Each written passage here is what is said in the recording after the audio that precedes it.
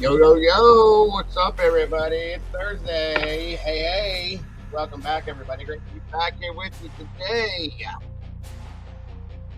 University of Idaho. It is that day again, folks. Open panel, open discussion for y'all. Put your voices out there. We are going to touch on the statistical DNA situation, talk about that, and anything else that you want to talk about today. It's all about y'all today. June 22nd, 2023. It's just me and me alone, everybody. I hope you're ready. Let's do this.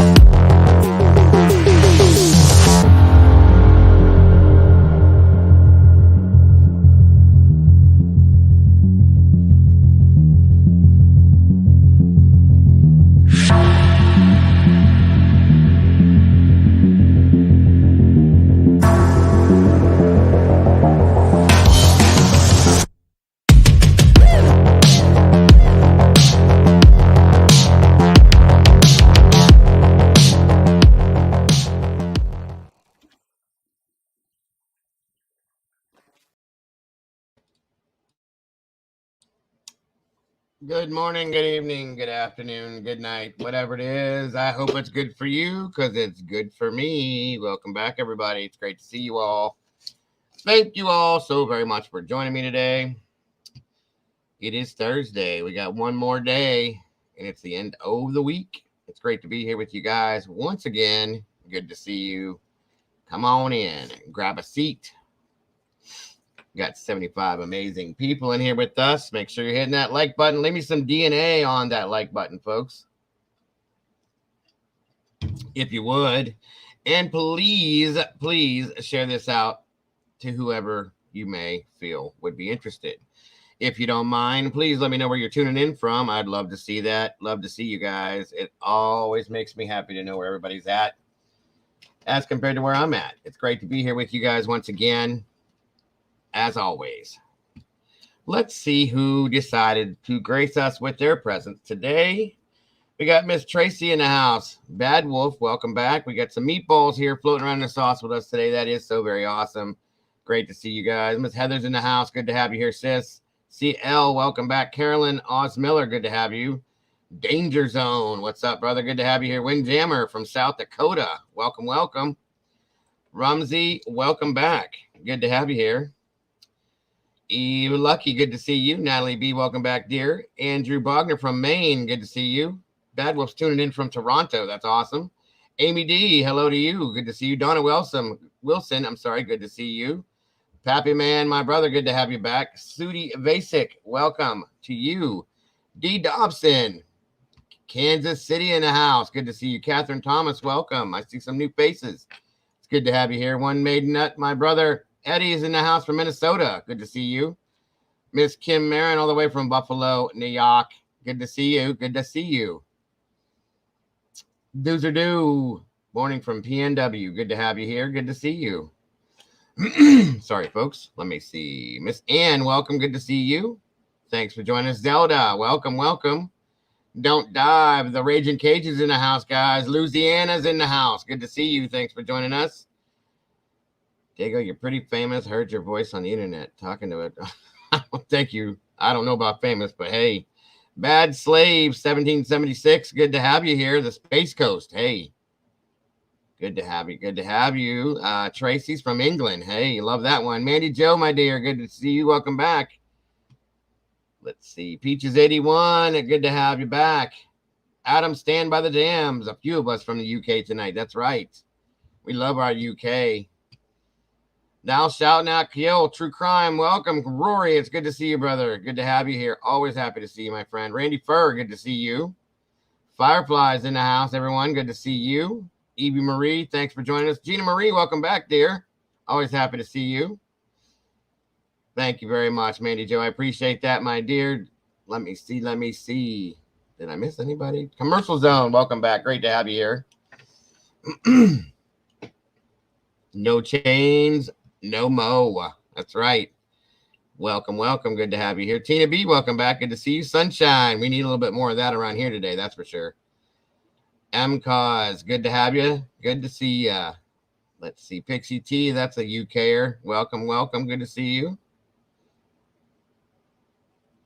Let me see. Dorian Castante, good to have you back. And I think that killed it there. Let me get to the bottom here.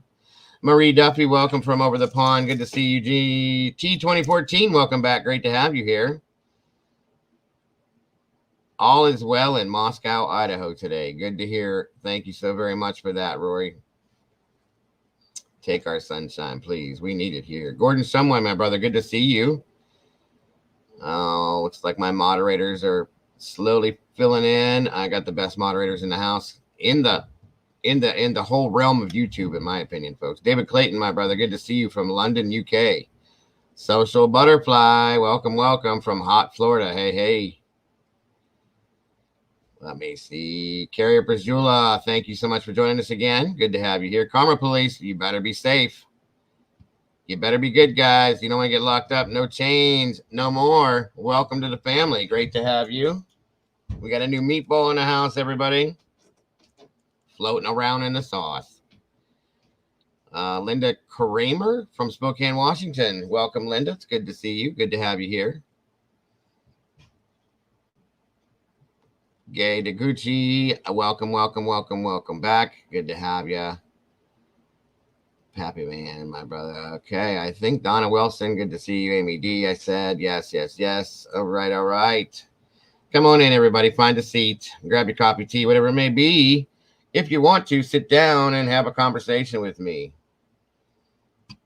Because I'm a cornball, folks. How about that? Yes, I am. About as corny as they get. I like that rhyme. If you haven't tried, maybe I should start doing start a rap. Be a rapper. How about that one? Do I look like a rapper? No, probably not. It is what it is. It is what it is. Racking your Doritos. All right, all right. Yeah, yeah. I love our fellow meatballs. That's a fact. Evil CJ's in the house. Good to see you, brother. Again, thanks for joining me yesterday, everyone, for the Floor of Four show. That was a very important situation for me, guys. I wanted to get that word out there. I wanted to get started with it at least. So thank you all for joining me with that yesterday. CJ, again, thank you for introducing that to me, my friend. Much love for that. And guys, that was just the beginning. We are not done with it just because the show is over. We will be pushing and shoving that down everyone's throat that we can, screaming and yelling about it to get something done. 116 amazing people in here, guys. We got 52 likes. What is up with that? Let's make it match, folks. If you will, please. Please, please. Come on down, guys. Come on in. Dawn Marie from Tampa, Florida. That's awesome. We got a lot of Floridians in here. There's my brother Mikey's on the mic. Good to see you, brother. Thanks for joining us today. Where is my Molly at? Good golly, where's she at this time? Come on, Molly girl, get in here. Brandy the OG, where's she at? Come on, Brandy, where you at? Miss Heather can't do it all on her own. Well, she probably could. I don't want her to, though. Shattered Dimensions, great to see you from the Oregon coast. Lisa, oh, welcome, welcome.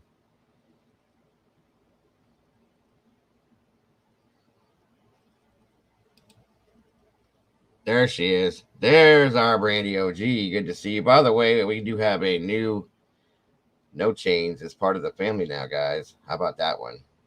We got another meatball floating around. Welcome to the family. No Chains.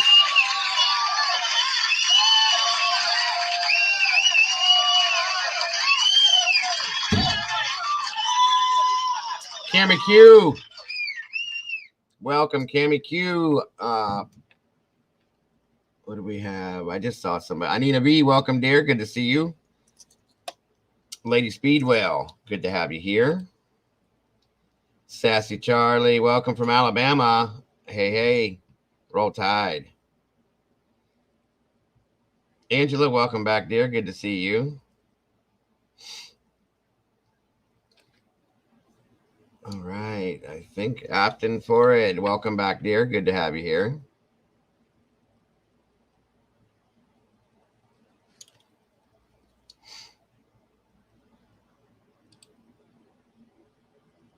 Bonnie Messick, it's your birthday today. Hey, hey. That is absolutely awesome. Happy birthday to you. Great to have you here.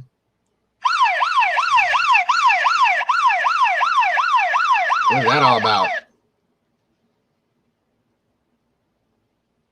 Yes, make sure you wish Miss Bonnie Messick happy birthday, everyone. We got to do that. Got to do that. Come on in, everybody. Miss Lisa, Roll Tide. That's right. University of Alabama. Hey, hey. That's my favorite college, folks.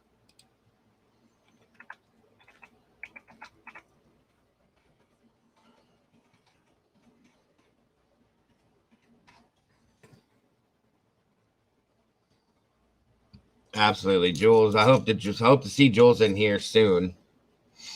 I hope I do.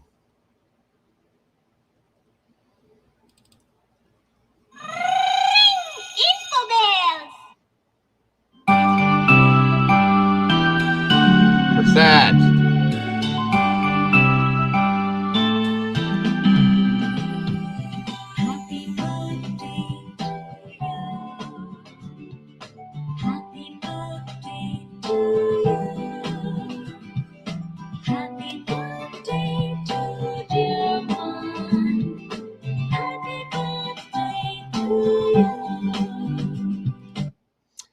And I hope you have an amazing day, Miss Bonnie. The best day you can possibly have. Happy birthday from the family. All the meatballs want to wish you a happy birthday. We love you and thank you for being here with us.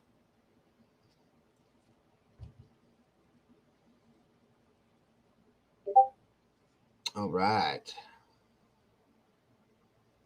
Miss Ann's in the house. Good to see you. Come on in. What is going on, everybody? Hope you're all having a great day. I hope you all had a great night last night. Let's get this day started the right way.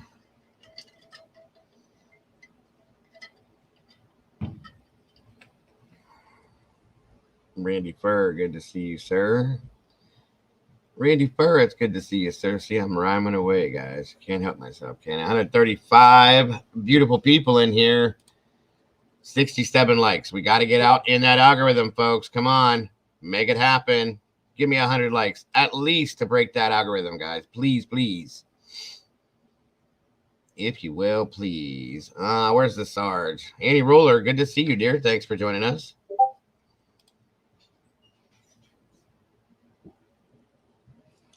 That one was kind of weak, folks.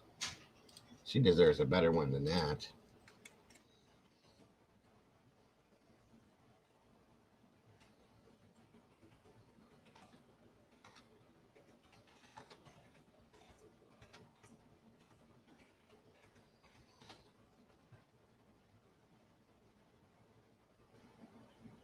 Yeah. Definitely a better version. There you go, Bonnie.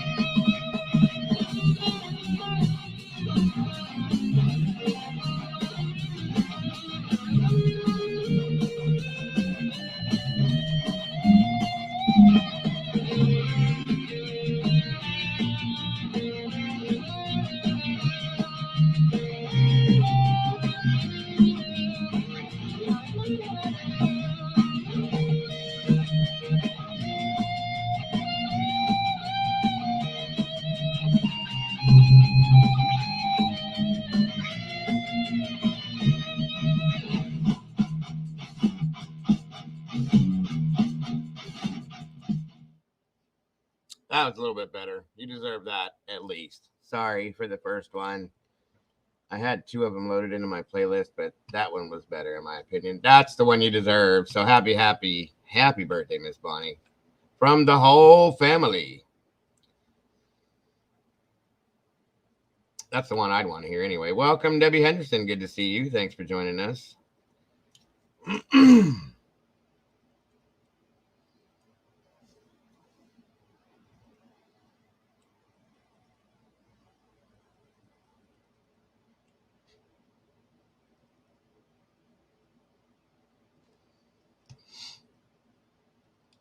Good deal. I'm glad you enjoyed that, Bonnie. Like I said, I hope you have the best day you possibly can. We love you.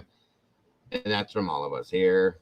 Jennifer S., good to see you. Lisa O., I watched your Alcatraz show the other day. It was such a good video. Good. I'm glad you enjoyed that. I wish I could have done a little bit better with it, but I had issues because of YouTube, so it's all good.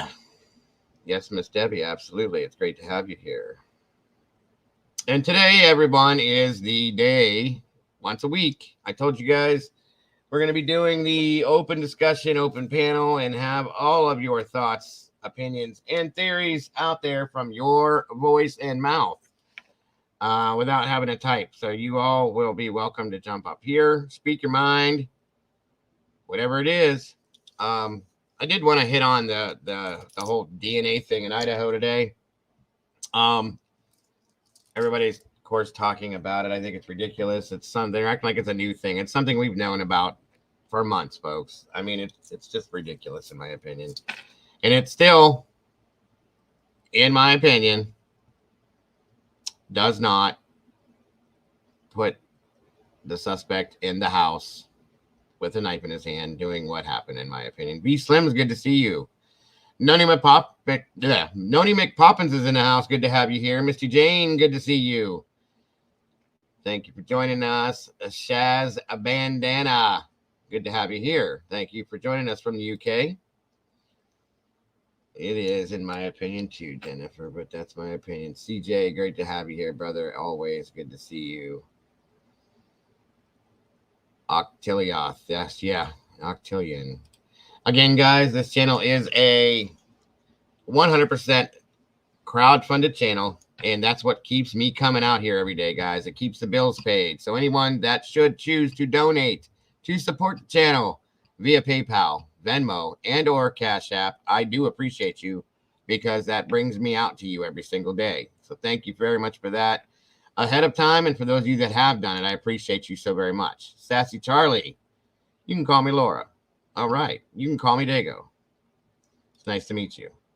It's nice to see I see there's a lot of names in black in here still. That means there's some new people in here because most of what we have in here are members, folks. Almost everybody's a member. We got a lot of meatballs in here. Welcome, Strutter. Good to see you. So it's great to see the new faces in here, guys. Welcome. It's great to have you here. We love it. Truth is in a rabbit hole, is it? It might be. We don't know. Good to have you guys. Thank you, Ms. Heather. Of course, yes, jump into sauce, guys. Become an official Dago family member for access to our exclusive Discord chat and the movie nights that we have. Join up, guys. It's not very expensive if you should choose to. We appreciate it. It's great to have all these members and all these meatballs in the sauce, guys. What's up, Jeffrey H? Good to see you, sir. Thanks for joining us today.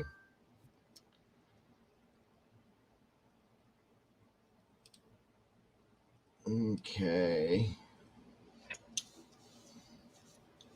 Yeah, so as far as this not new DNA scenario, something we've known for months, in my opinion. Welcome, Brittany. Good to see you, dear. They swabbed him and it matched. Okay, good. Higher ground. What is up? Good to have you here. Thanks for joining us. 97 likes. We need 3 more. Somebody got to do that. Come on now. Come on. We can get there. Get us into that algorithm, folks. Once we're in the algorithm, I don't care. We're good.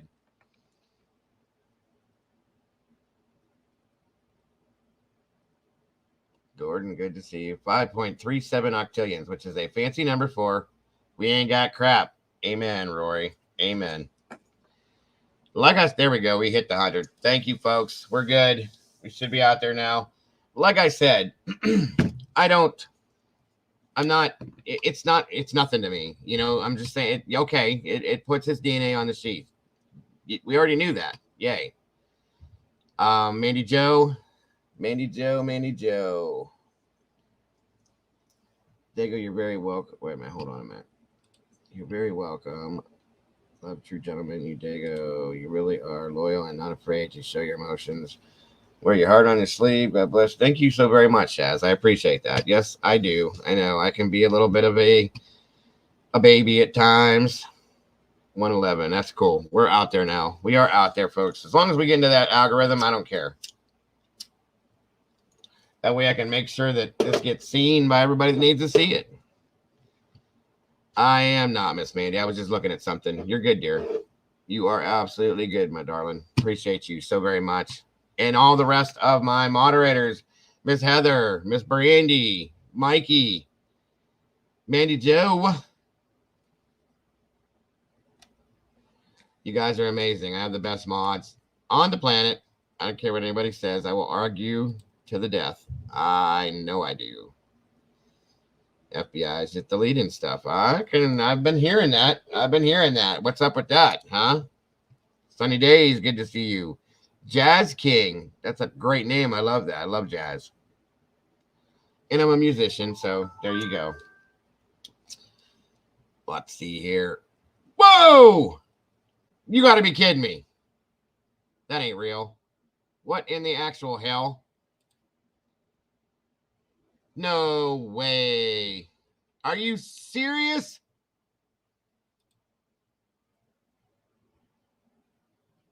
Higher ground. You're kidding me. Oh my God. Are you serious? Is that real?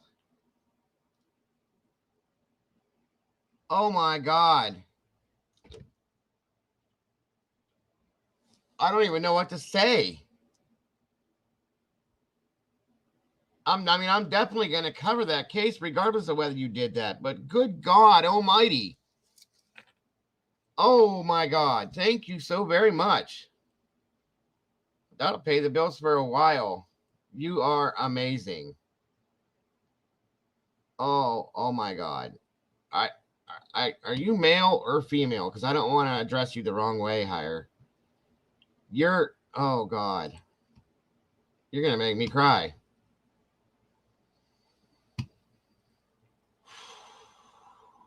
Thank you, Jennifer Lay. I appreciate that.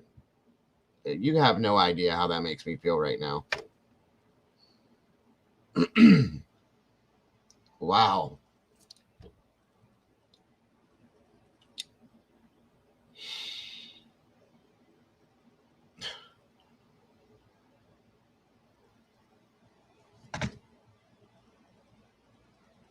Oh my God. You just don't understand.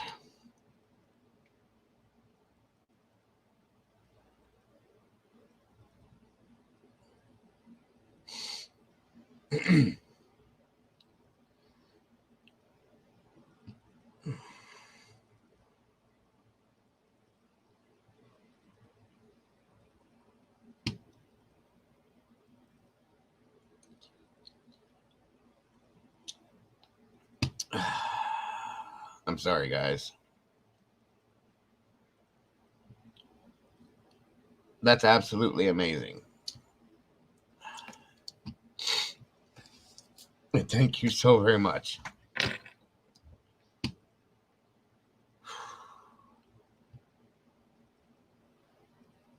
I appreciate you guys. I really do. Good God. Sorry for the emotional thing. You guys don't get it. Believe it or not, that really meant a lot in a lot of different ways. I think my moderators know why that means so much to me.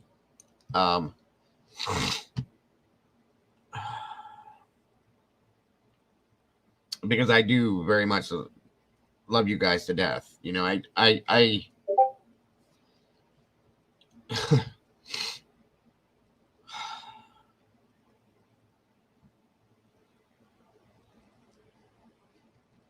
wow. Wow. I just, I don't even know what to say, man. I don't. Huh. You guys, that's just insane. Higher ground. I can't even thank. I'll never be able to thank you enough. My entire family thanks you. I'll be honest with you. We all do. No, Mandy Joe, it wouldn't be, and you don't have to do that, hun. I do need a minute. I'm sorry. Thank you, Jules. I'm just.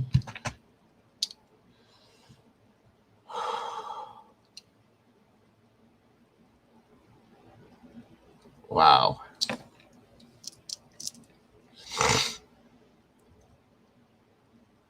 Thank you again, Higher Ground, for that in the comment.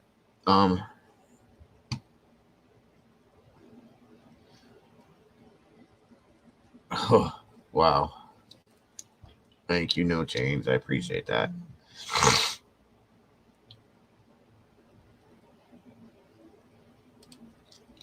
Oh my God.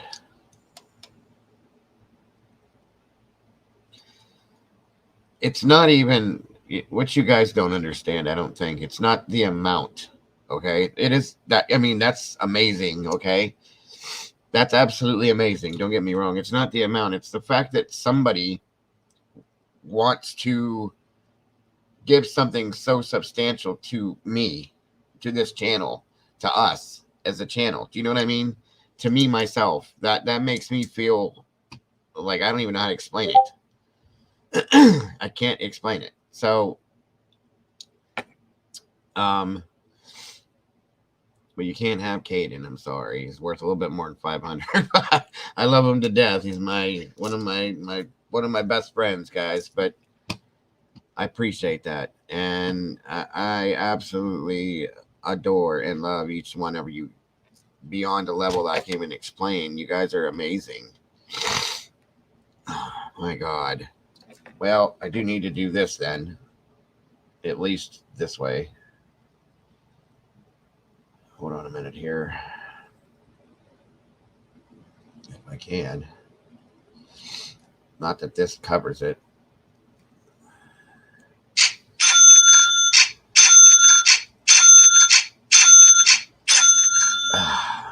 Thank you again, Higher Ground. You just don't have any clue. Jennifer Lay, thank you very much for that. Absolutely. That is so very much appreciated. I apologize for the emotional craziness, folks. I put a lot of work into this. I put a lot of heart into this, and it's all real. What you see is what you get, just like Mama Bear would say. There's nothing fake about me. There's nothing pretend about me. I'm the same person out here that I am in there. And it just makes me feel as if I'm actually doing something right, you know? Because I doubt that sometimes.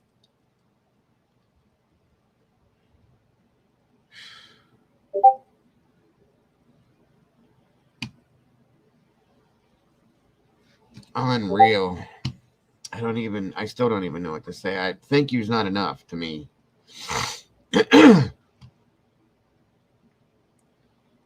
Thank you, Jeff. I appreciate that too, brother. Thank you, Lisa. God, you guys are ridiculously amazing. You really are.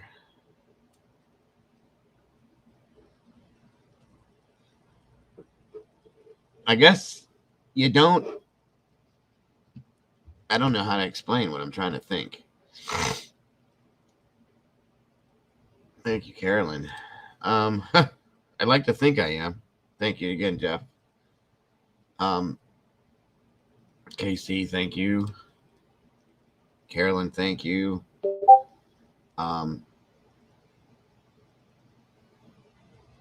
Thank you, Rory. I appreciate that too. You guys are killing me.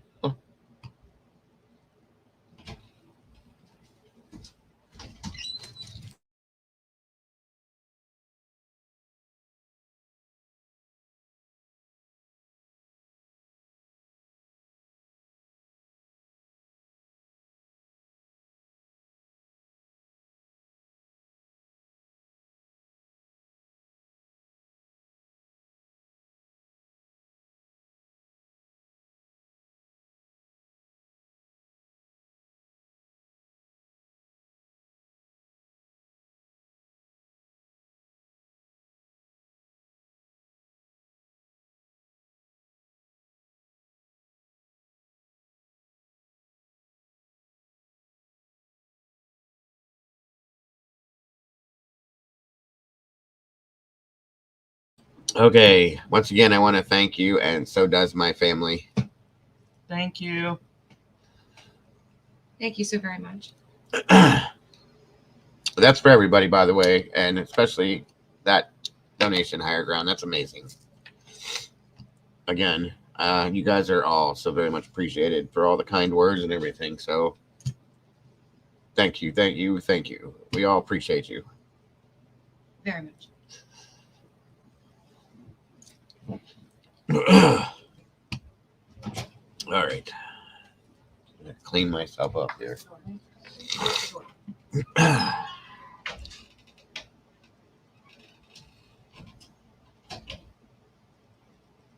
Wow.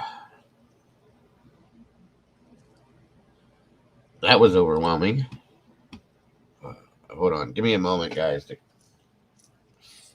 get myself together here. Just a second.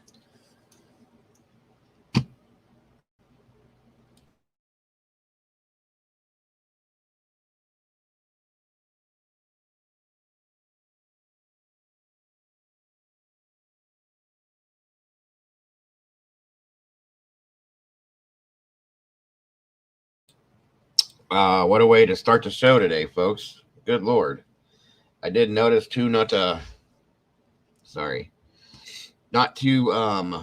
demean any of it, but I noticed there was a whole bunch of memberships that just dropped too. Jazz King, also, thank you for that, my friend.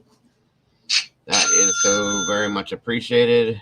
The kind words, you guys are, it's overwhelming. I guess I didn't feel I was that, I can't even think of the right word, I guess. Stevie Irwin, good to see you.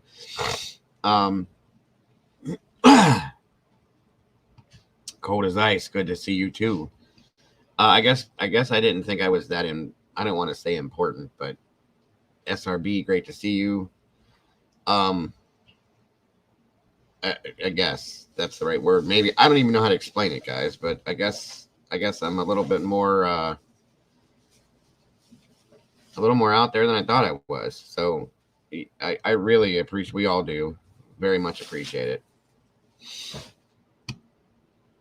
And like I said, it looks like Mikey S gifted a membership. Thank you for that, Mikey. That is so very much appreciated. Looks like Windjammer is now a new member. That's awesome. Jennifer Lay is now a new member as well. Welcome to the sauce. Great to have you. Another new meatball. Somebody up here, I'm trying to find it, dumped a bunch of memberships, 8 or 10 or something like that. Where is this at? 5, no change, dropped 5. Let's see, we got Kelly is now a member. Jameson, Kelly Coker, a new member. Marissa was gifted a membership. This is so very awesome. And then Anina V, another super chat. You guys are killing it today. Thank you so very much.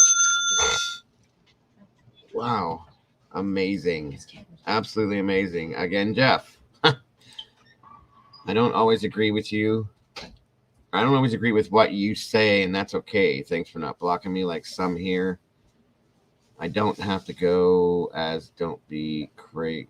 I don't have to go as don't be cray cray. Right. No, I don't block people based on their opinions and their theories. You don't have to agree with me. That's the thing. We don't have to agree with each other. As long as we're not disrespecting each other. That's all I care about. You know, we can disagree without disrespecting each other and without being nasty and mean to each other, because that's the one thing I don't want. This channel has done it for well over a year. There's no reason to be disrespectful to anybody and still disagree. That's all I'm saying. And that's all I ask from any of you guys, really, is just to respect each other. Even if you don't respect me, respect each other. That's what it matters. That's what matters to me. And that's all, really. And thank you, Jeff. Absolutely. Mandy Joe says it's about integrity. Absolutely. Thank you, Miss Paula. I appreciate that as well. I don't block anybody in here unless they're being absolutely, just horrible. And as soon as I will say if somebody disrespects somebody, that just doesn't happen in here. I don't like that at all, and I won't put up with that. Ashley Nicolette, welcome. Good to see you here. And again, thank you all for those gifted memberships as well. Welcome to all of the new members. It's great to have you here. Now that I got it all out as far as the members go, I guess I can just do one big one of these here and welcome everyone.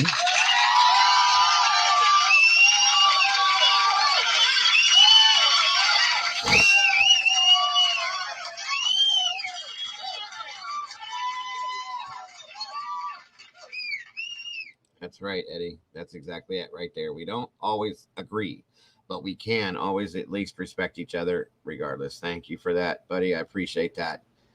And that is the only thing I want, guys. Web Sleuth, good to see you. Patricia Jean, welcome. Good to have you here. No more crying, guys. I'm done, I promise. I don't know where that even came from, so my apologies. I am an emotional person. I think they last for a month, Sophie. And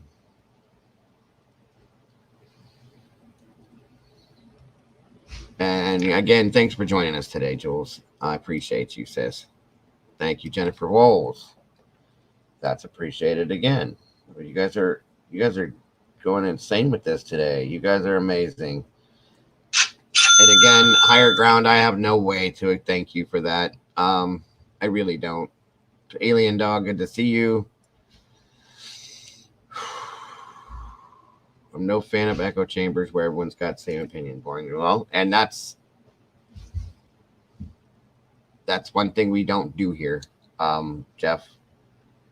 I don't like that either. I'm definitely not. Everybody should be entitled to have their own opinion. You don't have to agree with the creator. You don't. You can be your own person, and it should be okay. That's what being free and American is all about, guys. That's our right. Lynn 69, good to see you. Yes, that is beyond amazing. Thank you all so very much for that. And higher ground again. Yeah, I think I need to do that too. That's kind of my thought. And I was actually looking at somebody to do that with, but that is definitely well worth that at this point. Because I did need actually two. And thank you for reminding me, Heather. All right. Gemini, good to see you. Kib, I can never say it right. Kib Kitty, thank you for joining us today. It's great to have you all here. CJ says exactly 100 for peace, positivity, progress, and respect. Thank you so very much.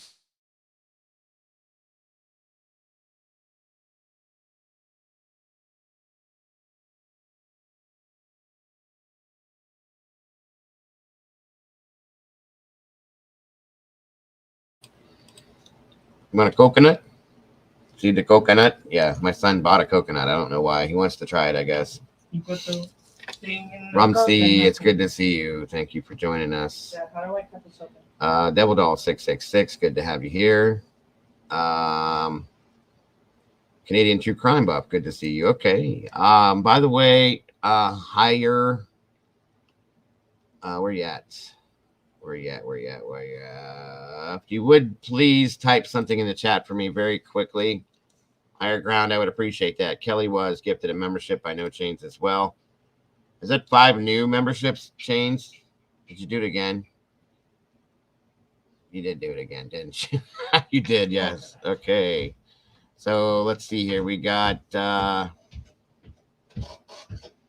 where did it go? It's gone. We got some new members again. Welcome, 12. Good to see you. Kendra, good to have you here. Thanks for joining us. Stevie Irwin, always happy to see you. I'm live. Thank you, every one of you, each and every one of you specifically, just for being here, okay? And for the support that you guys give me. And for respecting each other also. I got 216 amazing people in here right now, and I want to thank each and every one of you guys for just being who you are. Period. Miss Kathy Clendenning's in the house, guys, from yesterday. Thank you so much, Kathy, for joining us today. And absolutely no apology or no thanks needed for having you. I thank you for being here. I really appreciate you. And like I said, that we're just getting started with this, and I promise you that I will not let this go. Period. Welcome to the staff, Higher Ground. Welcome to the club. We have a new moderator, folks. And again, it's not just because of the super chat. We were looking for somebody, a couple of them actually we needed, because we've grown. So welcome. It's great to have you here. You're here all the time. Very loyal, and I'm sure you'll do just fine. It's great to have you as part of the team. Junkin' Mama, thank you for joining us today.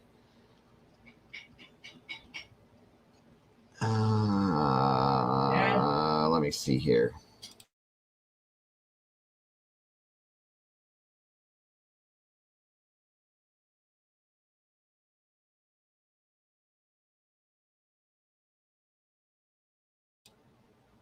All right, Kid Kitty gifted a membership, and JB was gifted the membership. We have so many members in here, folks. It's not even funny. So, all right. Oh, that's what I was gonna. Did I do that already? Yeah, I did do that. Let's do one more for the news members here.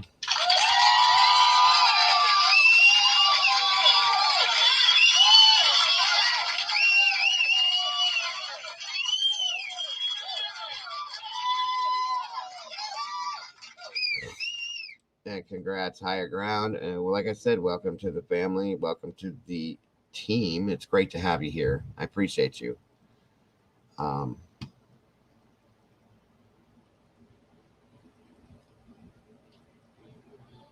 Canadian crime, true crime. Yes.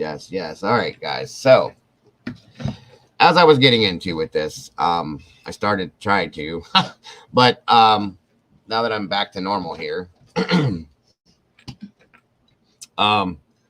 This whole DNA scenario, I get it. I understand. Okay. And it's saying that it was a positive match to the swab, blah, blah, blah. But we've known that this is his DNA on this thing for months. So why is it such a big deal now? You know, it still doesn't not, in my opinion. Okay. This is just my opinion. I'm just saying, guys. Well, I'm not really normal, Kim, but back to being able to function the right way. That's right. That is right. What the hell? 1 second, folks. Why?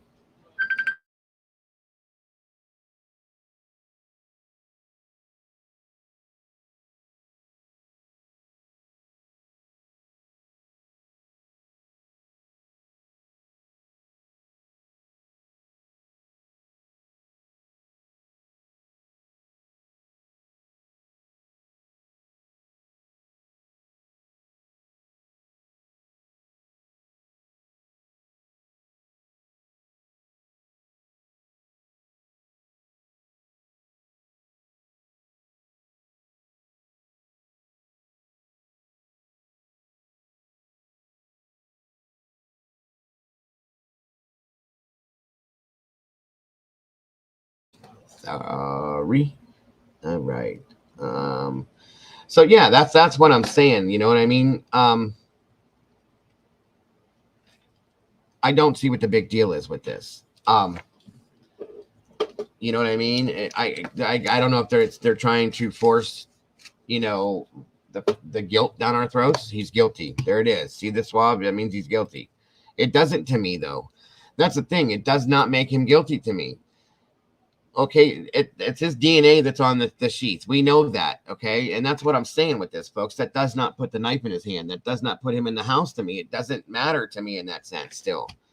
But again, that's my opinion and my speculation, folks. So you don't have to agree with that.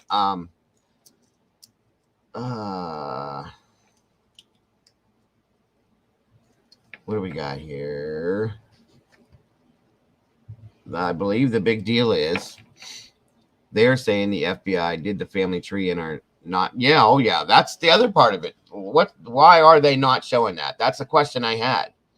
The FBI is the one that did this whole family tree scenario, blah, blah, blah, but they're not showing anything. Just like it was said yesterday. I can't remember who said it. I think it was Lana said it, that, you know, you do a math problem, you got to show your work, right? Same thing. Why aren't they showing it? Why? If it's right, and if it's him, like I've been saying, if this is the guy, we got his DNA now. They swabbed his cheek. We got it on the sheath. It's positive match. Why aren't they showing anything? What's the big deal? That's the problem I have. So again, guys, who wants to be first to jump up here on the panel with me? Of course, Jules, you're always welcome to be up here for the whole thing. But shock faves, exactly, Mikey. But welcome, family. I can never say your name. Schreider. Okay. The family tree is on the internet. Okay. It's in the bin. They are hiding the truth. Something's not right. Something's not right, in my opinion. So, like I said, who would like to be the first? I'm going to drop the link. And I can handle 2 people up here at one time. I don't have Mama Bear here, so she can't really regulate. All right, come on, Eddie. Come on down, brother. The link is right there in the chat, my friend. Always love to hear what Eddie's insight is. Always, always a good thing.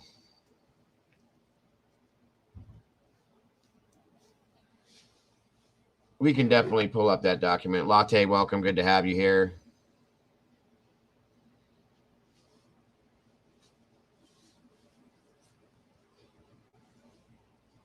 You should, if you can't. Okay, here we go. Can you hear me, my friend? Yes, I'm here. Can you hear me? All right. Yes, I can. Welcome, welcome. It's good to see you again. That's very generous of Higher Ground. That's amazing. It's beyond generous. You are absolutely correct, and I appreciate all the kind words from you and everyone else as well. And everybody else too. Shout out to everybody being so generous. Everyone. The whole community is absolutely amazing, and I'm not lying. I absolutely absolutely love you guys. Each and every one of you guys are amazing people. And I'm proud to have this channel and to have you all in this community. I'm telling you, I really am. Real quick, Sarah Q, good to see you. Thanks for joining us. I just saw a few other people jump in here. Red Riding Hood, good to have you. Juniper Rob, thanks for joining us. American Princess, good to thanks for joining us. All right, Eddie, sir, what can we do for you today? Well, I've got a few thoughts. One of them being the DoorDash. I've been giving that a little bit more thought, and you know how it's mentioned in the PCA, but it doesn't do anything to implicate a suspect. All it's doing is working on this timeline, and Right. it's establishing someone an alibi, meaning, so whoever did this crime, they're going to be home by the time the DoorDash had arrived. Right. You know, that's not very complicated or sophisticated of misdirection. Like if you're going to go and do this crime or a similar crime, you're going to bring like some cigarette butt that you found on the ground, and you're going to put it in this Ziploc bag. And then when you're done, you're just going to deposit that cigarette butt with someone else's DNA. I mean, we've seen that in movies, and you and I can figure it out. Now, Yes. you know, we can level up with that idea, and, you know, why not then, rather than grabbing a random cigarette butt, you can just make sure you grab a cigarette butt from some suspicious character, and that's going to make the investigation all that more interesting, right? Absolutely. Absolutely. So to think that this DoorDash is a complicated ruse, I mean, that's basic. So that's what is happening there. If you think it's in earnest, you're being misled. And also, you know, it'd be easy to order that DoorDash with the victim's phone. I mean, that's not very complicated. You can just promise salvation. You know, give me your phone login method or credential, password. No You know, problem, with CJ. the promise of no harm, or you could threaten harm. You know, I'm going to hurt her if you don't. So, right. there's some of my thoughts with the DoorDash. Yes. Yes. Absolutely. Now, And I thank you for that, my friend. I thank you for that. You and I have been talking on the side a little bit about my theory on Yes, sir. the motive, and I think I'm kind of ready to share that with everybody. Put it out there. Put it out there, my friend. It You know, kinda you have takes nothing to worry about. It takes a moment to build it, but can you imagine? So if you're going to have someone do this crime for you, for some reason, these 4 people needed to go. They knew something. They had dirt on someone. Maybe someone had some type of a scandalous affair. And this person is going to be in such a high place of power. They can't let this information come out. So Right. what dirt that the 4 victims had, who only knows? But they had to go nonetheless. And you can hire someone to do that if you have that much power and influence in the community.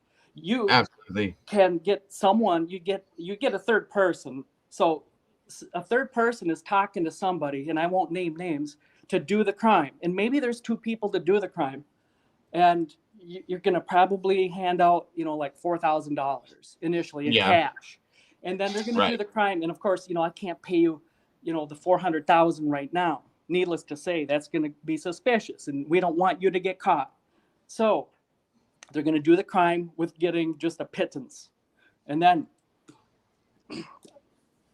you know, to do that crime, you're going to need like what I would consider like an inside person. An inside person is going to be, you know, you could take it literally, like someone from the inside of the house that's going to be able to allow you to gain entrance. Or an inside person could just be someone who is respected in the community, like a police officer knocking at the door. Who wouldn't open the door, right?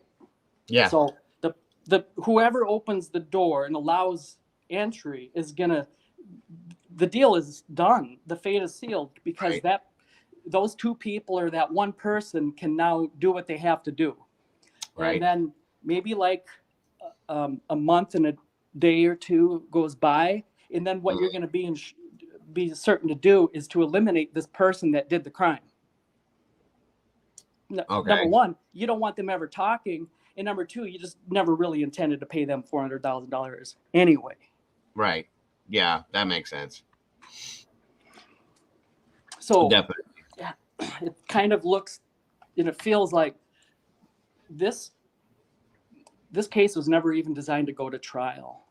It feels like it's kind of like a stall tactic. They're just kind of possibly going to be using like legal tactics or methods to delay the inevitable dismissal of the case. Right. That in conjunction with this media smear campaign and all this propaganda is equivalent to a conviction. Right. It is. You It can always basically blame is. someone else. It's not my fault. I did my heart. I did my darndest. We tried to convict him, and he is guilty. We're not saying he's not, but it's this other agency that messed up, and those guys are at fault. Then everyone can just point the finger back at one another, and he's still in everyone's mind guilty. Right. No, I get it.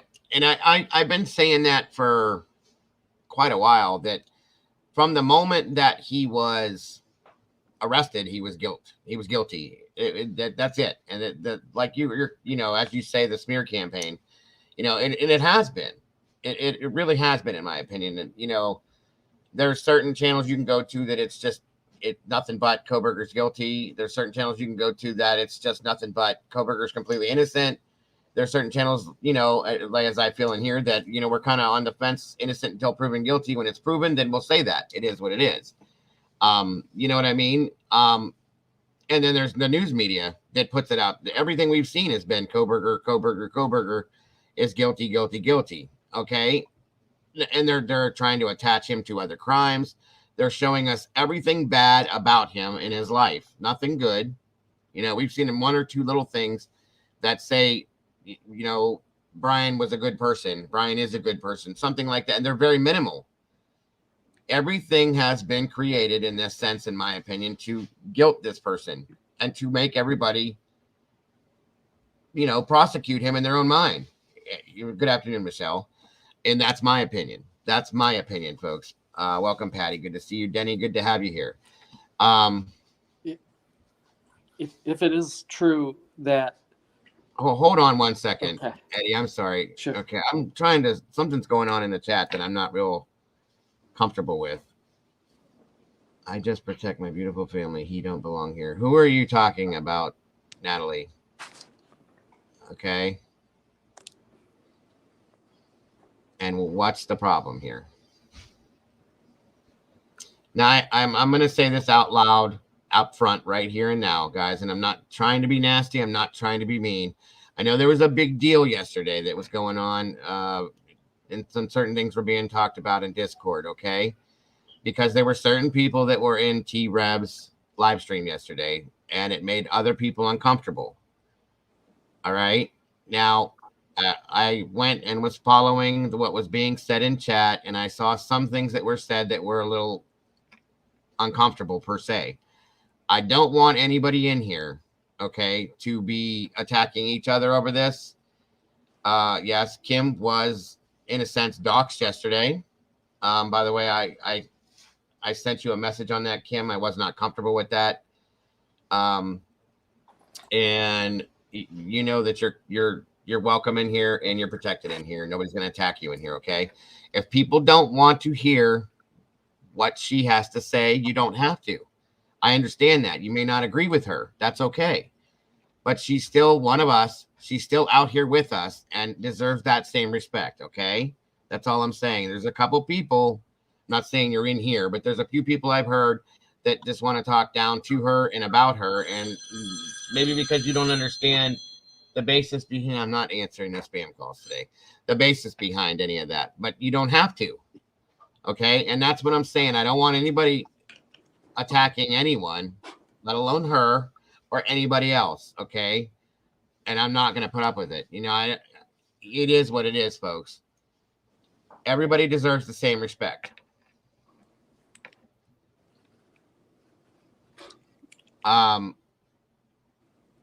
Jeff and Allie B has an issue with me. CJ too. I follow everyone, blocked by some. Okay, I think that was one of the people that you were seeing over in T-Reb's channel, Jeff. I didn't see anything that you said specifically, but I think it made people uncomfortable because there were things that were said about people that, you know, are in here per se, that were in Lana's chat and things like that. And it's like I said, guys, we all can get along without agreeing on everything. We're all the same type of people, or we wouldn't be in here together right now. Okay. And that's all I'm asking. I want everybody to respect each other regardless. Okay. Dago, my phone is really intolerant of these Go ahead, long Eddie. stays. I can Go ahead. push forward really quick and then finish. Yeah, go up, ahead, and then, buddy. Go yeah, ahead. hold your I'm thought, sorry. and then, you know, you can continue on after. Yeah. Go ahead. I'll have to Sorry bail about here in a that. second, but just to finish up this, if this is designed to not go to trial, and they're well aware of that, and it's going to be dismissed, and they're just going to, you know, use whatever legal maneuvers they can to delay this thing, and this is a cover-up. Well, we'll never know. They're never going to, you know, like come out and say that. Right. I can agree.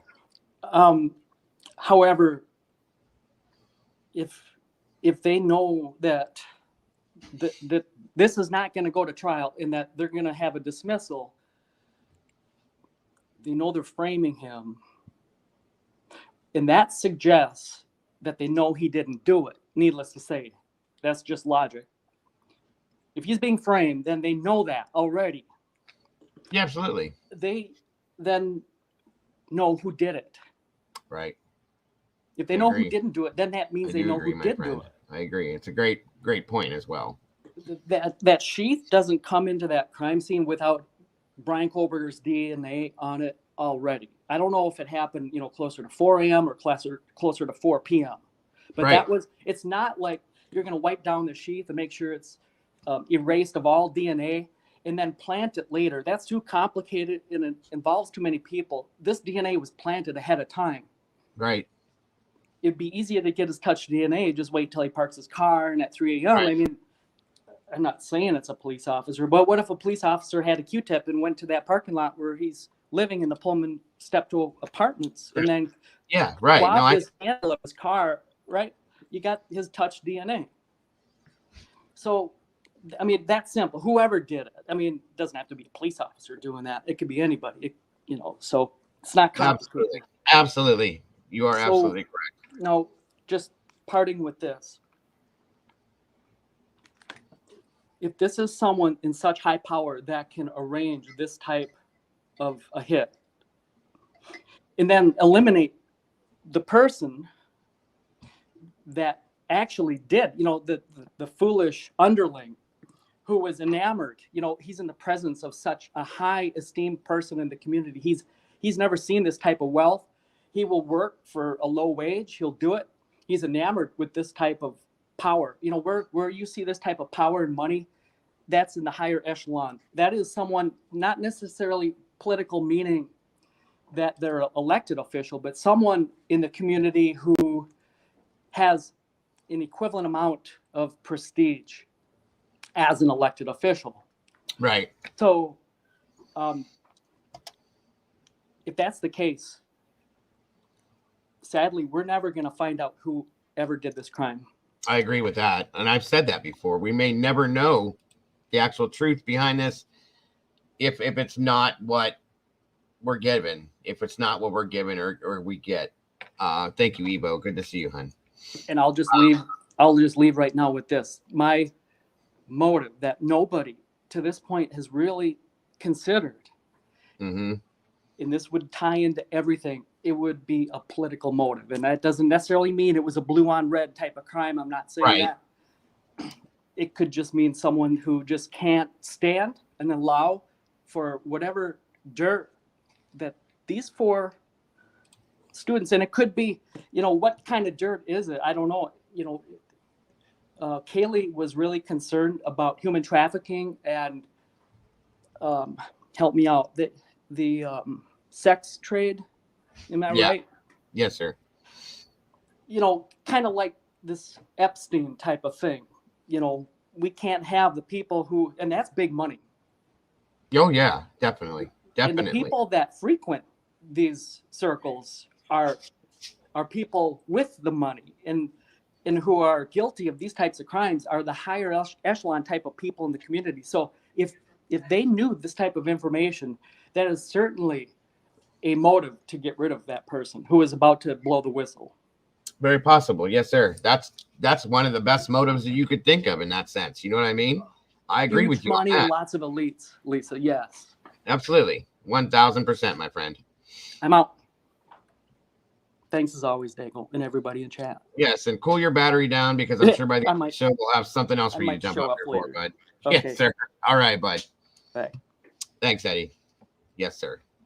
Always informative and always happy to have Eddie up here. Anybody that would like to jump up here and speak next, please do. Come on down, guys. And yes, Kim, I agree with your comment and I appreciate that. And thank you. And there are going to be people, and she understands this, that don't agree with her, nor do they like her. And that's okay. She's okay with that. I'm okay with that if she's okay with that. But we're not going to be name calling like children do. We're not going to be attacking people like children do because we're not children. We're adults in here, okay? And we're going to continue to act that way. I always say, and I don't care who likes this or doesn't like this, I'm not being mean. I'm just saying we are all brothers and sisters under the same God. We all have the very same rights to our feelings, our thoughts, our theories, our opinions. Nobody has the right to tell us any different from that. And that is how I'm going to leave that. End of story. Okay? I understand there's people that are upset for things that they saw over there yesterday. I get that. I get it, okay? I'm not going to say that I'm comfortable 100% with some of the things that I saw either. But I'm bigger than that, and I'm better than that, and I know I am.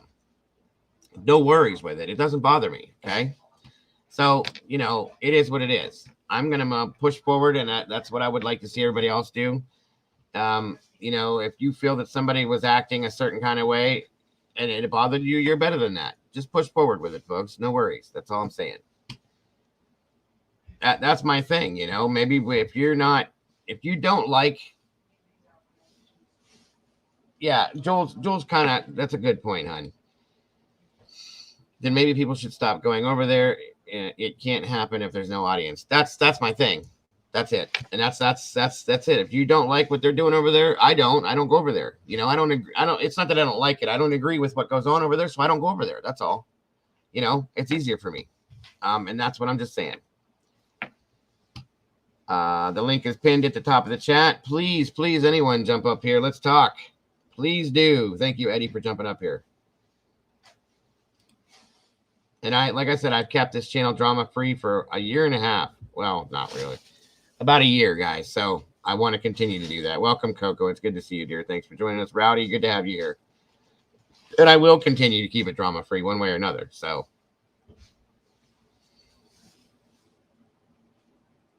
let's see.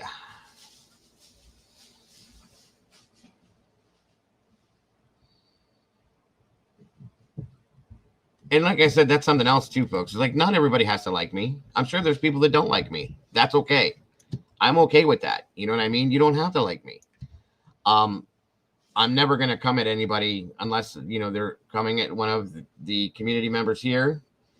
Tattletales is in the house. Good to see you. And I always know how to be respectful towards people. If you push me to that certain level, of course I'm going to be that person. I don't like to be, but I can be. I'm not going to do that on purpose, though, guys.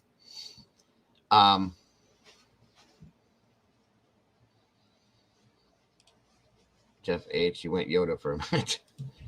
Gotcha. Welcome, Yvette. Good to have you here. Good to see you. Just me's in the house. We're not boycotting anybody. I'm not. I'm not comfortable with a couple channels. I don't like the way that they do certain things, so I'm not comfortable with it, so I just don't go over there. That's all. No big deal. Aristocrat, good to see you. That's it. That's a good point. If that's the channel that you're not comfortable with, there you go. There's a little button on YouTube that says don't recommend channel. I unrecommend that channel a long time ago. And that's it. That's everybody's right and opinion. You have the rights to do that. Absolutely, Natalie. I understand that. And that's true too, Jeff. But this is a little bit of a different situation, my friend. Just understand that. Howdy, Sue. Good to see you. Ashley Nicolette, good to see you. Yeah, one thing I'm really not fond of is people doxing other people, especially a creator doing that. I'm very unhappy with that kind of scenario, and I don't like it. So that won't happen over here, and I don't believe that's the way you should do things. You know what I mean? That's one thing that bugs me. Good to have you, Anna Flavia Constantino. Good to see you. I did not get a chance to watch that, Anna. In fact, you know what? Let me do this right now. I keep forgetting things since I don't write them down, but hold on. I'm going to write this down. I'm going to put it right in my face. Get a clue says the car is a skull. Okay.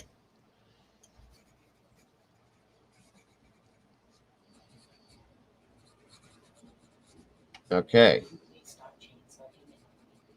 All right, there we go. I'm not. And haven't. All right, there we go. That is there. I'm going to be doing that very soon here. Anna, thank you again. I'm sorry that I keep forgetting that. I didn't write it down at that point. Thank you, Robin. Oop, wrong one. Thank you again, Miss Robin, so very much. Hope you're all doing well, and as we hope you're all doing well.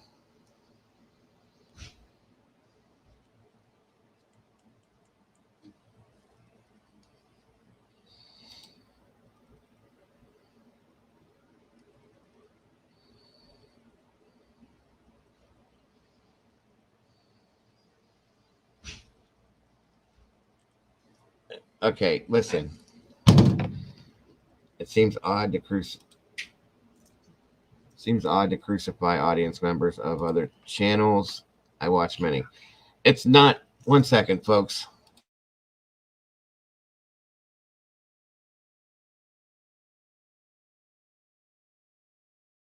Okay. It seems odd to crucify audience members. It's not about that. It's when you say things about other people that are in other channels is when there's a problem. Okay.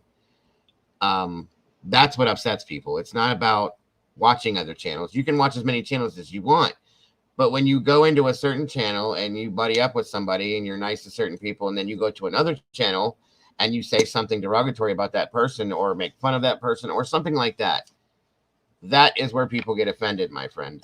Then I think that is what people are upset about, truthfully, from what I've seen. It has nothing to do with watching many channels, because I watch many channels too. You know, and channels that I don't agree with. I won't go into the chat and make a comment about somebody in a different channel, though, or say something derogatory about a person. That's what my problem, and I think what most people's problems are with different things like that. That's all. You know, I don't personally have an issue with anybody, at all. But I have seen people come into this channel, be very nice to certain people, and then go to another channel and talk crap about that person to other people. That's the kind of thing that we shouldn't do as adults, is what I'm saying. It has nothing to do with how many people you watch or don't watch. That's all. And it does happen a lot, we're supposed to be adults here. We're not children.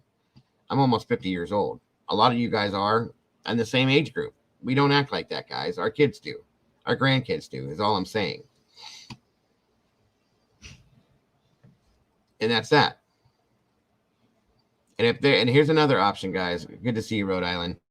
Here's another option. If you don't like someone that's in here and you don't agree with that person, get along with that person, block that person, or you guys block each other. That way you don't have to see each other's comments or see each other.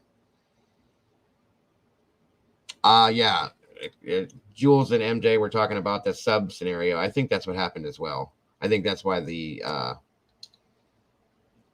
contact between them, communication broke off. Sheldon Wans, good to see you.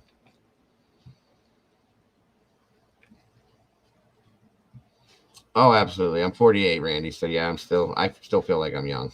I'll put it that way.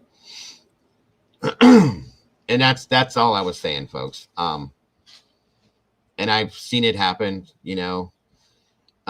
just because somebody believes one thing does not mean they're a bad person because you don't believe it. There's a specific person, and it's not even the channel. It's a person that goes into that channel that I absolutely disagree with on everything. So, but I'm not being rude to that person. I'm not talking about that person. I'm not calling that person out because that's childish to do that. And I'm not going to do that, guys.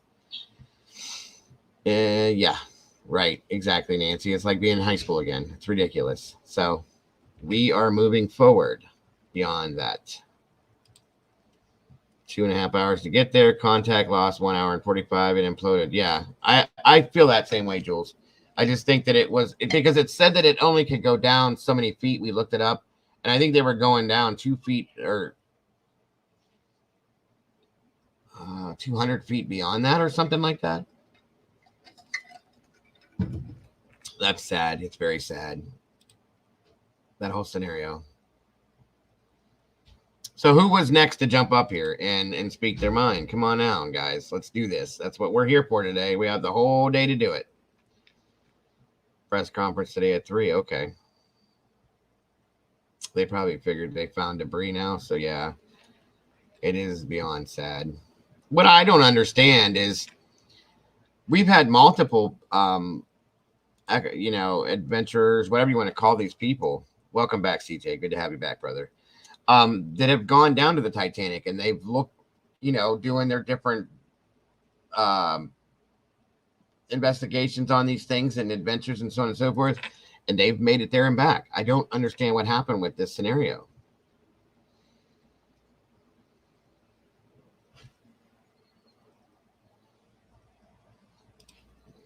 If I ever said something wrong, let me know. Happy to explain. I thought this show was about Idaho not shutting people down from thinking. Well, okay, listen. You're right, Jeff. That's what it is. But yesterday, that show that you were on was shutting everybody down that believes anything other than that Bryan KOHBERGER is guilty or that doesn't want to hear anything that Kim has to say. And that's what you were kind of supporting over there, bud. And that's why everybody got upset when they saw what certain things were said. That's what this show's about, okay? You had made a comment, I believe, with Detective John that it's too bad we weren't there together. We could have teamed up on this and that, things like that. I think that upset some people, buddy. That's what the issue was, okay? And there was a couple other comments that were made, but it's basically just saying what you just said, the opposite of. That's all. And that's why I think it upset people, okay?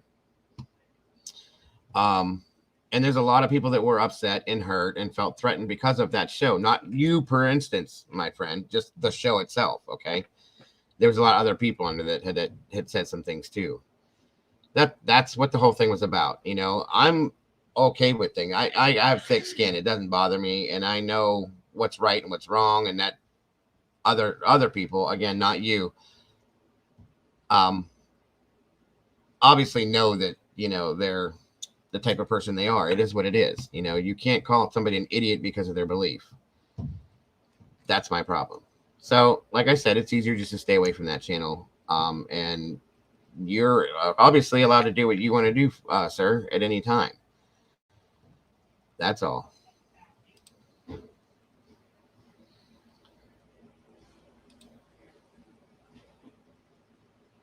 Am I not going to get anybody else to come up here with me? Come on now. I'm getting lonely, folks. Let's do this.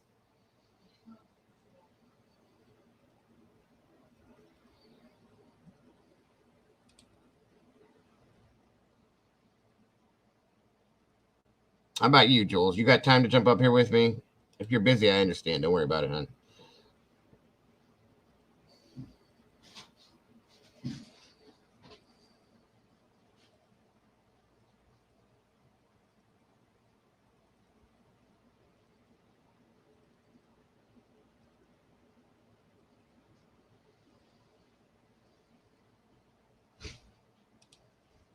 Idaho University Crisis Media Consultants could be in the chat. Okay. Well, if they are, welcome.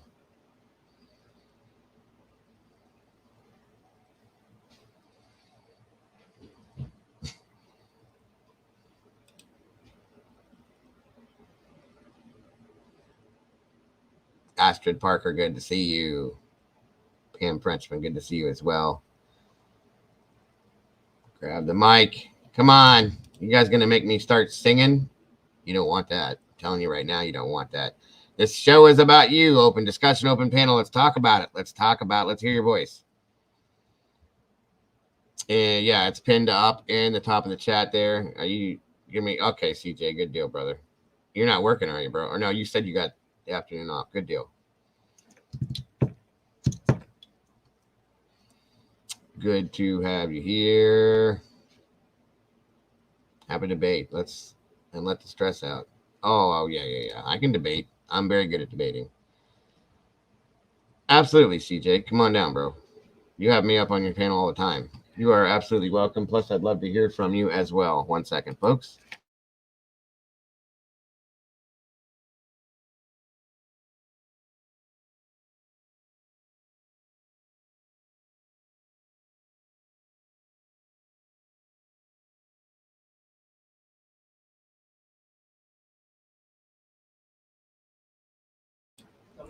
Sorry, my son had a question for me.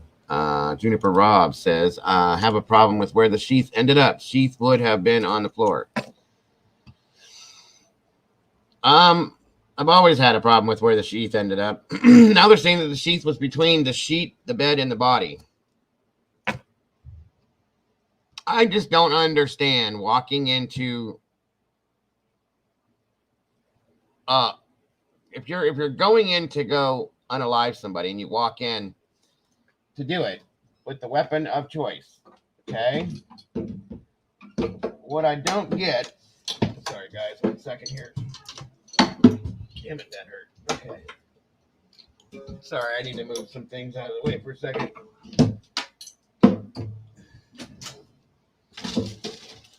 If you're going to walk in to do this, what I don't understand is somebody that's walking in to go unalive people is going to carry something like this in with them, okay? And here, carry it in their hand. You got 2 hands. You want to carry this around like this? Okay, to take it apart. You got it, and then you're going to leave this sit with this in your hand. Why would you take this in to begin with? That's what didn't make sense to me. Why would you take that in to begin with? This is not the exact same knife that they're saying it was. I'm just showing you for example, okay? Why would you take this in to begin with? Why would it not be strapped to your waist? Because, and I don't want to hear anybody say that this ripped off of the belt somehow, because it didn't. I don't care what anybody says. This is so thick and so strong, it didn't do that. They carried, whoever had it, if that's the way it happened, they carried it in and took the time to open this as they were getting ready to go unalive somebody. That's what they did. They took the time to open the sheath and then set it down. And I'm still saying, guys, and I'm still sticking with it, that Xana and Ethan were the first to be attacked. So if that's the case, why was the sheath not on the bed downstairs in their room? Anybody? Anybody at all? And what idiot is going to walk into a house carrying a knife sheath with the knife in it, not having it strapped to their waist? This kid, the suspect, has 10 years of education in this type of stuff, and he made that mistake? Sorry, I don't believe it. Miss me with the bullshit. And I'll say it again.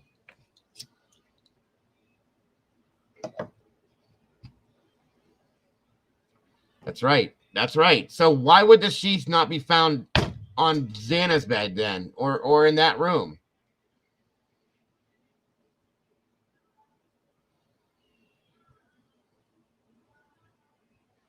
I don't think she did, Jeff. That's the whole point. How did Dylan see Bryan's eyebrows if he came from upstairs and then out the door? I don't think she did. I think that entire statement is bullshit. I think the whole statement is bullshit, and I've said that before, and I'll say that till it's over. That entire statement is bullshit, in my opinion. And if you don't agree with me, that's okay. You don't have to. I absolutely feel that was just garbage. Okay? I absolutely feel that way.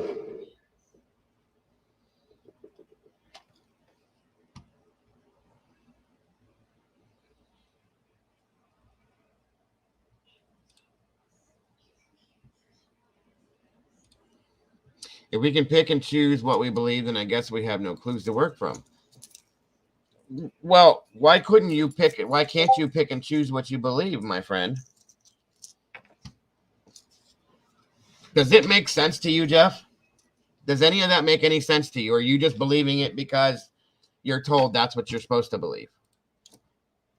Let me ask you that question. Why don't you come up here, Jeff? It's an open panel, my friend. You're welcome. You know, you're not going to be attacked. I can promise you that.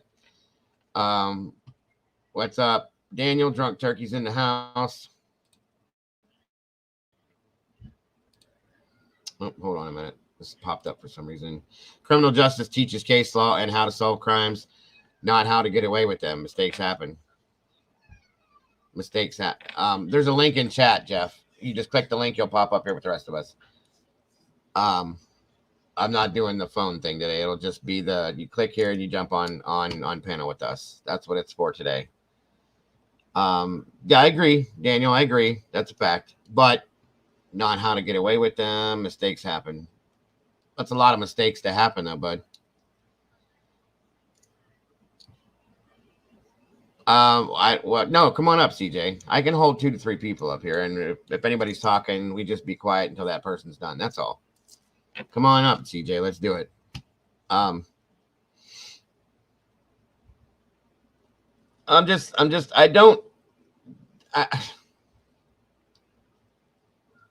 Where did it go?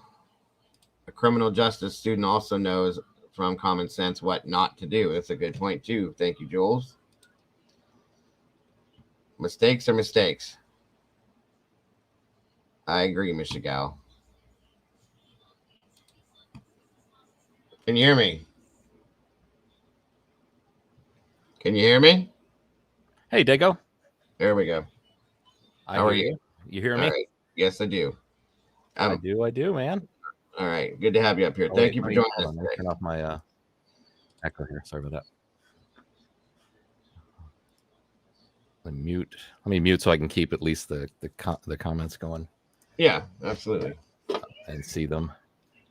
Absolutely. Yeah, I think you can pull when you come up this way, there should be a side chat that you can pull the comments up and have a private chat with as well. Yeah. Typically, that's what shows up. Okay. All right. Well, thanks for letting me come on the show. Well, that's what it's about today. Any one of you guys have the right to your opinion, theory, thought, whatever you want to talk about. That's what it's about. Yeah. Yeah, I think yeah, so you were asking if I believe what you were talking about, the order of things and who went first and whatnot. Is that what you're saying? Yeah, I mean, I think each and every one of us has a theory that we was it the grassy knoll? Was it the school book depository? Everybody's got an opinion, and I think that's fine. I think some are like, I think you can go too far, and then you can be very passionate about it in response, and that's I think a lot of what's going on here, and it's a shame that because I think I experienced early on, like being on 2 other shows that you guys don't even talk about too much. I don't even think any of you watch them here, but going on one and then hearing something about another person that didn't like that show, I went on there, and then because I was in the comment section of that show, got blocked from the first show. That's like, wow, this is like, it's like being blocked from a movie theater because you went to another movie theater down the street. It's like you can't be, and then you end up, you can't be a customer anywhere. Anyway, but yeah, I won't block anybody just for going to another show. That's absolutely not gonna happen at all. Now, if somebody goes to another show and then they're bashing either me or somebody else, of course I'm not going to be real comfortable. I still wouldn't block them. Yeah, let me explain that, because you did point out, because nobody was saying what I was accused of until you actually gave an example, which I appreciate. What I was saying was that Detective John was saying that I was in the show at the same time he was, but I think I was driving back. I didn't realize he was in there. I didn't even witness him getting booted. And when I heard that he got booted and I felt like I was in the same show, it's like, well, I would have loved to know what he got booted for, because I just recently myself was booted like silently and I don't know why. It's just like from the same show. No, from CJ's show. CJ booted me. I think it was because I was on Melissa Jade and we were talking about the blurry tunnels, and I'm a video editor. If I present like a video of blurry tunnels and 2 mouse clicks gets you tunnels that are in focus. Yeah, I'm suspicious of that. I'm sorry. That's all. You know, I work in videos all the time, and people send me clips. If they're blurry and they send it to me, they think that's the best there is. I go searching for something better so I can use it in the video I'm editing. So see blurry video is like the instant red flag for me. But I love all these shows, and it's a shame. I love CJ's show. I love I even love Rory. I've even sent Rory like suggestions on, hey, I use Adobe Premiere. I can help you with this, or give you some tips here. I love all these shows. Don't agree with everybody, but like I said, Jesus, same thing. I agree. No, I know what you're saying, and I was watching. I went and watched on purpose to see what people were talking. This is Jeff, by the way, guys. For anybody that Jeff H that nobody knows. I think it's the way that. First of all, I've said this forever. Okay, everybody understand this. When we're chatting or texting on a phone or chatting in a chat, there's no emotion behind it. Okay, none. So you can't always understand what somebody's saying based on, we have emotion in our voices. That's why I like doing this, so everybody can hear people. Hear the voice, hear what's coming out of it, what's behind that voice, what that voice means, not only from just a dead chat, okay? Right. You can emote a chat and it does have a meaning to it in some senses, but maybe not always. So what I'm saying is when things are said, people take offense to certain things, the way certain things are said, period. It is what it is. You know what I mean? And like I said, I don't want to make this whole thing about that. This is about, putting people's opinions out about what we're talking about and stuff like that. But I definitely don't want this to be about that scenario alone. I just want it to be understood as to why I think people are upset with you that there was a couple of things that were said and that you agreed with. And that was the problem. You agreed with. You agreed with, like, that's an assumption. I mean, I can have a conversation and hear people out. That's why, I've always been the one that is friends with some of the most bizarre people that most people can't be friends with. And it's like, well, why is that? It's because I try my best. I think everybody, I should be able to get along with everybody. I am a Christian, and I do see it from a Christian perspective too. I agree, but a spade is a spade, Jeff. When you say something clearly, or whatever you want to call it, a duck is a duck, a dog, whatever variation you want to use. If somebody says something, like for instance, I'm just using this as I've seen a comment made. Like, well, if you want to be on the dark side and instead of the good side and things like why are we separating this and making things separate? It's an opinion. These are opinions. We all have that right to our opinions. So if you have a specific opinion, that means you're on the dark side or not the dark side. I mean, whose choice is that to make? Right. What country are we living in? Well, that's Detective John made that statement, and quite a few people agreed with him. Detective John said that? I'll go back and pull it back up and show it. He said it clear as day. Don't go to the dark side. We're not the dark side over here. Why are we separating? Well, I mean, his opinion is coming from that he feels that this is doing great harm to the family, and that to be, he's basically saying, it's like, well, we should be extremely nice to Kim, while at the same time, harming the family. That's his viewpoint, and that's I mean, who has lost more? I mean, I know Kim is very concerned about what has Kim said that harms the family in any way, though. That's the thing. That's what I have not heard yet. I've been trying to find something she said that would harm the family, and it's not been anything. There's nothing been said about Kaylee or Xana directly or Ethan directly or anything like that. I've not heard that yet. That's what I guess. I mean, that's what I was trying to, and you can only get the true opinion if you go to the source and ask him. But I was getting from him that he's very, upset with things that Kim has said so he's got his opinion. That's his opinion. And it's clearly some opinions don't matter. It's like, well, what do you want, blueberry or raspberry? It doesn't matter, really. It's not. Here's the thing, though, and I understand this though. Kim sent them an email, Jeff. I don't know if you knew this. Kim sent them an email that was not to be talked about. Okay, it was not to be put on a live stream. It was a personal thing between her and T-Rev. She sent the email to them and said, "Please do not talk about these things." Well, I'll be damned if they went live and John and Rev start talking about those exact things and made those things, yes.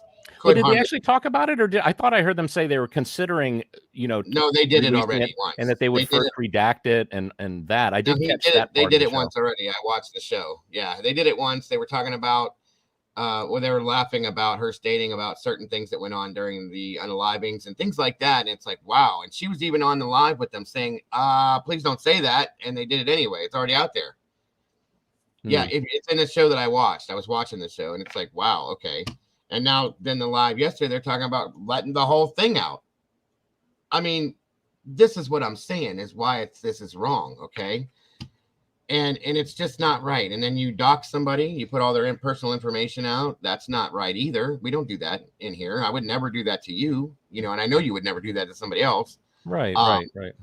These are the things I'm saying. It's just like, it's kind of juvenile, you know what I mean? We're all adults, you know.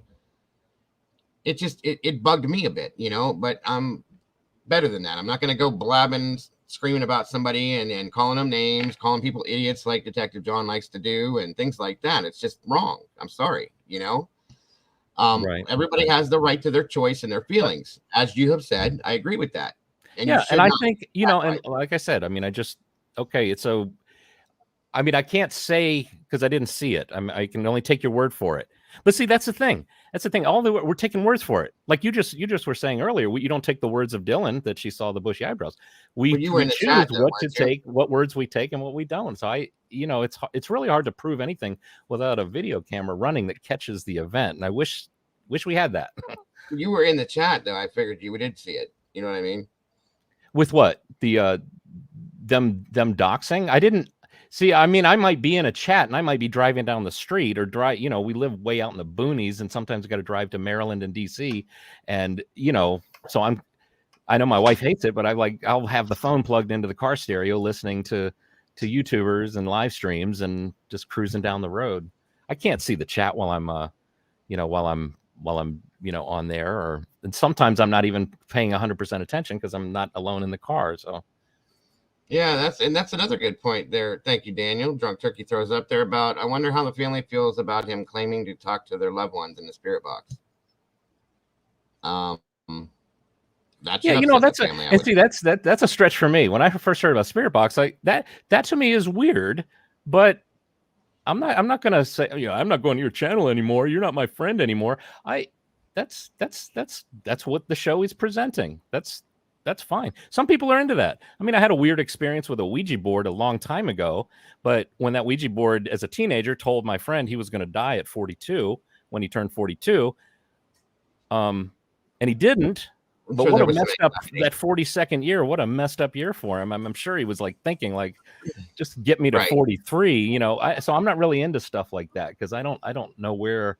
Right. But I can imagine if somebody's telling the family of that has a deceased child that they're talking to their deceased daughter, I would imagine that should upset that person. Don't dive. The link is pinned in the chat, hon, at the very top. Just click on it. It'll pop you right up here.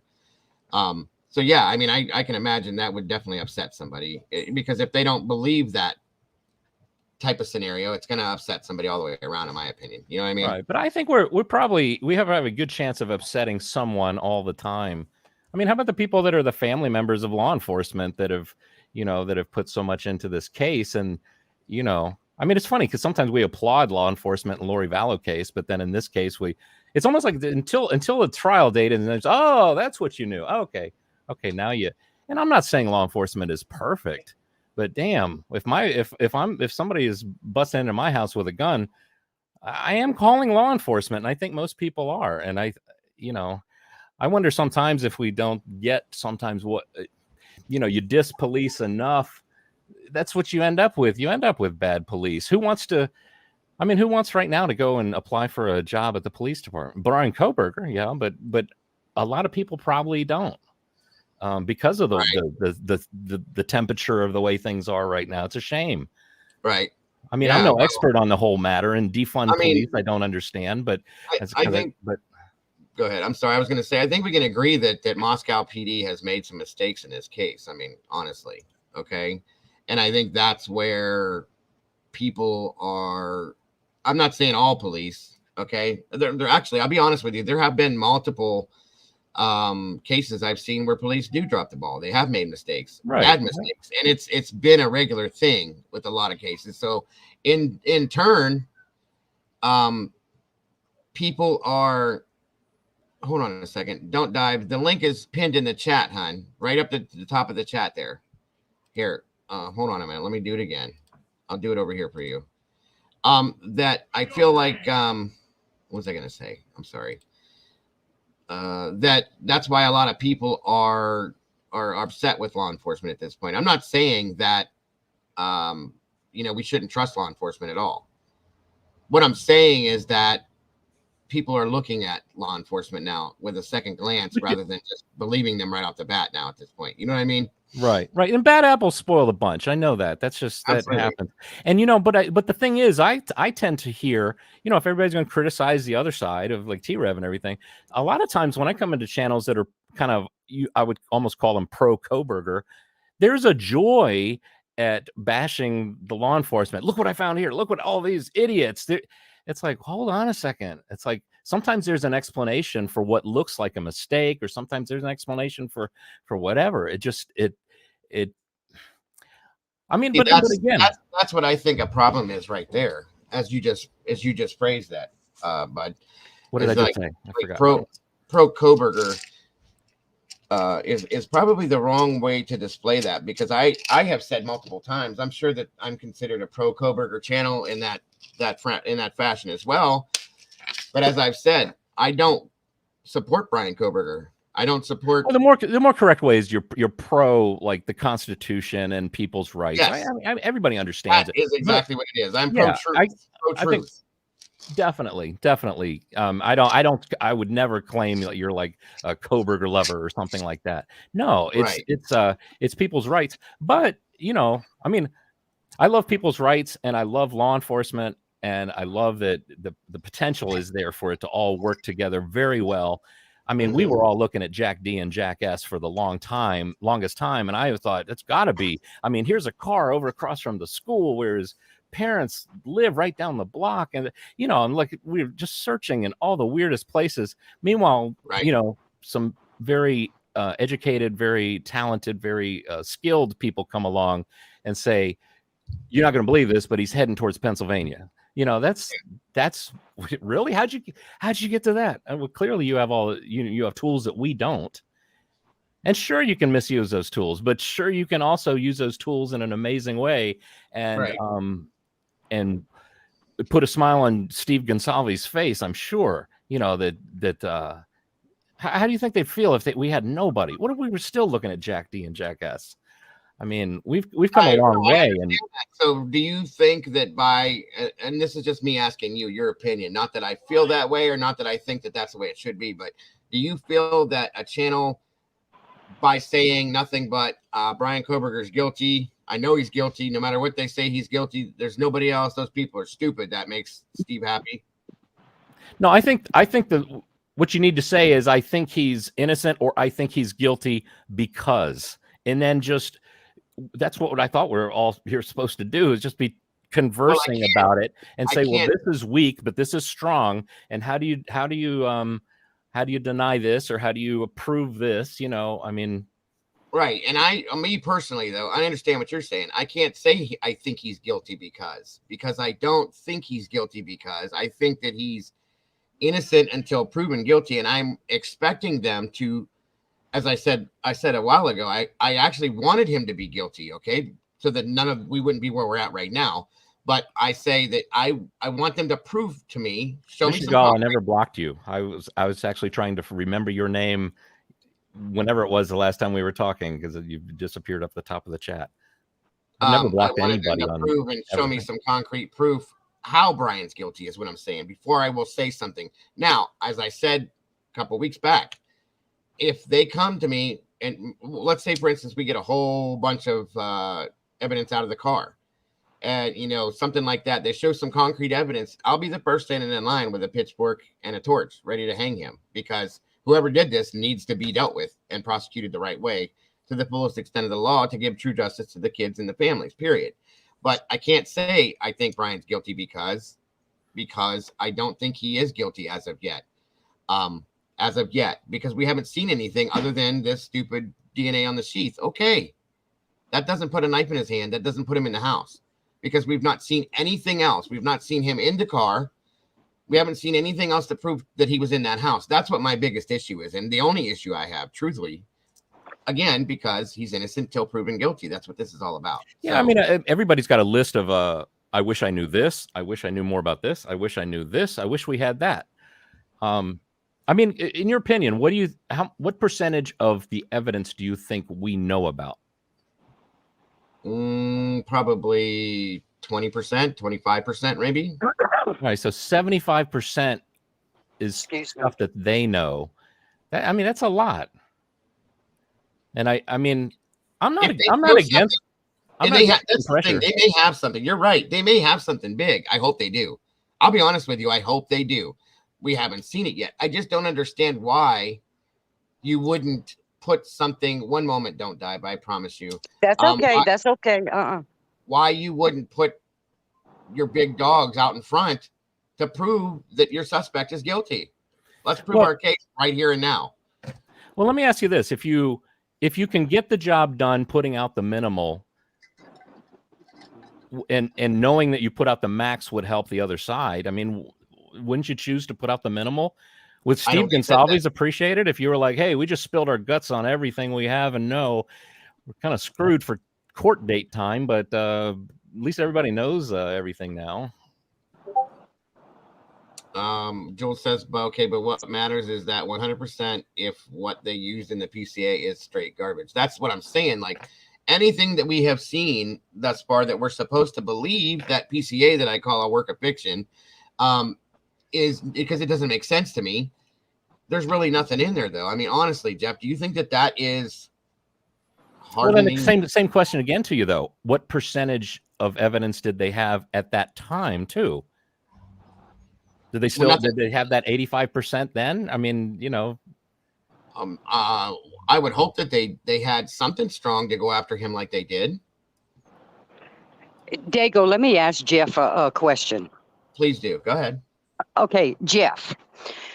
Let me ask you this: the knife sheath. Okay, I don't know if you have any knives. Or the sheath that the knife fits in. Right. Okay, I don't know. When you have the leather, when you buy a knife with the sheath that fits it, okay, the leather is hard. Unless the person that you got it from, whether it was a dealer, a gun and knife show, some of them are treated already with certain oils to soften them up. Okay. Some are not. So you have to treat them. You have to treat them. They want us to believe that he bought that brand new from Amazon, though. That's the way. Okay. If he did that, if he did that, first of all, I know for a fact, because my husband has a lot of knives. He has knife sheaths. He treats them all when he buys them, if they're untreated. Because if you don't treat them, they are hard. Right. If you treat them, they become softer to where that little flip that you open to pull the knife out, it opens easier. Okay. The sheath is the sheath. I mean, the knife will slide in a little bit better when you first buy one and it's not treated. You'll notice that the knife pulling it out of the sheath it'll grab. Okay. So if it's true that when he bought that on Amazon, if that's true, and he never treated it, okay, then his oils, because everybody has in their skin oils. Yes. Those fingerprints would be left on that sheath, okay, unless it's scrubbed and re-oiled over, okay? And there's no reason to do that. Nobody that that are familiar with knives and sheaths. Why would they do that? Okay, so you know what? They pinpointed on this, whether it's touch or these 25 cells or whatever, just on the, you see there's a male and a female where it snaps on the knife sheath. Mm-hmm. Okay, it's evident where the male is and what it looks like, and it's evident where the female. It's a little hole and it fits in there. From what it said, it got it from that, or was it the buccal part, which is the male? Which one? I mean, it won't say male or female, but it said the snap. Well, I always assume that it's a two-part thing. There's a button on the outside. Everybody sees that when you walk around, and there's a snap on the underside, right? I always have been of the opinion, and Right. like, my opinions are always changing. Tell me something different, I'll change. But I've always seen that snap. If the DNA was on the snap underneath, and that's where it was found, that could have been like he could have been using the knife the day before, getting stuff ready hours before, when his hands didn't have gloves on them, didn't think, oh my gosh, I touched the snap underneath the button, and then that's how it ended up there. But I often felt like that snap can preserve DNA under there like a Tupperware bowl, where just, you pop. Okay, well, let me tell you this, Jeff. Mhm. That snap ain't shit. Okay, I don't mean to cuss, but that snap does not mean nothing. You have to handle the sheath, okay, to touch the snap, right? You got to put your hand on it. Your finger, your thumb, you can't handle that knife and that snap. You got to have your whole hand on it. But if you touch the inside you're of the gonna snap, when you go to use the knife, you pull it up with your thumb, you pull the button off, pull the knife out. But you're touching the leather. It's what? You're touching the leather, right? You're still going to hold your other fingers. Yeah, you still have to hold the sheath in your hand. But you're not touching. See, like what Dago just did. You didn't touch the snap, did you, at all? So any snap touch DNA that is on that snap. No, the snap, the part that's under the button. Bottom part here. I mean, I guess you could when you pull it off in a sense, but not very much. They're saying that it's inside though. Right. That's what they've been saying. It's inside. Everything I've ever heard that it was on that snap underneath. That's the picture I always painted for myself, that DNA is preserved underneath the button. It's on the snap. And that's something that could be easily overlooked as you're getting, it's like, oh, let me grab my knife. I'm going to clean the outside of it.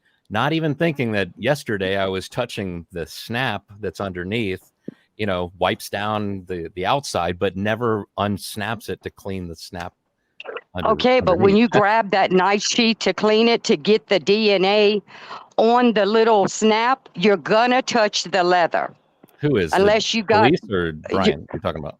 When you're okay, you will, right? You're gonna touch the leather at some point. Give me a visual. I'm a visual learner. If you walked into the house with this in your hand like this to go do what he was going to go do, he's gonna. How did he carry it? He had to carry it like this, at least, or like this, or something like that. Okay. So when he opened it to pull this out, this is in his hand. Right. At least, okay. It wasn't connected to his body because he left it somewhere based on what his gloved hand or his bare hand. Either or. I don't know what he had on. I've always assumed gloves. Probably gloves. I'm sure gloves. So how did that get on here if he had gloves on his hands then? Right. That's what I said. I just said he could have been touching the button snap the hours before, the day before, whatever. Somehow it got on that. It's going in and out. You don't think that he ever touched this with his bare hand ever though? I think you guys are trying to make a point that I'm missing. What are you're talking more about the leather than the snap? You're saying that his fingerprints should be on the leather? It should have been okay, well, you know what? But he was wearing gloves. How would it be on the leather? You're cutting it Well, they have it on the snap. Well, if you DNA on that chip, hold on. Okay, how about now? Don't dive. Can you go out and come back in? I think you're breaking up. If you go out, I'll bring it right back up, hon. Try to go out and come back in.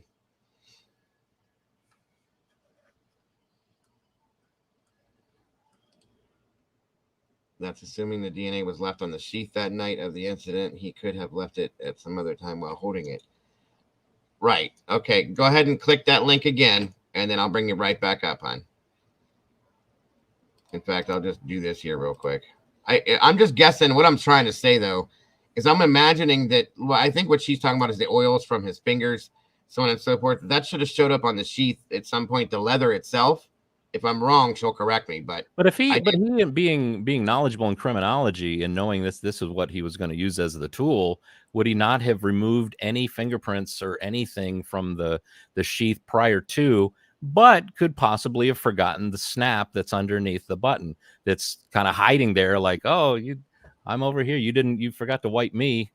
That's again, this is just my theory. That's what it's a theory I've held onto for quite a while now, and I don't know. Right. Well, you see, I just find it kind of hard to believe. I know when my husband has to clean his knives, he's touching that knife whether he's got a glove or not. And if there's any DNA from his skin that he's going to get on that knife, okay, it could. But if he's got gloves on, no. But that DNA got on that snap somehow, okay? But then why? Wait a minute, let me finish, Jeff. Go ahead, Why didn't they focus, okay, on just the snap? He got DNA on that snap, okay, and he can't pick the knife up with his thumb, with his thumbs touching just the snap, Jeff. He's got to pick up the whole knife sheath and flip that snap open, okay, right, to get the knife in. Hold on a minute. Hold on a second. I'm not finished. Okay. I'm going to say what I got to say, and then I'm going to get off. Okay. But he's got to pick that up. Okay. He's got to pick it up. There should be skin on that knife sheath. There should be a fingerprint or something. Why did they focus on just the snap and not look? And you'll probably say, well, yeah, but we don't know all the evidence. No, that's okay. I do have an answer, but that wasn't it. Okay, well, just hold on a second. I'm gonna let you give that answer. 1 minute. All right, I'm sorry. Okay, they focused on just the snap. Okay, don't you find that kind of weird that they wouldn't find something else on it, but they focused on that? What about the skin DNA that would be on the leather? But they did it with the knife sheath. That is suspicious to me. Okay, now I'm done with that. You take that with what you want. Then another thing, what I want to say this before I leave, and I will not bring it up anymore, okay? But Daniel made a comment a while ago in the chat, and it made sense, okay? And this is about T-Rev, and yes, I will say his name because I was on that channel the other night, and I was in that chat, and I was so fired up that when I got off the phone, I thought I was going to have a heart attack. I was so pissed off. Okay. But you know what? T-Rev's going to bring this damn spirit box in there, trying to talk to the kids, to the 4 students about but what about their parents? How would they feel if they were listening to that? And here's T-Rev is in Detective John and everybody over there in chat is listening to this. And every word that they hear coming out of that spirit box, Bryan, this and that. That is so immature and ridiculous. That is so ridiculous and disrespectful. So you know what? Him and his people in chat and Jeff, baby, you're one of them. Okay? Because I've seen some of your comments. Well, don't say some of the comments. Say what the comments are. Let me explain. I don't have to tell you what the comments are. Okay, I was in there. So you let me finish and then you're going to have it. You're going to have your word. Okay. But everybody in there they talk about everybody else, but they don't look at themselves. Okay. They don't look at themselves and what they're saying and what they're doing, but they're sure going to dog everybody else. That's what pisses me off. So you pissed off about what you hear on other channels? Well, guess what, I get buddy? Pissed off. We get pissed off too. Like what you were saying. You said you almost had a heart attack. I understand that people are very passionate about this, and that's why I don't have to leave the room if they're passionate. If they're passionate and they got opinions and they're upset. But that's just it. When if somebody goes in there and they want to talk about their open response or how their how should I say it? Somebody give me the word because it ain't popping in my head, and my husband's clowning me right now because he knows I'm pissed. If we go over there, what she's trying to say, I believe, we can't give our opinion. We can't give our opinion. Yeah, if But you yet, don't look agree- what Why can't you Dago's give your doing. opinion over there. Dago is letting you have your opinion. And do you honestly think that you would be treated good if you're treated good right now on Dago's channel? Yeah, always. Okay, Until right. today, by some, but you know. Well, put this it is a this way. surprise. Put it This is put it new. I this don't way, usually get Jeff. treated like this ever in my whole life. Put it this way, Jeff. Okay, Maybe. it's called defense. Okay, we're defending ourselves. It's what we're doing. Right. Okay, but look, if me would have went on there on that night, that day on T-Revs, he would have threw me out of there for saying, well, I don't know. I think there's something not right with this though. They would have dogged me. Detective John would have dogged me and jumped all over me. That's how it is over there. And look, anybody in chat, hey, anybody in chat that wants to go back and tell them, hey, don't die 509. Yeah, that's me. Because I don't give a rat's ass. I don't. But I'm going to tell you something right now. Booted from being over there? Oh, yeah, long time ago. But let me tell you something. Dago, Jules, CJ, Dan, there's a bunch of it. Daniel, there's some. But I'm going to tell you something right now. They don't dog people like T-Rev. They don't. They don't dog people like that. They let them be open, whether it's what they believe or not. Dago is this channel right here is a total family, okay? And I promise you, the reason why I'm being so ugly right now is because I will defend him. I will defend him and his family. I will. Thank you. Look, honey, let me tell you something. I'm from Louisiana. I know. I'm a Cajun. And when I get Now, let pissed me ask you, off, did I ever say anything against Dago? No, I I never- understand that. I never What would. you I were have doing- issue with CJ. I have issue with Rory.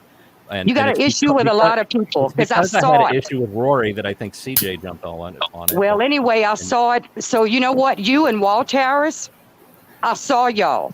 I Who? seen it for myself. Okay, Walt. All right, Okay, go ahead. I had a problem with that. But look, let me tell you, I'm done. Go back to what you were talking about, Jeff. I'm sorry that I'm being like this, but I was pissed off. Okay, I have my own opinion. I believe what I believe. He is innocent till proven guilty, and anything that the FBI and Moscow Police Department has brought, they have not changed my mind about nothing yet. Okay, but exactly what we're doing is what the jury's going to be doing, deliberating, trying to figure out how some things fit, but some of it don't. And But they they'll need have to that figure. other 85% though that we don't have right now All right. of evidence. Well, okay. Well, anyway, whatever. All right. Sorry, Dago. You can't see, if my eyes are only partially open, I can't see what I'm seeing right in front of me. But the Okay. jury will have all the evidence and we'll have everything right in front of them. to be Right, able to right. see. And thank you. Thank you, Don't Dive. I appreciate Yeah, you and your theories and your opinions as well, my dear. Thank you. You're very much. welcome. Okay, I'm leaving. All right. Thanks, Okay, Dago. thank you. All right. Bye. Have a good Bye. one. Welcome, Green Eyes. You too. Hi, everybody. Welcome. And then, was there anything else that you had to say, Jeff? No, I think I'm good. I'm sorry to rustle things up. That was not my intention to, No, I wake up and I decide what I'm going to do on my computer for work, and I sit and I say, oh, let me see what's going on the live streams. Never in a million years I think I'd be like pissing off live streams. I mean, the fact I'm even talking, or my voice, or I've been on live streams with visual too, but never in a million years. I just, and it's my bandmates in my band. My drummer would say the same thing. They have like issues here, back and forth. They come talking to me. It's like, why are you talking to me? Well, Jeff has no issues with anybody. He can hear all sides, and it's like, and it's so funny to I just recently got that from the band. Now I'm kind of feeling the same thing here. Nice guy, I don't know. I'm not going to say I'm a nice guy because a lot of people don't believe that I'm a nice guy. That's their opinion, but I believe I'm a nice guy. Everybody that, No, that's all so that you get matters. walked on, Jeff, because you're such a nice guy. Well, If Jesus you're got walked on comfortable, too. listen, buddy. If you're comfortable with Jesus. yourself, if you're comfortable with yourself, then that's what matters. You know, you can't control what other people think of you. All I'm saying is that sometimes you can be, people look at it as guilt by association in a sense. Okay. And that does happen, sadly. Okay. I'm just saying, even if you were not to say something, if you agree with something that somebody says that is going against multiple other people, it comes off as now, a bad. if you got a screenshot, because I know some people love to say screenshots, got screenshots, CJ. You know, if say, because if I can hear something, but if you hear me say I agree with that and then I expound upon it, well, yeah, then I'm guilty of something. But geez, if I can't be in a room and hear somebody that's spouting off because they're passionate, then again, what country am I in? Right. All right. I don't want to take up too much of your show, Dago. I'm sorry. All right. Thank you, Jeff. Have a good day. Love you, man. I'm still going to be playing my guitar with your opening music every time you come on. I always flip the switch and jam away. Thank you very much. All right. All right, man. Welcome again, Green Eyes. Thank you for being here. Did you 1 second there, Frank? Thank you for jumping up, buddy.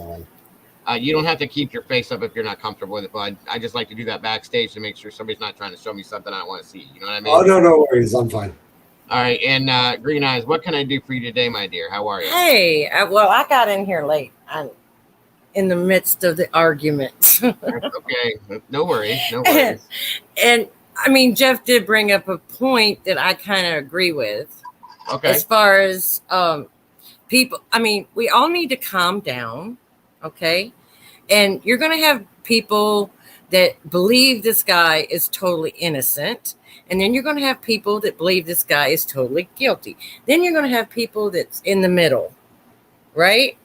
And I think we all knew about the DNA from the PCA. Right.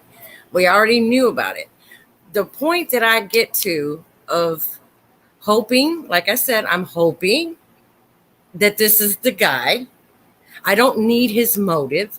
I'm not going to elaborate or have my own thoughts about why he did it because we don't know. I do not want to, if he's the guy, I definitely don't want to be in his mind.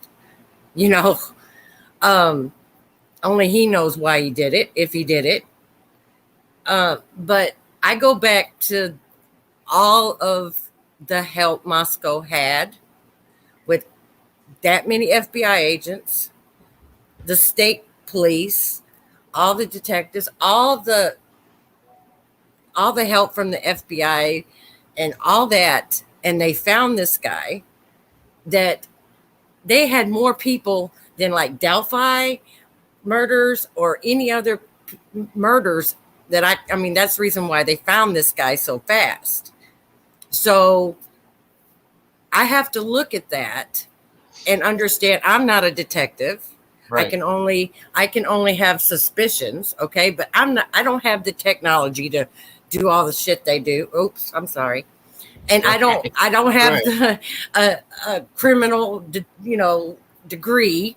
Okay. We can all sit here and say no, he's innocent and all that, but we do not have that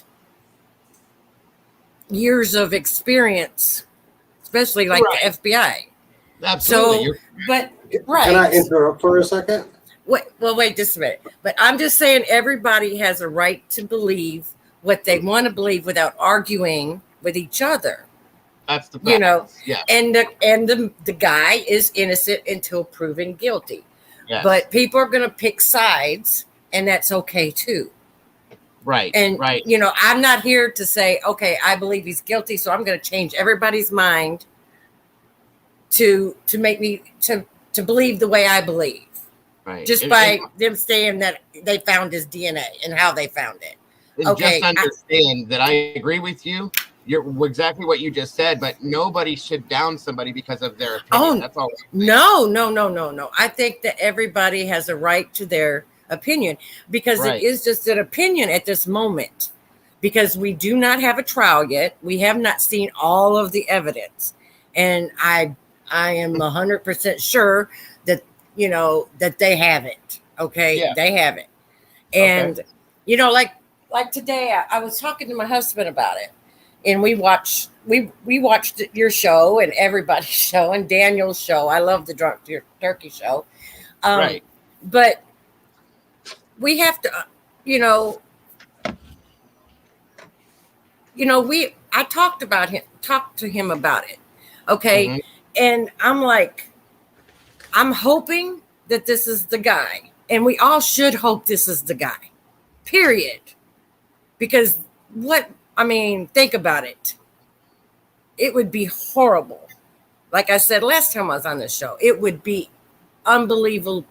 The families, it would destroy that town. It would destroy the families all over again. So I'm hoping that this is the guy. Right. I agree. And I agree. Because with everything we've gone through, yeah, I hope that they do. I really do. I've said this before. I hope that he is the one. At this point, I hope he is. If he's not, I just want him to show me. I want him to prove to me that he is. That's all I'm saying. I think, I know what I was going to say. I'm hoping that now, if he is the guy, let's say he is and he's guilty and he knows he's guilty. Yeah. I'm even hoping that he will work out some kind of plea deal to keep this away from I really do.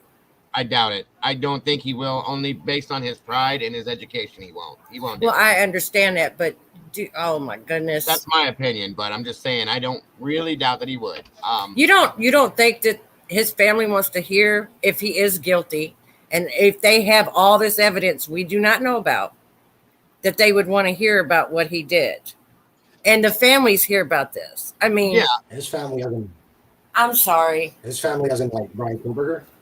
Pardon me, I didn't hear you. You're talking about Bryan's family? I said, yeah. Is that what you meant? Bryan's family wants to hear? Or are you talking about the family? I said I don't even think if he is the guy. Let's say he's guilty, and he is, if he is guilty, right? I'm not saying he is. I'm just saying if he is guilty, that his family wouldn't even want to know this. No, you're probably right. Right. And even like Ethan's family won't even. They're not even coming to the trial. I don't blame them. They already closed that chapter. Yes, they're done. Of course. Moving on. And I think I praised them for that, because I really do. I don't even know if I was one of their parents, I would want to be there, because I wouldn't want to see and remember my child like that. Absolutely, I understand. And that's why I understand what Stacy had said when she did her interview. I loved her for that, because they're moving on. They have 2 other children that have to live without their sibling now. They have to learn how to live their lives without Ethan. And this is not part of doing that. And I get that. And I respect that. I love them for that. I really do. It is, for example, like going to a funeral. Well, I went to my grandfather's funeral, and he was already a skinny dude. He died of cancer. Right. And he went even more skinnier. I refused to look in that casket because I wanted to have a fond memory. Yeah. I wanted to have a fond memory. Right. Yes. My grandmother, same way. I didn't go to her funeral. I saw her right before she passed away. And it was horrible to see her that way, because that's not what I remembered as a child. I had fond memories of my grandmother. I would not go to the funeral because of that. My sister was mad at me. I said, I don't want to remember her that way. I don't want to see. That's not my grandmother. My grandmother died. She had dementia and Alzheimer's, but she died to me 10 years before that. She was gone. That's what I wanted to remember, was that grandmother I had 10 years before that. And I get that. You are absolutely right. By the way, welcome, Frank. It's good to have you. I didn't get to do that, but thank you for joining us. But no, I agree with that 100%. And thank you, Green Eyes, for your input. You're welcome. I appreciate you so very much. I just don't like people fighting over something. I'm hoping this trial will hurry up so everybody can go through the steps. Yeah. It's just that we shouldn't be fighting amongst each other or trying to convince one person or the other. Everybody has their opinions, and it's okay to have a different opinion than somebody else. That's right. And you shouldn't yell at somebody for that or get, it needs to be peaceful, Right. Because I'm a peaceful person. I try to keep everybody everybody has the way they see things, But it was nice meeting you, Frank. And I'm going to get off here. I didn't even find out what was happening with the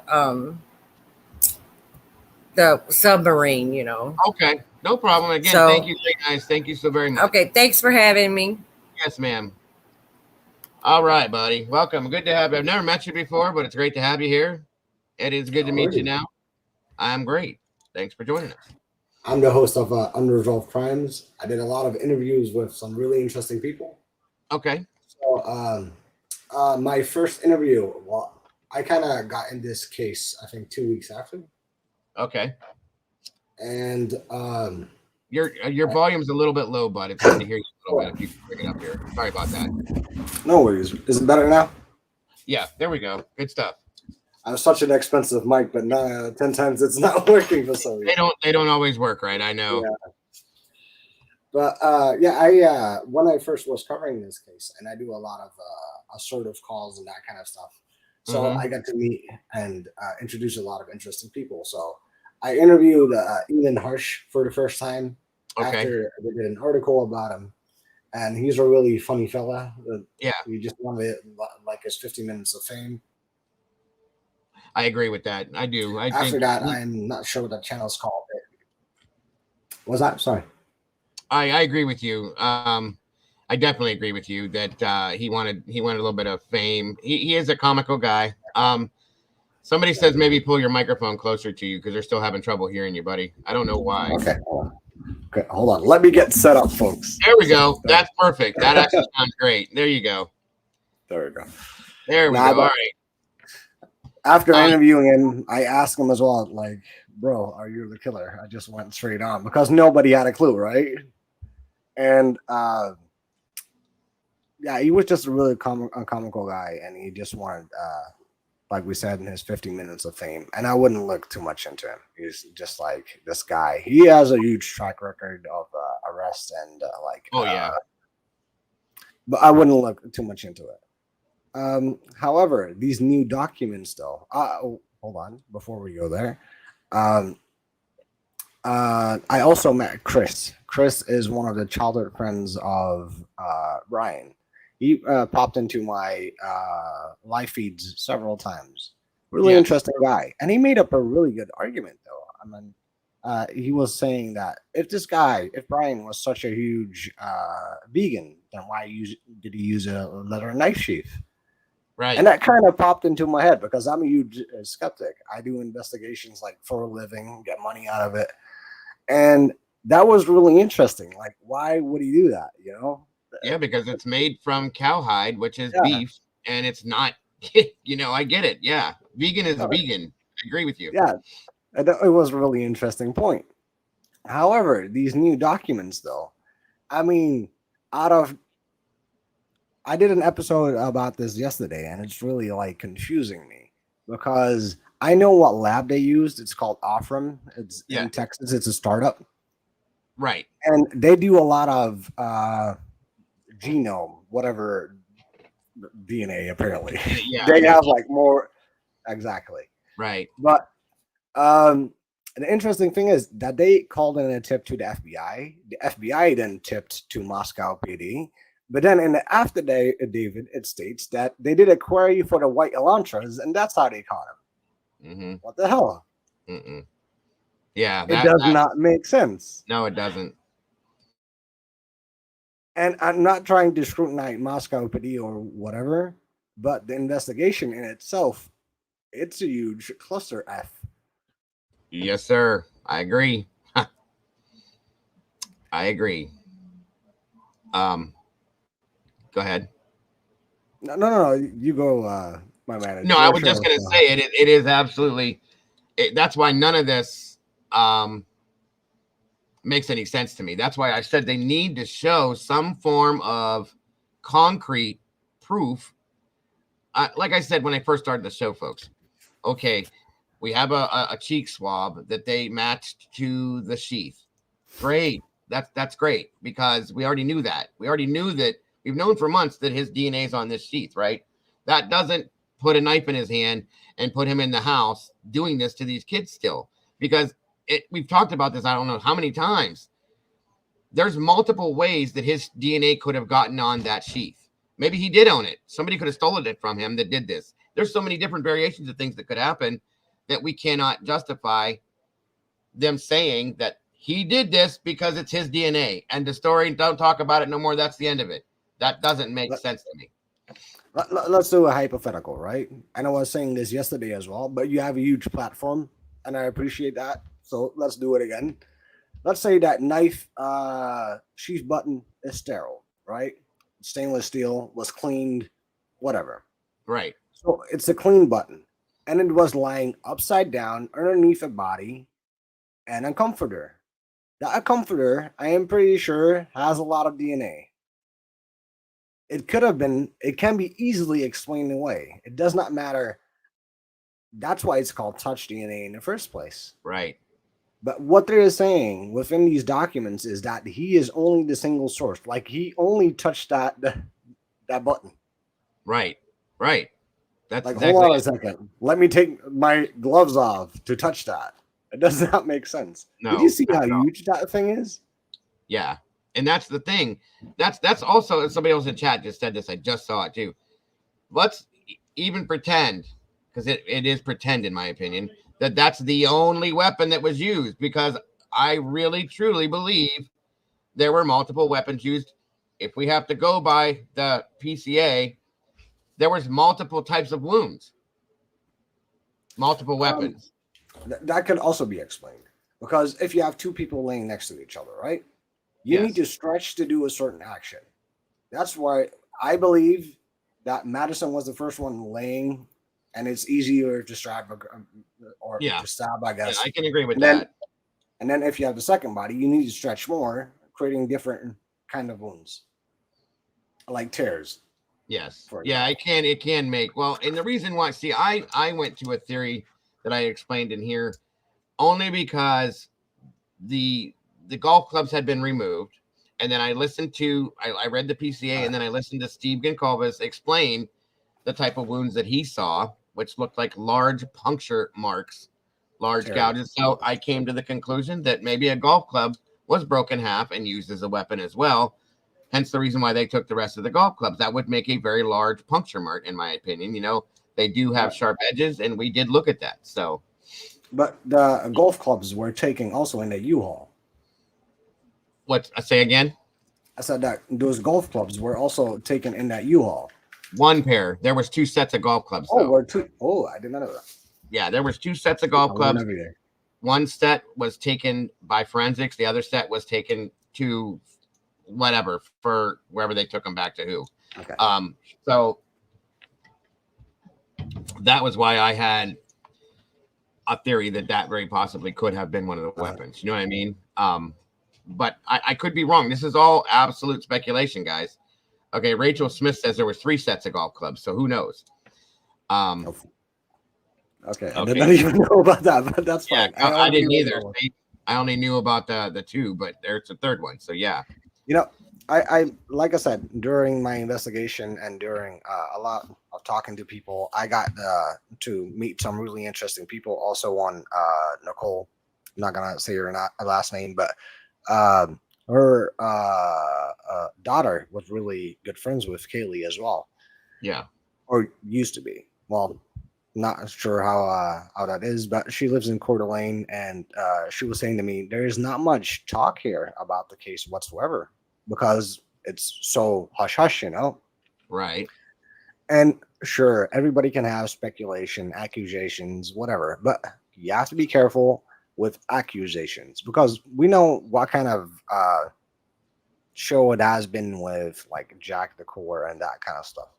Yeah. And in all honesty, I think that is unfair because if you don't have proof, you don't have proof. You just can't go around and accuse people. That's right. I agree. Because, I agree. You know, this case is so interesting mainly because there seems to be so much evidence, but then there is like none. Right. Right. Exactly. Everybody's asking if you're Swedish, my friend. Are you Swedish? No, I'm Dutch. I'm Dutch. Dutch. There you go, guys. There's your answer. Little kind of close there. But and also if you could state your channel again, my friend. People are asking, so we can put your link out there too. It's called Unresolved Crimes. Unresolved Crimes, guys. Make sure you go check. We'll get a link in the chat for you, sir. Go show some love over there. Check it out. He obviously does the same type of stuff we do. Puts in the hard work. There's the link right there. Thank you, Mandy Joe. Thank you. And yeah, absolutely. I'll be checking you out too, my friend. I've not heard of it yet, but I will be doing it after the show. I also heard Green Eyes mentioning Delphi, and I also did a lot on Delphi as well. I also Okay. interviewed one of the searchers right there. That Gotcha. I Interesting. think William did like 6 years. He closed his mouth, and last year I interviewed him, and was interesting to say at least. Yeah, I'll bet. I'll bet. Are you familiar with the real close to Delphi, the Flora 4 case? Yeah, I Flora did a big, yes, I did a big show on that yesterday to start that up again because it's still unresolved. Hence your name. I like that. Fit right in there. And it's a big deal for us here now as well. So, and being so close to Delphi was kind of interesting to me.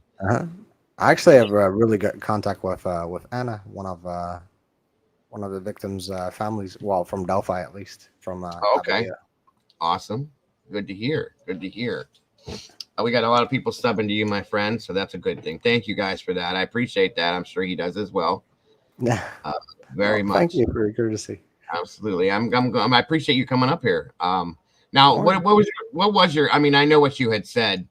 You know that Enan is pretty much harmless. He just wanted some fame, so on and so forth. Is that the only take you get from him after interviewing him? Well, I used to work in mental health, so I got a lot of people skills in itself. And he seemed more like kind of enthusiastic, kind of wanted more to promote himself. Attention. And yeah, exactly. Yeah, that's that's what I gathered from him too. But that is kind of the thing, and you need to be really curious and careful with those kinds of people, because it's just, he said he heard screams, and that could be crucial in an investigation. Sure thing. It could, I don't know, for example, establish a timeline. Yeah, but for sure, that's the biggest one right there.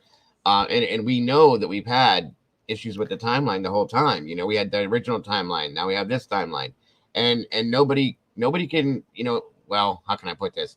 A lot of people have come to the conclusion that they don't trust the timeline because some senses it doesn't make any sense. You know what I'm saying? So, and I agree with that.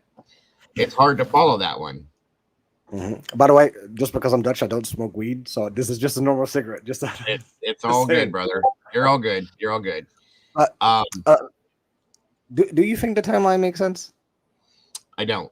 I'm sorry. That's just my opinion, by the way, guys. I feel I was more comfortable with the original timeline. I'll be honest with you. That one made more sense to me, and I definitely don't make sense out of the amount of time that they said that BRYAN KOHBERGER went in and did this. I can't get that. Just doesn't. No, it doesn't vibe with by himself, mind you. It doesn't vibe with me. Nothing about the timeline makes any sense to me at all. So that's just me, though. You know, that doesn't mean that that's what you guys have to believe. I have one of my biggest things with the timeline bothered me was that bothered me was the phone calls to Jack. Okay. And when they stopped, that is what made me go into a possible go with the original timeline, because if you do that, that does make more sense. Okay. Why would they call him repeatedly over and over and over and just stop? Well, was that in the beginning, or do you still think that way? I still have a little bit of a feeling with that I've never been comfortable with this timeline, the secondary timeline at all. I got drunk called all the time in the middle of the night, so I can kind of relate. I get it. No, I do. Absolutely. No, but I got you. It is really suspicious, isn't it? Well, suspicious in the sense that, yeah. No, and that's the thing. Totally fine. Yeah, and if that's the thing, if they don't want us to think that way, if they don't want us to feel that way about this case, then why are they giving us these things? Don't give us that at all. You know what I'm saying? Don't give us, if you're going to keep certain things a secret, keep it all a secret. Not that I want them to, but that's what they're doing. They're giving us pieces of this puzzle to put together. They give us, it's a 1,500 piece puzzle that they gave us 1,000 pieces for. All right, well, we got this puzzle half finished, and we're all sitting here waiting, and then they'll drop a document that's got a little bit piece of something. We got one more little piece. Oh, that one doesn't fit. Let me try this one. That don't fit either. I'm sick of it. And you throw the puzzle up in the air, and you're like, piss on it, and you walk away. Excuse my language, but that's where I think everybody's at with this at this point. Okay. Yeah. You know, it's just frustrating. It's so frustrating. I mean, I totally get that. I totally felt that there was going to be a grand jury because this case has been covered by the media so much, and Yeah. just having like false information out there. Yep. And I get that they want a fair trial, and it I should agree. be. I It agree. should be. But we all are curious. We all Well, are and that's curious. Like, do you think as of right now, let me ask your opinion. Come on up, CJ. Do you, in your opinion, Frank, do you think that as of the way things are sitting right now, that Bryan is going to get a fair trial? yeah. You do? Yeah. Okay. Now, do you think that the game's going on between the defense and the prosecution? Do you agree with the way the things are going, or do you think that the prosecution needs to start handing things over more, or do you think it's okay the way it is? Obviously, well, they are obligated to send in their discovery. If they do not, it could be strategic. I follow many trials, and it's kind of the same thing is going on. It's not that new. Okay. But this one is really interesting because the main proposition of evidence that they have, that linking directly Bryan, well, not directly, because in those documents they didn't do a direct DNA test, did they? No, they did not. After they arrested it. But Nope. Very suspicious stuff. yeah, all of it. and like the main lead where they got the DNA evidence from, they go like, nah, we want to protect the order because of that, because there's so many relatives that might be hurt because of this case. Right, But right. Interesting is it brought to my attention that there was some news segment that Bryan actually did a familiar test himself because he wanted to see if he was like partially Italian or whatever. Right. But then again, people have to understand that 23andMe does not have a database with police. Never has, never will be. Well, never will be. I don't know. That's good to but know. They have a smaller database. Mm-hmm. And so they have a smaller database, meaning less individuals to search at. So, like I said, they used Offram to do this test for what we don't know specifically what got found on that sheath, right? What kind? It could be touch DNA. It could be touch DNA. It's not being that specific. Yeah, it could. Right. It could be sweat. From what I know from doing true crime all the time is that blood, saliva, semen or the bodily fluids are the most trusted methods of DNA. Right. Now imagine if this case comes to trial and they would get some individual or an expert from Offram, because Offram does an amazing job on John Doe's, Jane Doe's, a lot of cold cases. That wouldn't say that they couldn't solve like any cases now, right? Right. But it's the amount, and I guess the argument is kind of because the technology is like so new. Do they have somebody to cross examine if nobody knows about it? Right.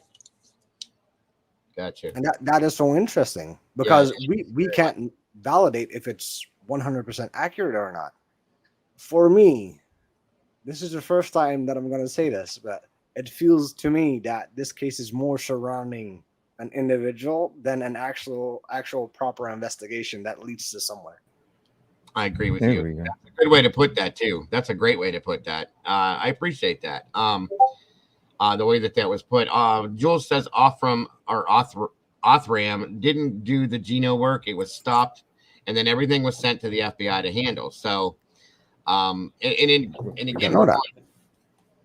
we're going back to the FBI now again, where it was said that the FBI did this and then handed him off. And there he is. He's yours. Bye. You know what I mean? It's really confusing. Very much so. Very much so. Very, very much so. I agree with you on that. Welcome, CJ. Thank you for joining me, brother. It's good to have you here. What's up, buddy? And thanks for hopping in, dude. I subbed to your channel. I covered those cases too, so definitely hit me up. Dago, I just want to say thank you again for doing the Flora show. I appreciate you putting the word out there, man, and all the passion and everything that you have in your community too. behind that case. It means a lot. Appreciate it.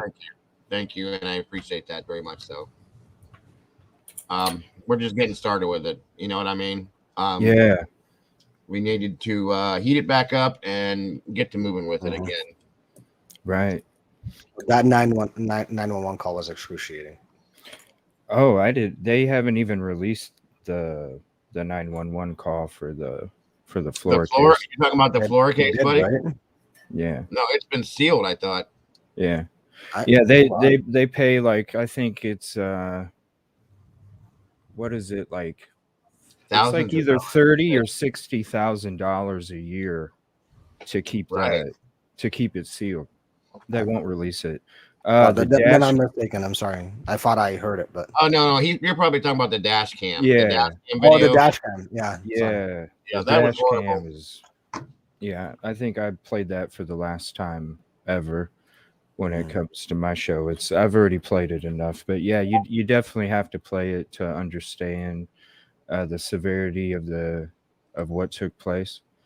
It's rough. It's very rough. Yeah. But I just want to say thank you to everybody for showing your support for the Flora show.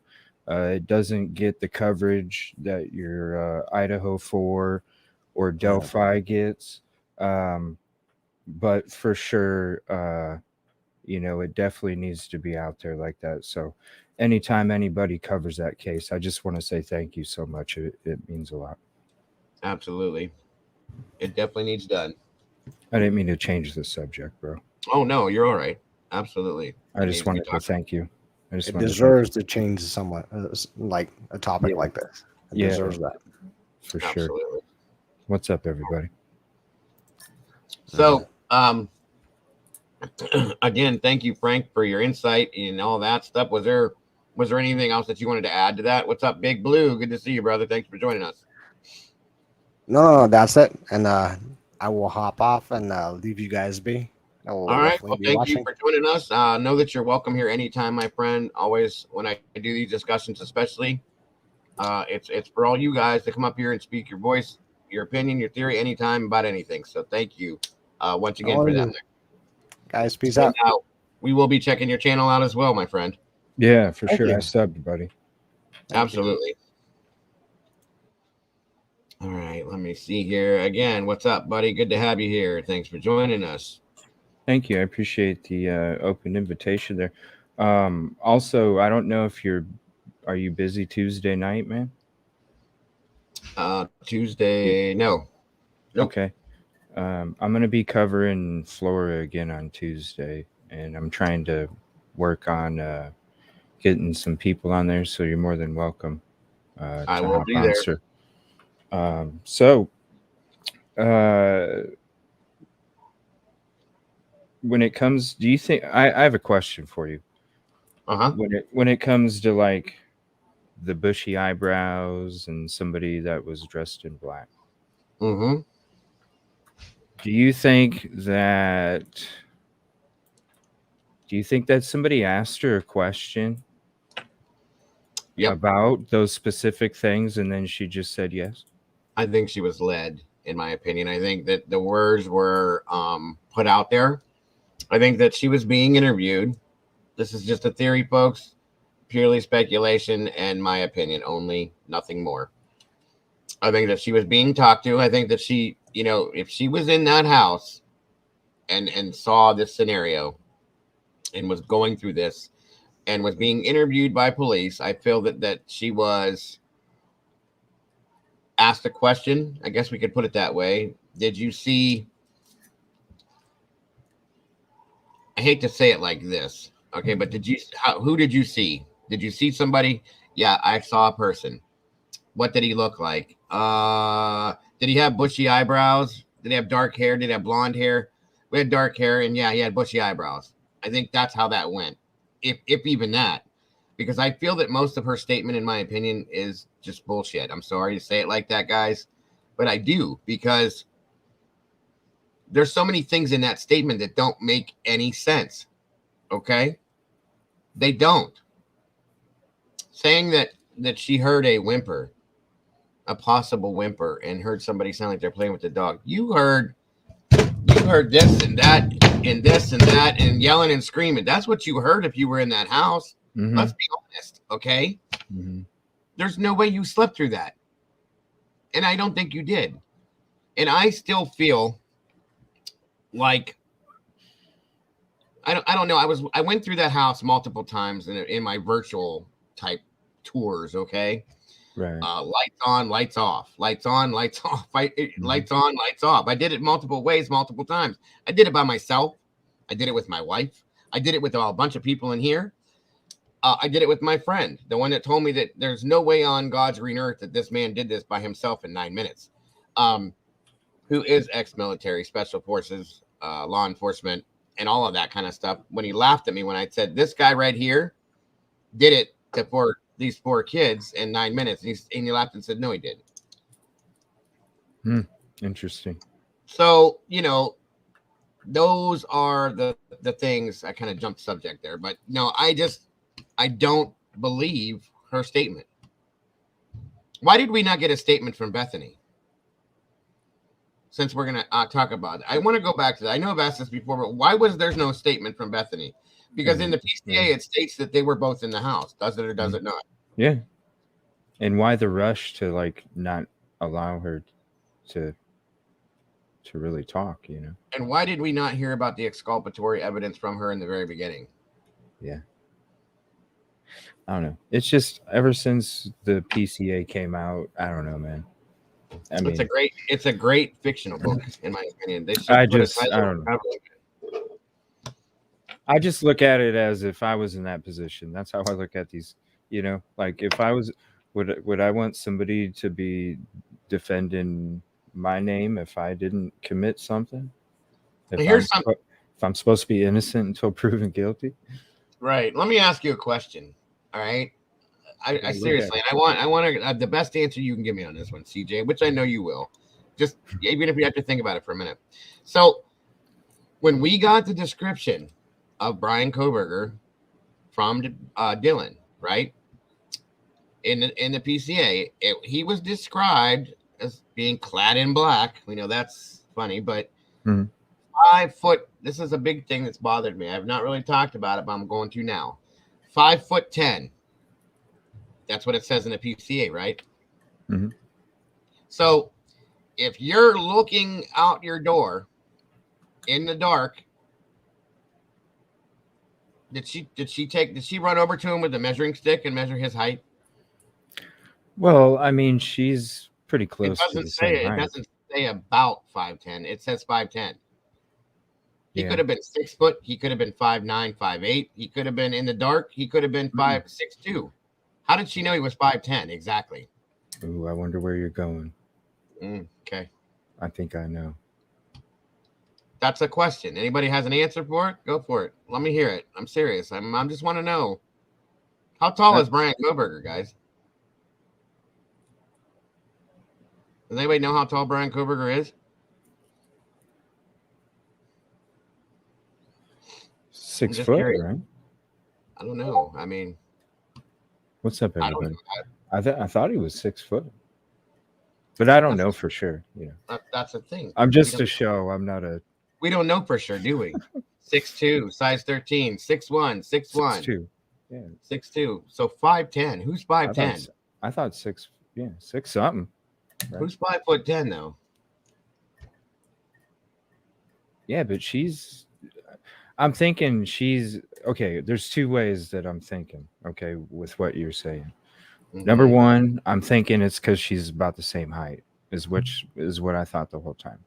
But at the same time, I kind of see where you're coming from too, right? Because are you coming from a spot where you are saying somebody was asking her, well, was he 6 foot? Was he 5'10"? Yeah. Is that is that what you're saying? Like that's how she would.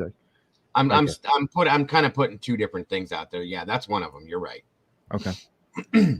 But I think she's at the same point. I think she's about the same height. So maybe she would just say same height, but then maybe that's why it states 5'10", because maybe she just said it was somebody the same height, and then the LE is the one that wrote down the 5'10". Well, and I don't know. You're well, I think you're on point there, buddy, because it seems like LE has wrote down everything to their standards, to their guessing. I guess they're guessing and they're putting it down, and it's just I don't trust that. I don't trust any of that. If somebody's in the dark and this whole thing's going down, for you to look out your door and say, yeah, he was clad in black, bushy eyebrows, he was 5'10", it looked like he weighed however much. Did they even put a weight I don't even remember at this point. Was there a weight in the PCA possibly? No, not that I saw. I just remember the height thing, right?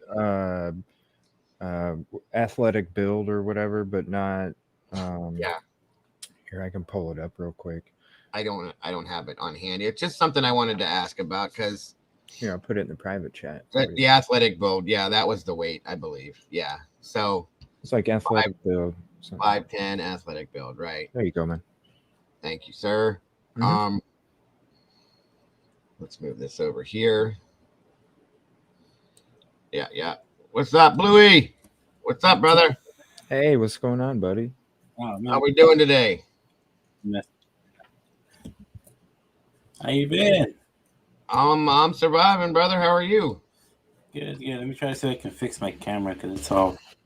Yeah, the backgrounds are a pain in the butt, man. I know how it works. I love the backgrounds, though.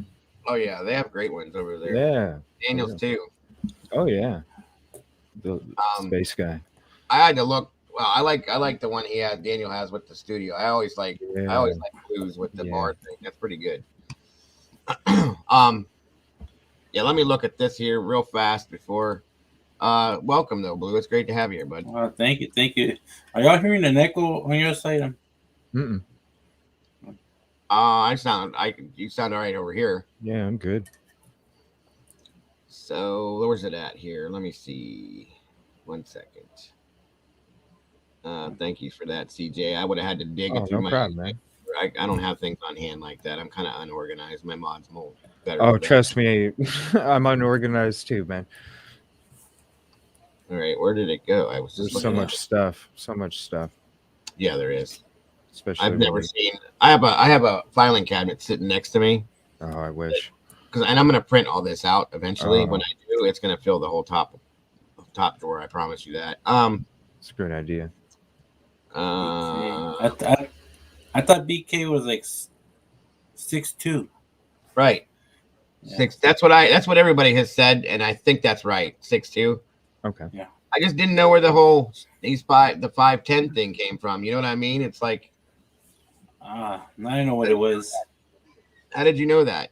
You know? No. The echo, like I kept hearing the echo. It was like it's because I also had the YouTube open. Oh, probably. Yeah. So it was. Now I'm like I can hear the question once instead of like 3 times or 2 times. I know this bottle of whiskey is empty, but that was from last night. That was from last night. Right. Yeah. Exactly. Yeah, that was a good show last night, by the way, guy. Yeah, thank you, man. I had to be part of the replay. Though. Yeah, good show. Always good over there. That was funny. So, what do you think, Blue? What part are you guys talking about on the case? We were talking. I just had a question. I had asked CJ. I was like, so what do you? When we were watching or reading the PCA, when they were given the description, of what Dylan saw that night, stating that I saw a person clad in black, 5'10", athletic build with bushy eyebrows. Yeah. Where did you think that the whole 5'10" came from? Do you think it was just a generalized statement, or was it? Because it sounds pretty specific. You know what I mean? Yeah, I mean it's not specific, but most people can't tell. I mean, they can tell like when there's a group of people who's 6 foot, but when you're around by yourself, you can. And night, I would say you had difficulty saying that they're 6'2". Right. You probably just do it like an average. I would have probably said 6 foot, but you said 5'10". Right. That's kind of what my question was. Is like, where did they come to that conclusion? And it's always kind of bugged me a little bit because when in my opinion, you know what I'm saying? When we're accusing somebody of something like this and we're putting somebody in custody and putting them on trial, the trial of their life, obviously. Yeah. got to be specific on things like this. You know what I mean? So I don't know. It's one of them things in there that her entire statement has always bothered me. I've said that multiple times. There's just everything about that statement has always bothered me. I don't know why. Just everything about it, there's something off. So that's just me, though. You know, that doesn't mean anybody has to say you're right, Dago. Blah blah blah blah blah. It's not about that. It's just that it's off to me. So Yeah. Well, I mean, we don't know exactly. Oh, sorry. Go ahead. Go ahead. Yeah. I was just gonna say real quick. Even when I first was talking about the PCA, I even was telling everybody, you know, okay, so is this person between 5'8" and 6 foot? Because I'm not gonna give. I wasn't trying to look for an exact height. You know, right when BK was arrested, the PCA came out. You know, we were reading it live, and that's when I was telling everybody, you know, well, he's got to be between 5'8" and 6 foot. So the fact that there wasn't some kind of plus minus in the description, I also see where you're coming from too. yeah. But maybe the LE's the one that put in 5'10" because she just said same height. Yeah. And she could tell because of the good vibes. Are you comfortable, Blue, with the statement that she gave, or do you question it at all, or? Well, You know what I mean? I think they only gave us a little brief of what the statement she gave. You know what I mean? Because they're not gonna put it all in there verbatim. I'm pretty sure they have a recording of her somewhere of what she actually said, and they can go back and listen to it. Ooh. Because they always do that when they interview you. They put you in an interview room and they record, so that way they can go back and see what's going on. That's a good point. So they just got to put the important stuff. They don't put all the extra stuff. I'm pretty sure she said a lot more than that, but you know they only got to put that she saw a male, bushy eyebrows, athletic build, and then 5'10". And I always laugh because some people will say, "How do you know they're that height?" I said, "Well, it's hard to tell because even when have you ever noticed when you walk out of the convenience store, there's a height marker so the convenience store worker can tell the guy that ran off. Right. That's what that's for. Yeah. How tall they were. Exactly. That's what that's. I don't know if you guys knew that in a lot of these like Circle K's and these gas station convenience stores, you'll see like a height marker on the doorway. That's why if somebody robs the store and they go to run out of the door, that's the mark that they can tell in the description. He was, you know, a male, 5'10", whatever. That's what that's for. Right. A lot of people don't know that. It's kind of interesting.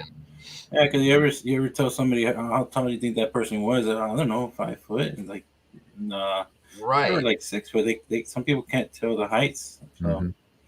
Yeah. Yeah. Exactly. It's a good point. Thanks to like I said, a lot of people don't know that. Most are 7 foot, so on and so forth. Yeah. Let me see here. Yeah, Cammy Q says Big Blue. Hey, how's everybody doing? Good. Thank you for joining us today, buddy. I appreciate you. Seriously. I was surfing the web for a second. I said, "Oh, the dog was on. Let me jump on." Yeah, right. I saw you had an open cast. I said, "Oh yeah, once a week.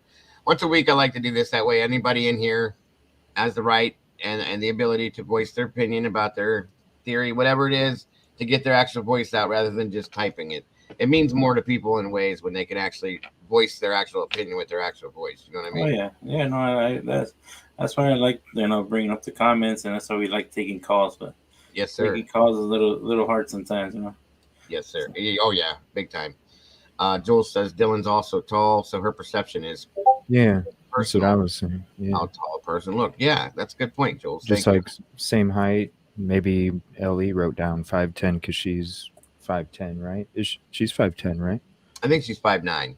5'9". I think. I don't quote me, but I think she is. Yeah, I don't know all their heights right now. It's just weird, a specific. Yeah. So what do you guys think? When do you think they're gonna move the court case to? Where? Well, when? Oh, I couldn't tell you, sir. I know it's not going to be when they said it was going to be. So I know they're asking for more time. Oh yeah. And I know there was a case here that I just saw that just got closed, and I think it took about 2 years for that case. I think it won't take that long like these, but you know. Yeah. I said before we even got the October 2nd date that I felt like this case wasn't going to happen, and the trial, I'm sorry, wasn't going to happen at least until July of next year at the very earliest. That's my thought, though. Because of everything involved in this, it's going to be drawn out, I believe, for sure. And there's going to be continuances and this and that, and they're like you said, they're asking for more time, so we already have that. So, All right. And then if it's DP, it might even be longer than that. mm-hmm. Just with all the extras, the experts, and I agree. a lot more. You think they're going to have this trial in Moscow? I think so. I'll buy it. I wondered. Man. Do you think they should have it in Moscow? What, bring the jury in from somewhere else or something? Or well, I mean, it's kind of close to home. You know what I mean? Like, yeah, that's what I'm saying. I mean, I think it would be kind of dangerous to do that in a sense. As far as getting a fair trial, I think it would be wrong to keep it right there. I think the venue should be changed, in my opinion. Well, with Delphi, they're bringing in a jury from somewhere else, right? Yeah. So maybe they'll do that if they keep it in Moscow. I'm guessing. But man, that would be tough. I had a question if y'all don't mind on the Delphi case. What do you think of Richard Allen deterring his? Oh my gosh, man! I'm gonna be talking about that tomorrow night. Holy crap! Yeah. Well, the one thing, like when the picture came out, when it was like taken from like a down angle, I was like, "Is this a show?"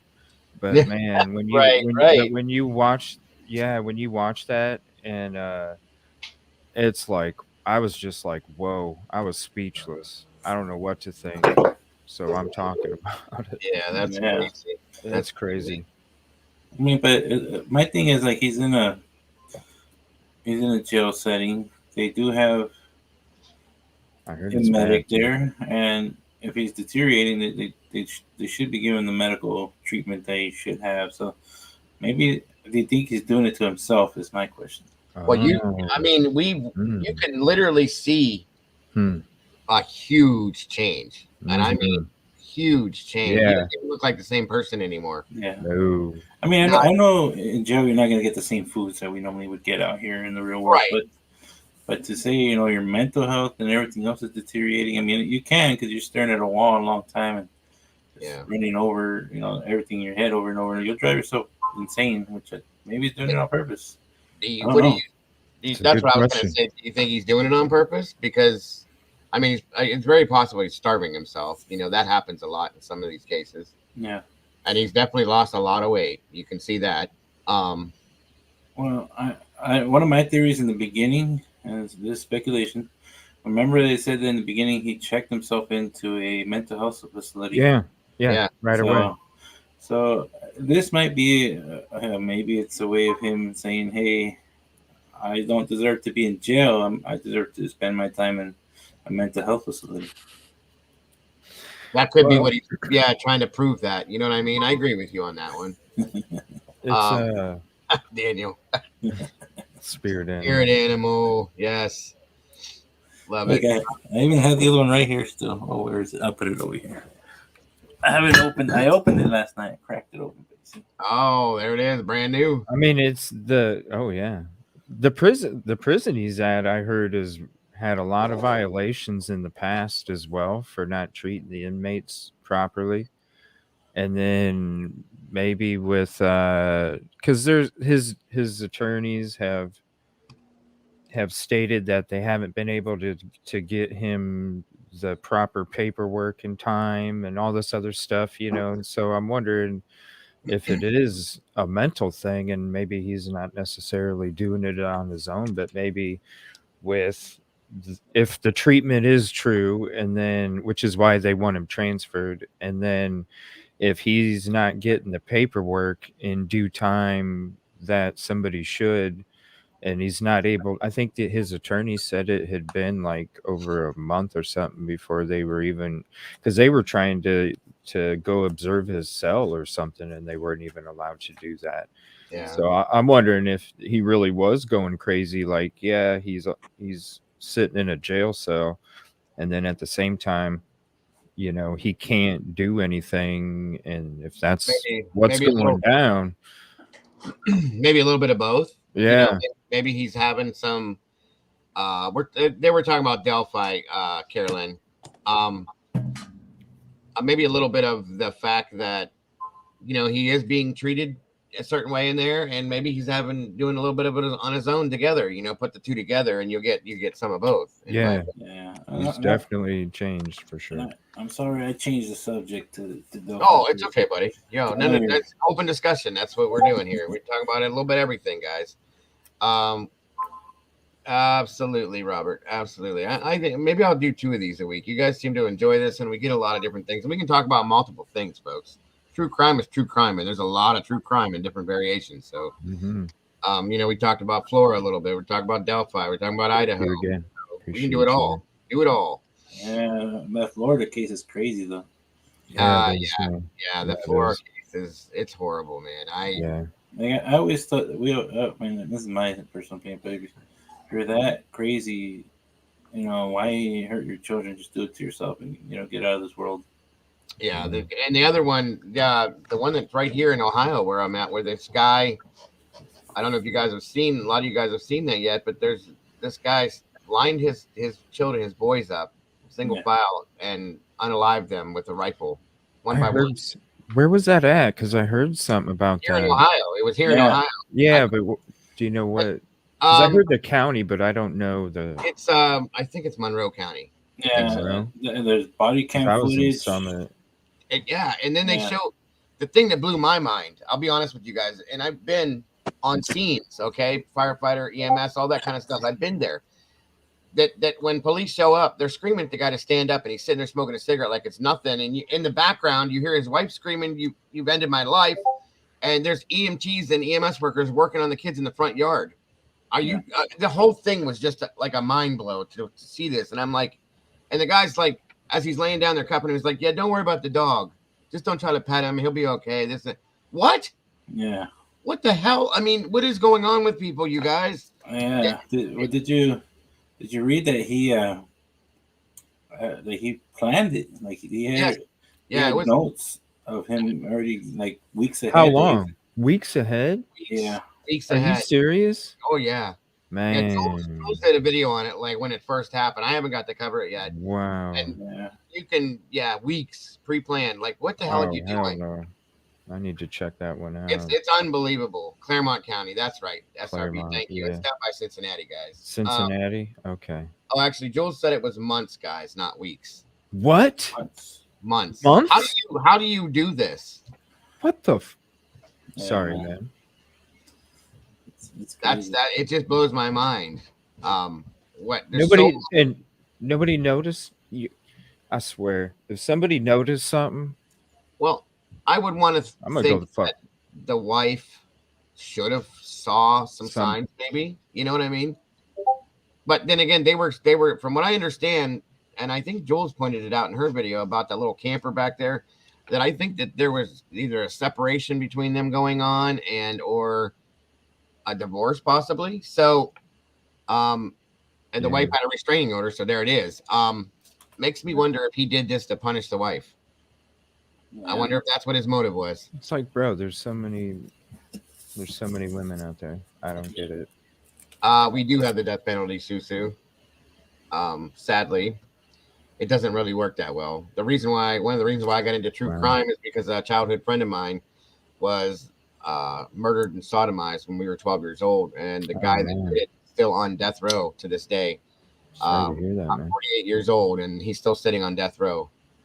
Man. Yeah, blows my mind. So we'll see what happens. I don't know. Wow.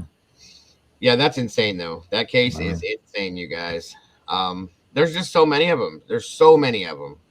That one, Idaho,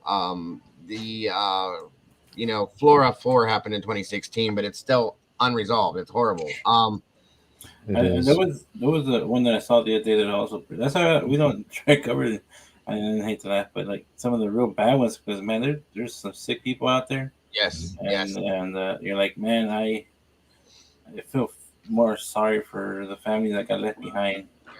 You know, Yeah. Right. What's up, Eddie? Hey there, and hey CJ and Big Blue. Hey, what's up? Hey, how you What's up, doing? man? Eddie? Good to meet you guys. And Oh, you I just too. want to kind of shout out to Jeff for getting on the panel too.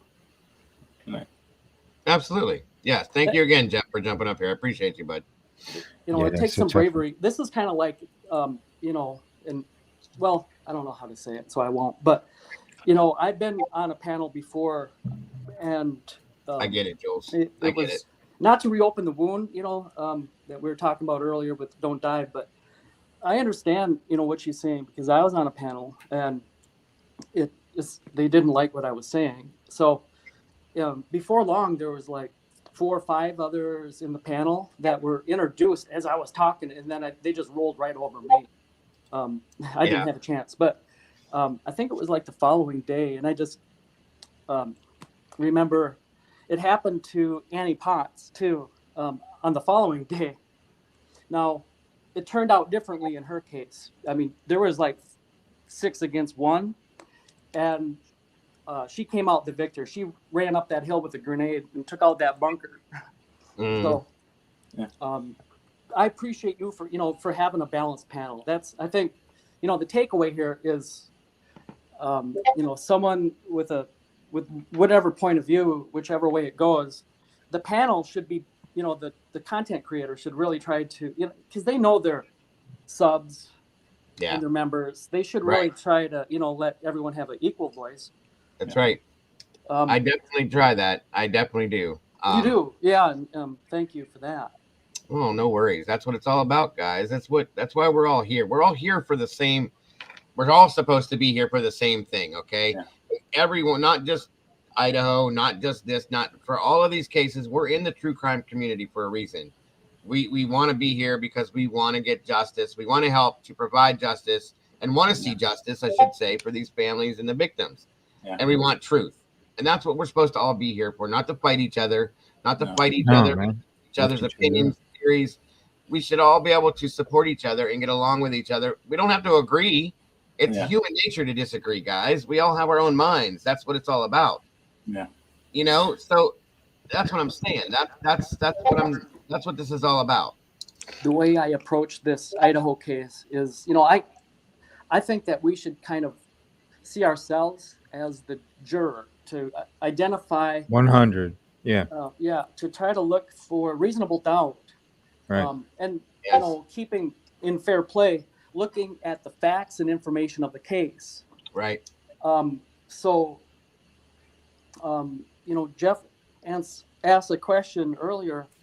Why do you think he's innocent? Well, but the question really should be, using the information and the facts of the case, why do you think he's guilty is the more innocent until proven guilty. That's right. What if it was you? That's all. What if it was the challenge we have is that there's such limited information. We have, look at what we have. We have the PCA, but be careful with that. Kind of put an asterisk by that one, because the PCA does contain hearsay, and it's allowed to. Right. We can't really run with everything in the PCA. I'm not saying it's 100% false, but it's not 100% true. It is what it is. It's a probable cause. Right. And I always try to be careful for ever saying to anyone you should, because it kind of wastes 2 people's time. But Dago, you should. And I mentioned this before. I'm new to true crime.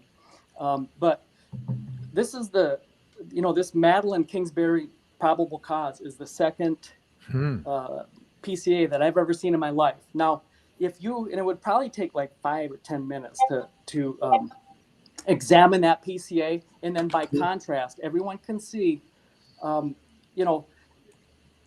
similarities and the differences in the Idaho PCA and this Maddie Kingsbury PCA that's against, this Adam Fravel, because they're both circumstantial cases. But if you were to read over this Adam Fravel PCA, you would certainly believe that you could go to court with that and win. Oh yeah, yeah. I did. We covered Madeline Kingsbury, sorry, a while back, and yeah, I absolutely can agree with you on that, Eddie. I do. Of course, I'm not saying he's guilty. I would never do that. Right. No, I know what you mean, though. Yeah. I do. By the way, real quick, let me answer this. Windjammer, it says Dago, Evil, CJ, Blue.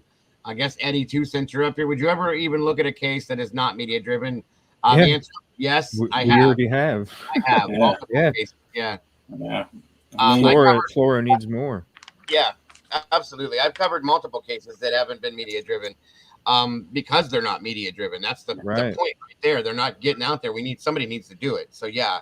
It's a good question, Windjammer, but yes, I think we all do. I know Jules does as well. I know the boys here, DT, do it. CJ does it. A lot of us do it because that's the whole point right there. You know what I mean? Yeah, because sometimes, but I was gonna say sometimes it's not the media-driven cases that interest me the most. Sometimes it's the ones that ain't, because sometimes Absolutely. There's more mystery to them. Yeah, and that's what makes us want to dive into that. You know what I mean? Thank you, man. Heather Fitzgerald, it was the Raymond Fife case from Trumbull County, Warren, Ohio.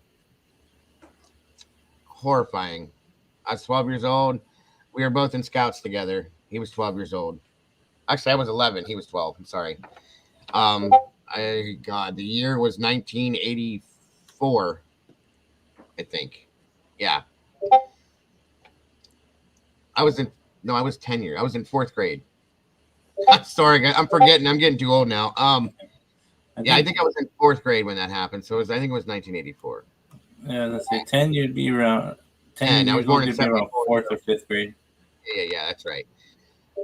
Raymond Fife was the case. The guy on death row is Danny Lee Hill, Trumbull County. Very sad. Yes, Mom. There's my mother. She knows. Was that the right year, Mom? 1984. It was horrifying. So that's, and he's still sitting on death row. We're still paying for him to, 3 meals a day, nice warm place to sleep, and it is what it is. Could I ask Big Blue? Could I ask you a question? Yeah. So what would you think are some of the most compelling pieces of evidence against Bryan Kohberger that they have currently? Okay, to me, I believe in the DNA. So the DNA is one of them. Are they throwing that out though? They don't want to use the DNA. Well, the thing is that they kind of, if they would have gone with the I've been reading a lot up on the genetics of it. So when you do like a 23andMe test, and if they get your information from there, they can't use that information because it's prohibited by law. But that's why we were talking about in the show last night. The FBI just gave them an idea of who it was by doing their own. I guess I would say how do we put it last night? I was a little buzzed when we were going through this stuff. So the trial pretty much the DNA is the most. Is there anything beyond that really? Beyond that, for me, yes. So there is the GPS tracking that they had on them. GPS. Right. The phone pings. The phone pings, but there's also another way to track you. And the amount of times he went to that house, they say around 12 times. Yeah. So he was, I would think, scouting the place out.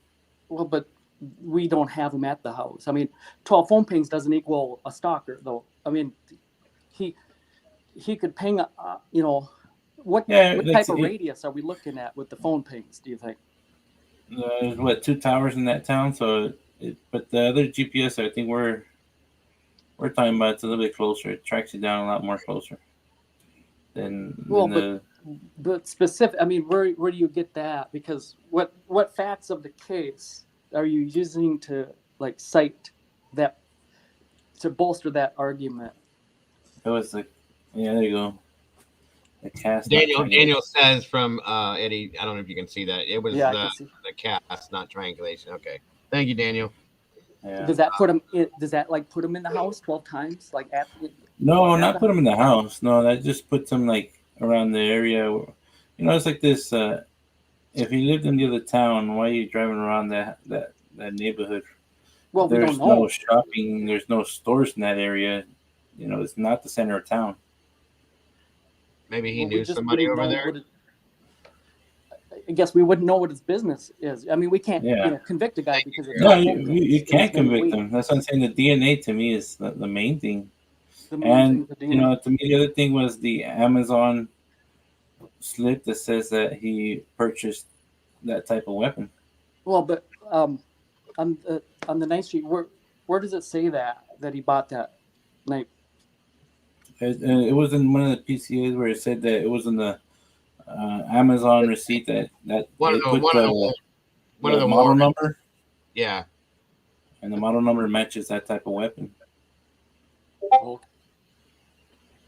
So they have him buying this K-bar knife in the PCA. I would say, yeah, it's model number, and then you look it up on Amazon, and it's a K-bar knife that comes out when you look it up. Okay. Well, thanks for answering my questions. Oh, you're welcome. What if he had bought it and then sold it? or somebody stole it. Maybe. Yeah, I mean, stole it. that's all That theories that we put out, that we think sometimes, because you know, I always told the guys, like, if it was me, I wouldn't have ordered anything online. You go to a swap meet, pawn shop, and it's less trackable that way. Yeah. So for him to have all his degrees and order the murder weapon from Amazon, it's a little crazy for me. Like, I don't 100% believe it, but it's there. Yeah. It can be used against him. Oh, definitely, and they will. They're going to, of course. Yeah, but my main thing, like I said, I'm like 90% sure that, you know, the DNA is his. The main thing that I want to hear is when he talks. I want to see what he says. I think he's going to plead the fifth. I think the whole world is waiting to hear that. I agree with you on that one, Blue. And if he pleads the fifth, he's going to be more guilty to me than not guilty. Even when, you know, if he's innocent, then why isn't he yelling it out to the world? Right. Well, with the tactics that they're using on the defense, you know, the standing silent and all these different things, I'm going to be surprised. I don't think I'll be surprised with anything other than what we would expect, is what I'm saying. If that made any sense, I don't know if that even made sense, guys. Sorry. What I'm trying to say is, I think that, you know, everybody's going to expect a specific thing from him, and I think that it's going to be something out of the norm that we're going to see happen with him, is what I'm thinking. Yeah. There's going to be a big surprise. Yeah. Jeff had earlier asked the question, what percent, you know, of the evidence do you think that we have right now in this PCA? And I think people kind of broke it down like 25, 75. We have 20, it shows 25 and they're withholding 70. Right. What's the attraction of withholding this evidence? You know, people like surprises, because the reason for withholding the evidence is probably because you don't have it. In my book, could be. That's a good point. It could be. They're going to have to turn that evidence over. So, yeah, but they don't have to turn it over to us. They have to turn it over to the defense team. They don't have to give us anything. We all know that. I think we're not entitled to anything. Sure. That's yeah. So you think it would be nice? Do you think they're withholding any evidence from the defense right now? Does it look that way? Asking for me, yeah, I guess you. Yeah. How could they? Yeah, see, I think there's evidence there. There's how many terabytes was it? 51. 51. Right? Yeah. There's a lot of evidence to go through, and I'm pretty sure they should have handed everything over. But I know in some states they don't have to. They just have to provide enough to get the warrant, get the case out, and then when the court comes, I think that's where they present the rest. But I mean, the defense does have to have its time to be able to, I guess, do a counter defense. But Do you guys think this is going to make it to trial?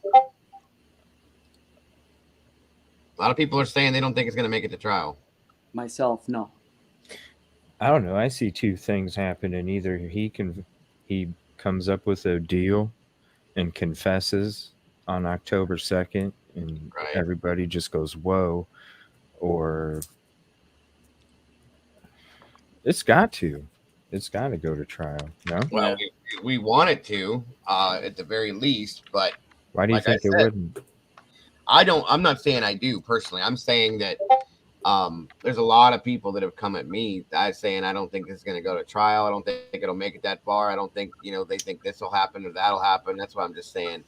I was just asking your guys' opinions. One of the scenarios, or I guess speculations, is if he did do it, and if they, like, the grand jury convicted him, if he thinks he's going to get convicted again, then he might do a plea deal.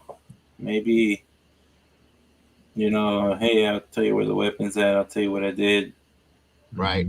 No death penalty. I didn't see you down there, bro. I'm sorry. You were down underneath everybody else. My apologies. And that's the only way I see it. Hey, Daniel. How's it going? Welcome, buddy. Good to have you up here. Thank you.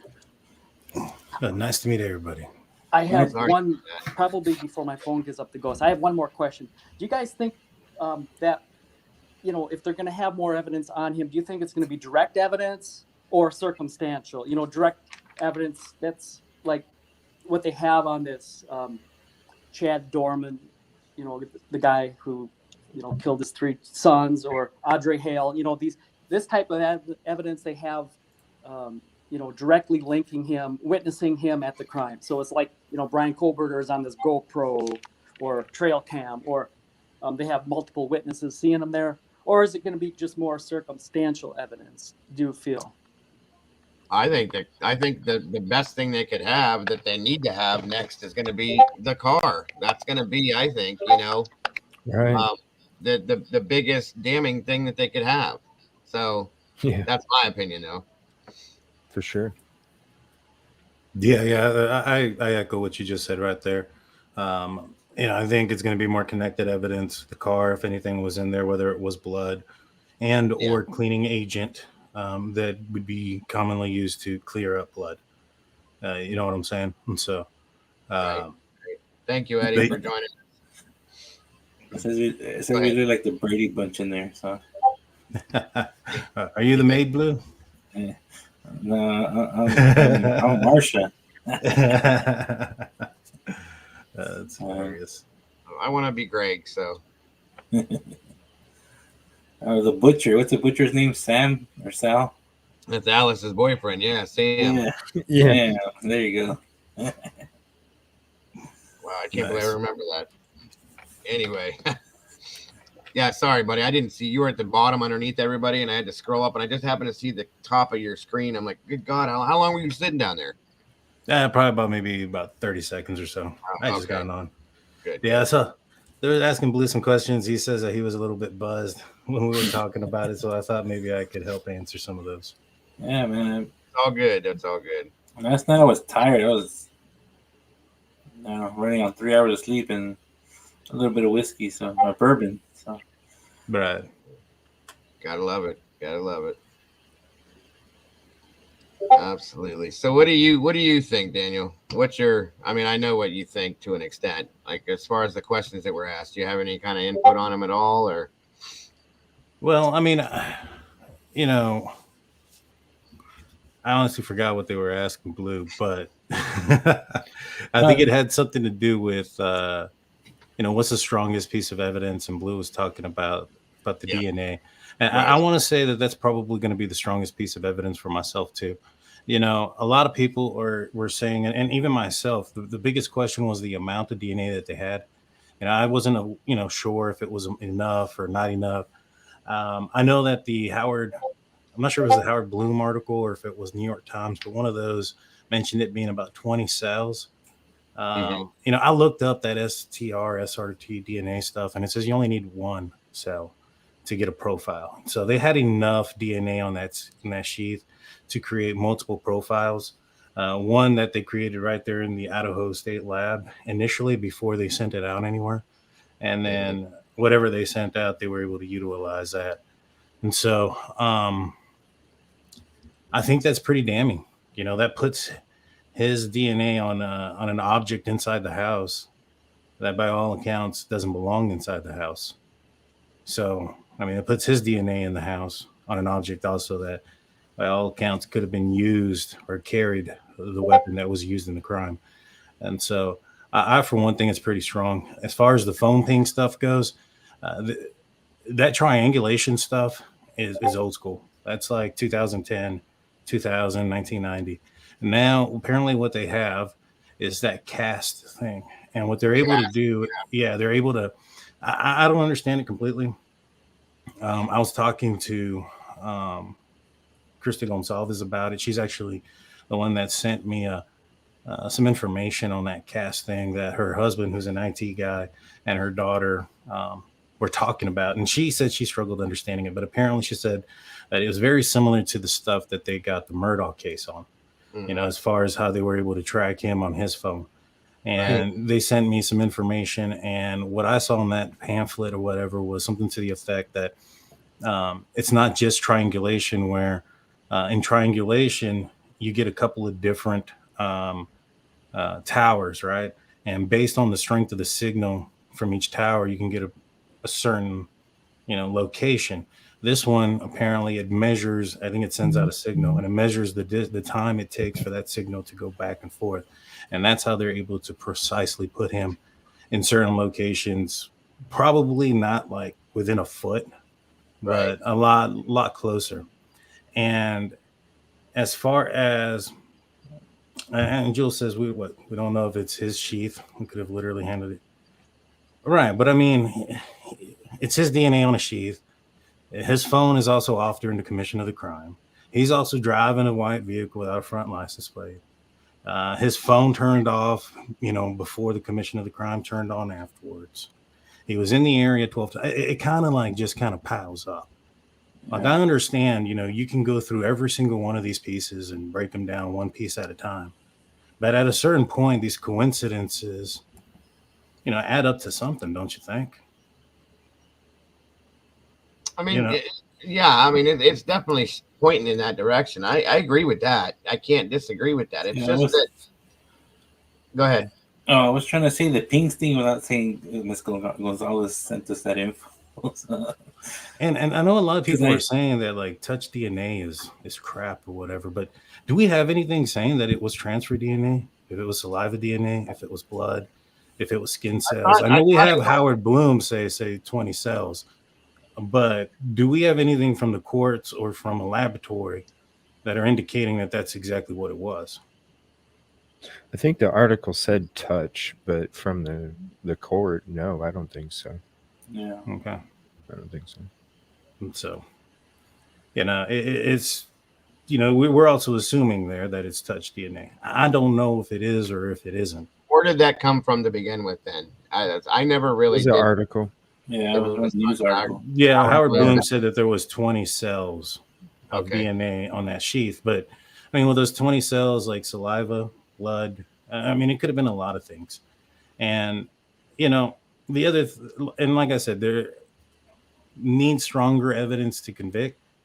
Maybe. I mean, I don't think so. I think a jury, you know, is going to go in there and they're going to say, all right, we have this guy who, you know, was driving a vehicle that somewhat matches the description of what they were looking for, with the front license plate also being missed.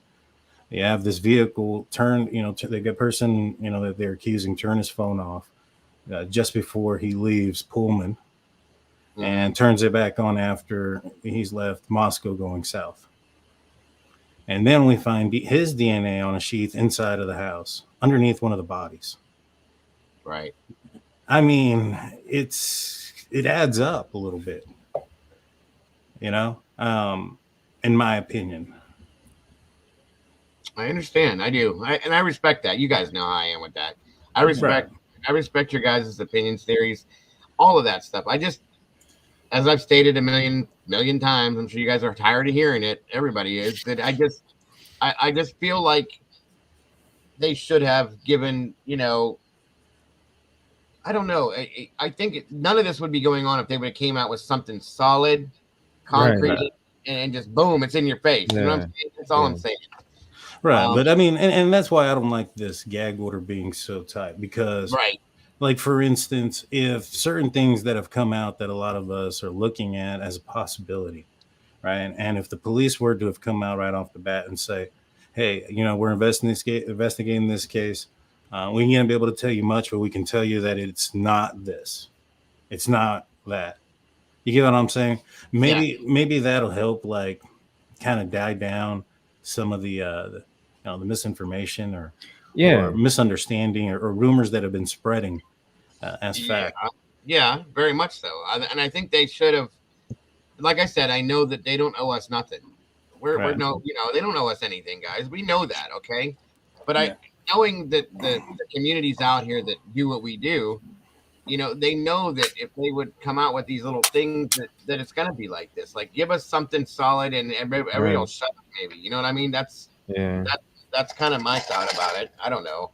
And I mean, there's also a lot of evidence we don't know. Now, there's some evidence that we can expect to see if he did do it. For instance,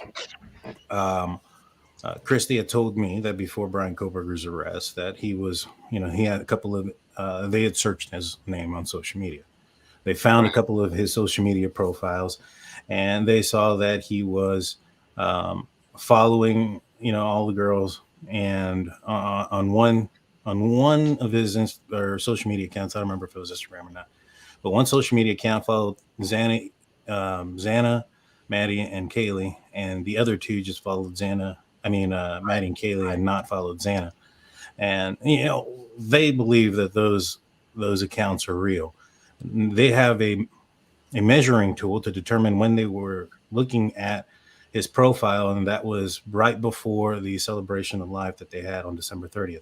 So they got information that Bryan Kohberger was going to be arrested right before that celebration of life, and they were able to go in there and see these things. So they know exactly what time it was and all those things. So they do know that they saw it. Now, does that mean Bryan Kohberger is guilty of anything? Not at all. There's a good possibility that if he wasn't involved and he was just empathetic about what's going on, that he followed the girls after their passing and liked all their pictures out of some sort of, like, respect or memorial or something of that nature.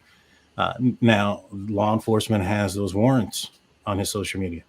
So, in my opinion, I believe that if those things were all followed and liked beforehand, then that's going to be some evidence that's going to go against him, right? That's evidence of cyber stalking. Now, there's also, the fact that, according to Dateline, they claim they have sources that state that he had purchased a knife that was a K-bar knife from Amazon prior to him moving to Pullman. That kind of gives you an idea that if he did that and he purchased a weapon, that maybe perhaps this was premeditated to the point where he had planned to commit a crime like this to someone.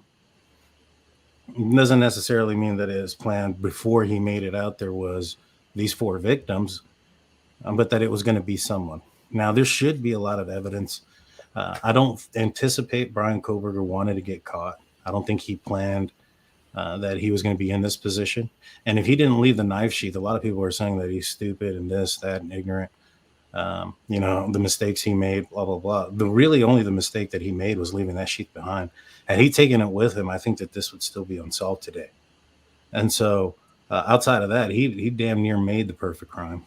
And so, I don't think he anticipated being in this situation and having cops looking at him or looking at his history. And so there should be some evidence that'll come out in court. We just got to wait for it. Yeah.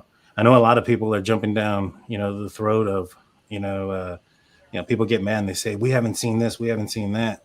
Well, we haven't seen that it's not there either. Before we accuse people of not having evidence that we don't know if they do or don't. You know what I'm saying? Yeah. I don't think it's right. Why do you think he waited to shut his phone off? Well, I think that he knew that Like- they were going to.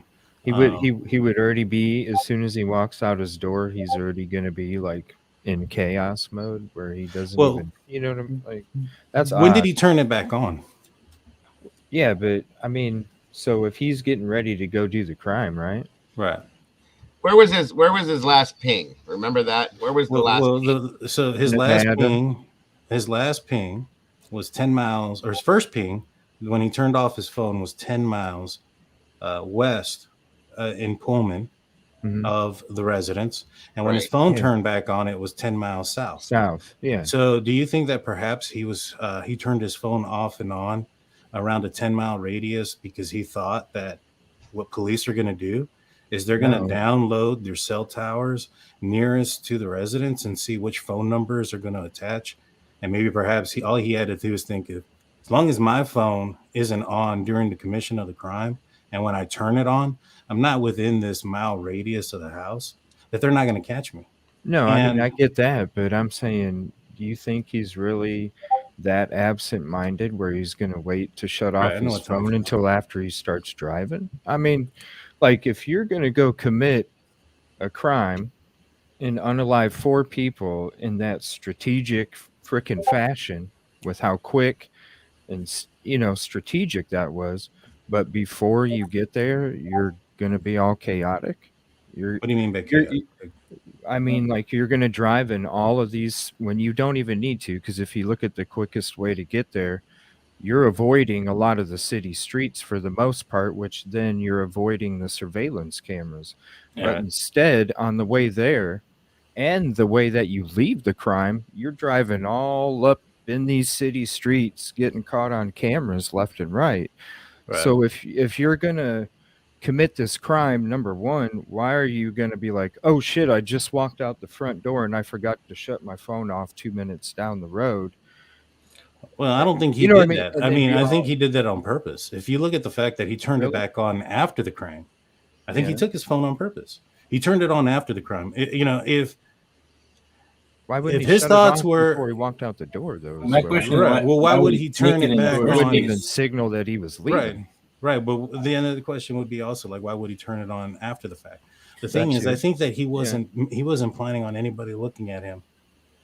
Just like we have been stating this for a very long time, that we didn't think that Bryan Kohberger was suspect number one for a very long time. And we thought that initially that they ruled him out because his phone wasn't on the numbers that were pulled on the warrant for the cell tower nearest to the residence of the victims. And I am fairly positive he probably was aware that that's one of the first things that law enforcement is going to do. And so he probably assumed that if he had his phone off during, while he was within that radius, that he would be fine because they're never going to find him. I don't think he anticipated them ever finding him.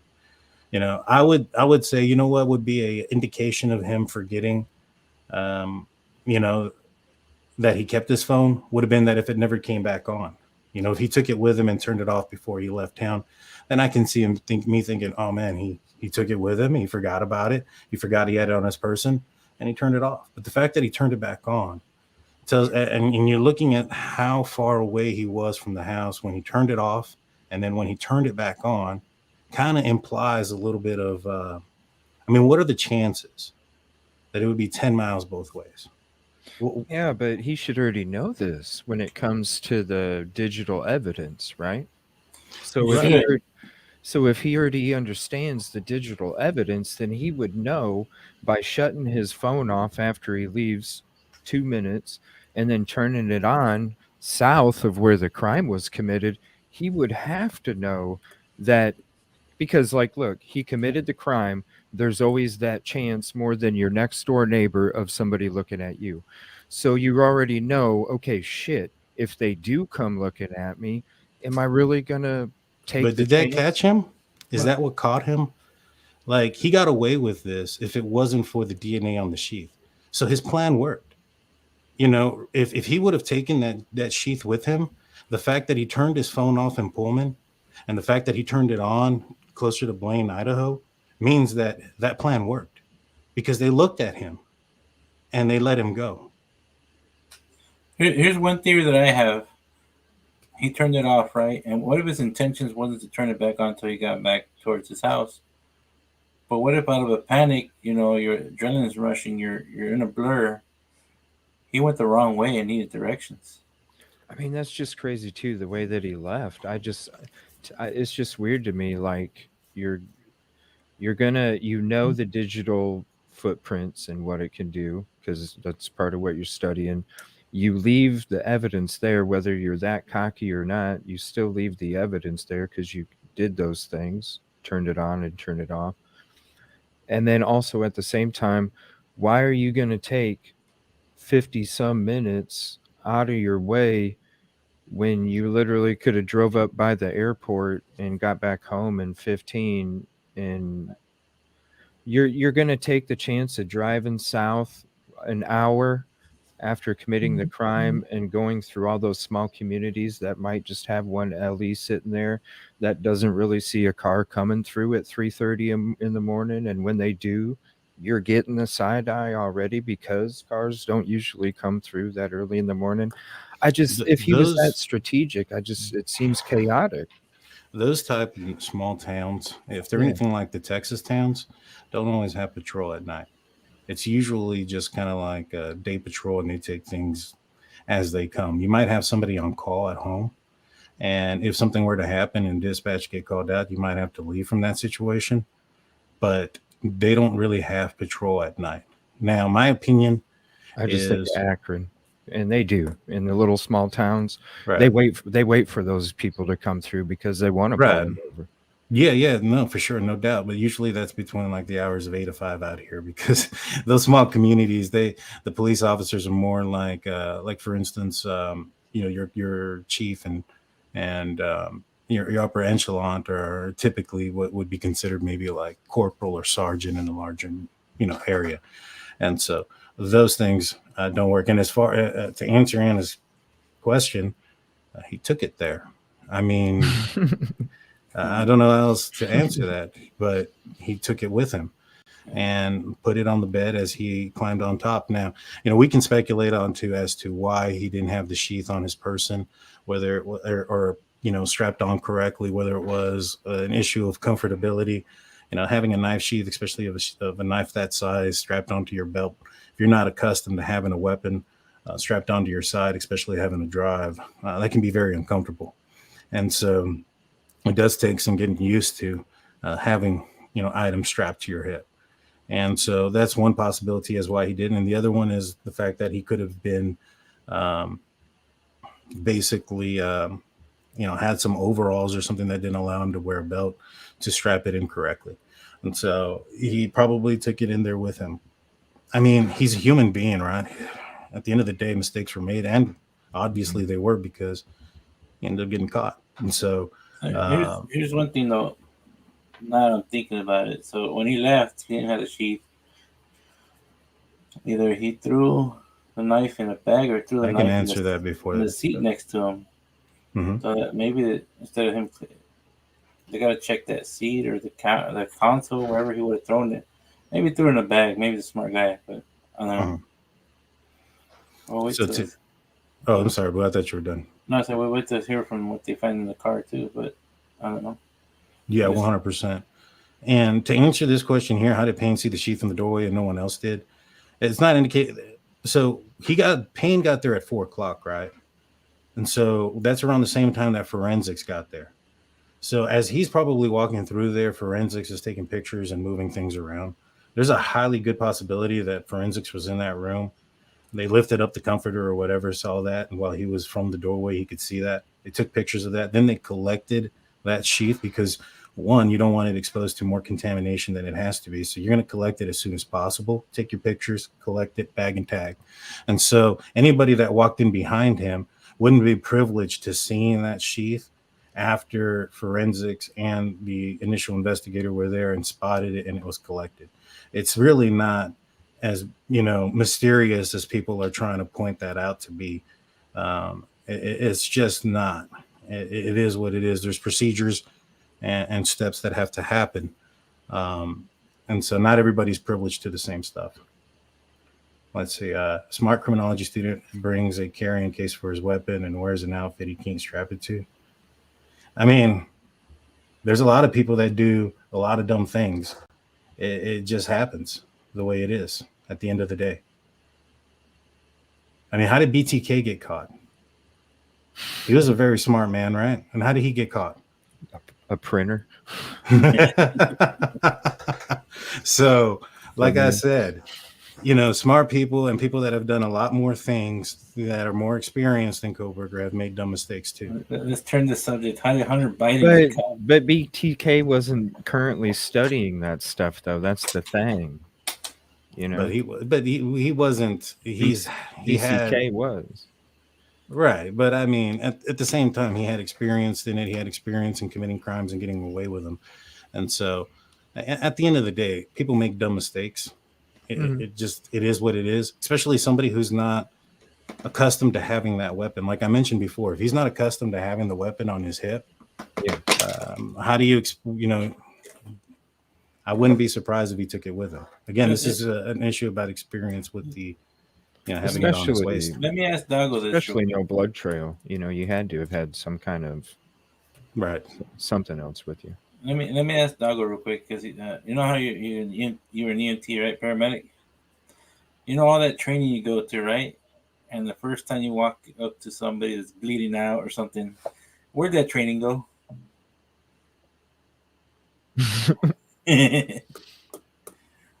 Sorry, I got him when he's snacking.